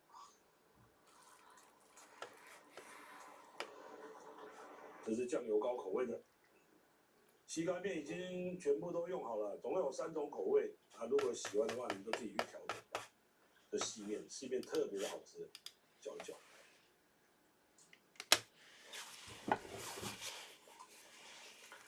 这3种的调配的方式都有不一样的口味，你们可以自己选择。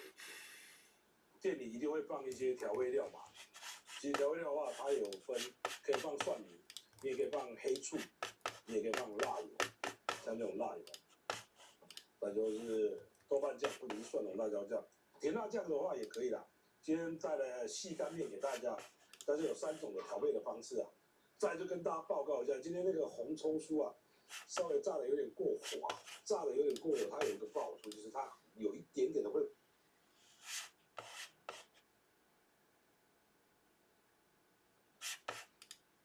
If you're somebody that grew up in the 90s and played a lot of arcade games, you might recognize this Oh. sound.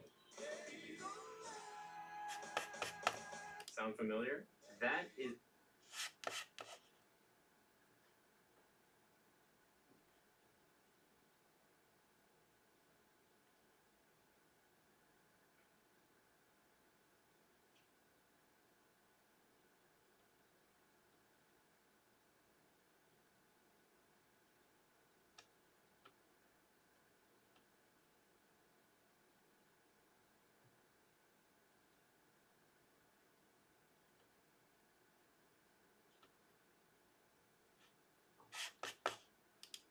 猪血汤就是大肠圈的最佳配角。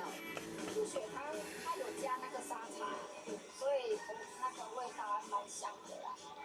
啊，那个猪血的话不会柴柴的，就是会有点软 Q 的。好滋味当然也累积出好口碑，全台各地都有好多的死忠顾客紧紧追随，真的让他们感到就甘心哎。刚开始当然觉得年轻嘛，就觉得啊蛮辛苦的。后来知道美丽的太太就不会啊，她帮忙我做啊，这时间很快就40年就过去了。看到很多外地的人，他都会要过来吃，让我觉得很有成就感。你看客人吃，把东西吃光，把东西吃完，然后跟你讲一次说美味，我就觉得这个就是一种坚持，你心里就觉得很感动。家传的大肠圈会继续在基隆的行阿来飘香，要让大家都品尝得到古早味上做的用心。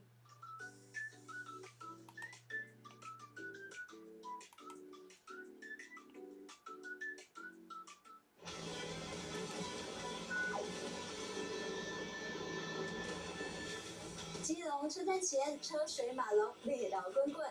附近有一间骑楼下的店面，一早就涌入满满的人潮。是在买虾米呢？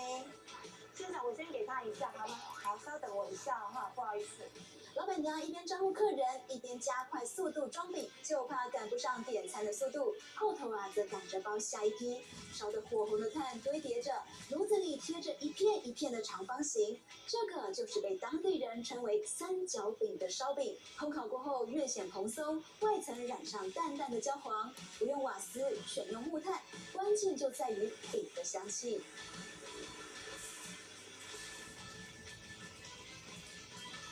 瓦斯的它的火燃烧的点是固定从那个孔出来的，跟木炭的那个燃烧点不一样。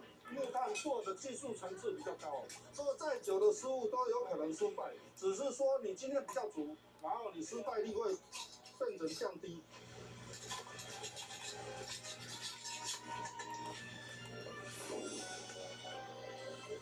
手扑扑的饼出炉喽！芝麻烤的焦香，大口咬下，哇，充满了弹性与嚼劲，面香或者葱香在嘴里完美的融合，这朴实的滋味却格外他开始出来买，我们就开始买到现在，哦，10几年以上有了，年轻吃到老啊。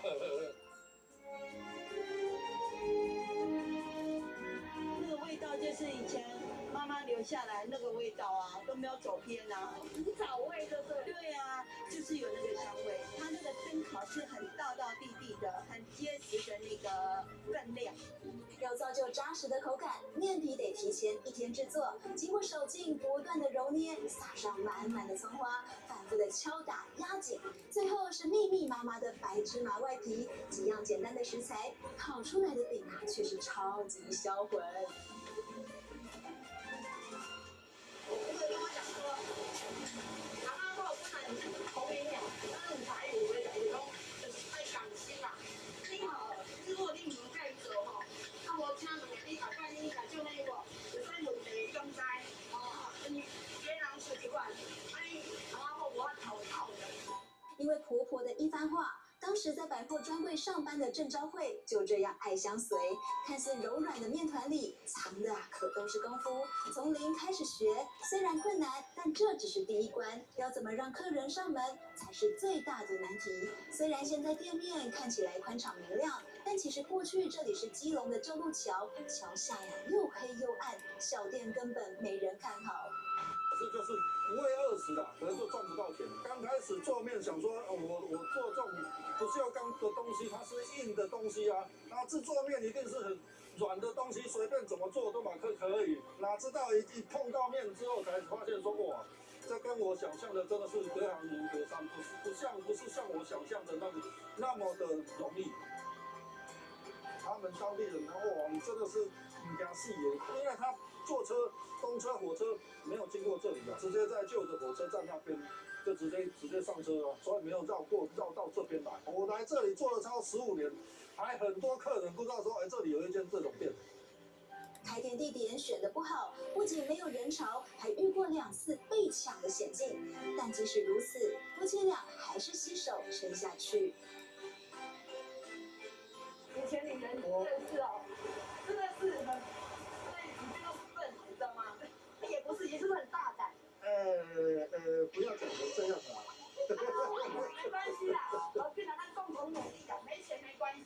因为我来的时候，我老婆刚生完小朋友，差不多2个月、2个多月，就是我小女儿，然后来这里自己也没有什么积蓄啊，现在跟我妈就是帮我标个互助会，30几万来这里，就是一些器材啊，然后跟人家那个。承租的那个店面啊，用等于身上自己都没有什么钱，变成说硬着头皮就是要继续做。没有退路，只能向前冲，甚至坚持每一颗饼都要从原料开始，现做现卖。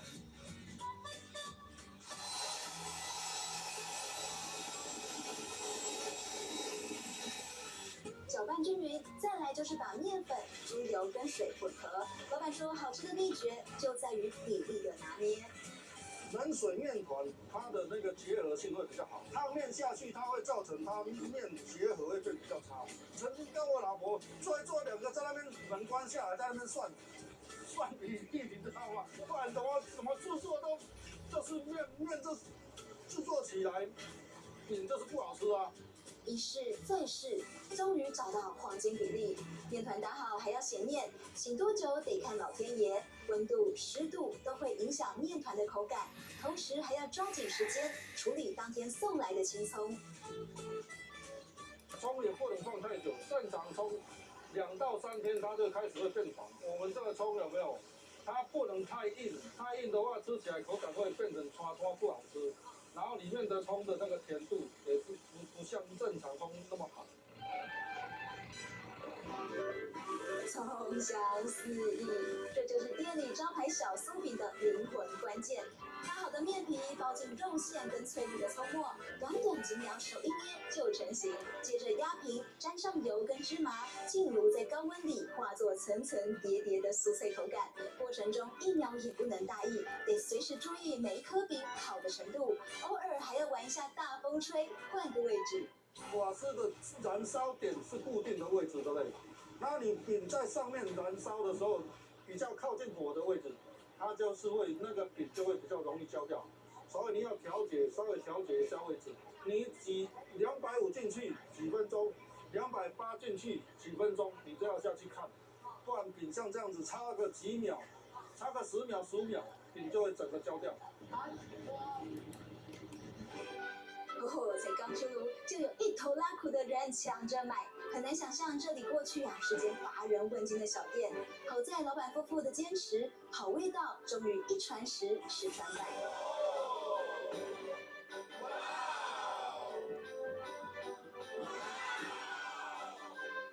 我在这里已经21年了，也是等于说我的客群喜欢吃的人，从国小吃到已经毕业了。对啊，你看这个等于是说是花我的人生经验在这里累积我的客群。随着路桥拆迁，生意越来越稳定，也研发出更多品项，像是这甜甜的酥饼，玉米满到爆了出来，每一口都软绵香甜。而芝麻口味则多了几分浓郁的香气，不油腻的酥皮搭上微甜的内馅，是许多人吃不腻的老味道。这个也是属于劳力钱吧？对啊，对啊，其实我是觉得这种辛苦钱，我是觉得值得。努力就是一定会有回报。对，就好像读书一样。哎呀，你有练就一定是多少会啊，对不对？你不努力不练的话，怎么可能会有这个成绩？当年不爱练书，所以现在就是要靠努力来把它补回来。没有错，老板说的真的是太好了。英雄不怕出身低，靠着努力与坚持，而太太在狭小的骑楼下闯出一片。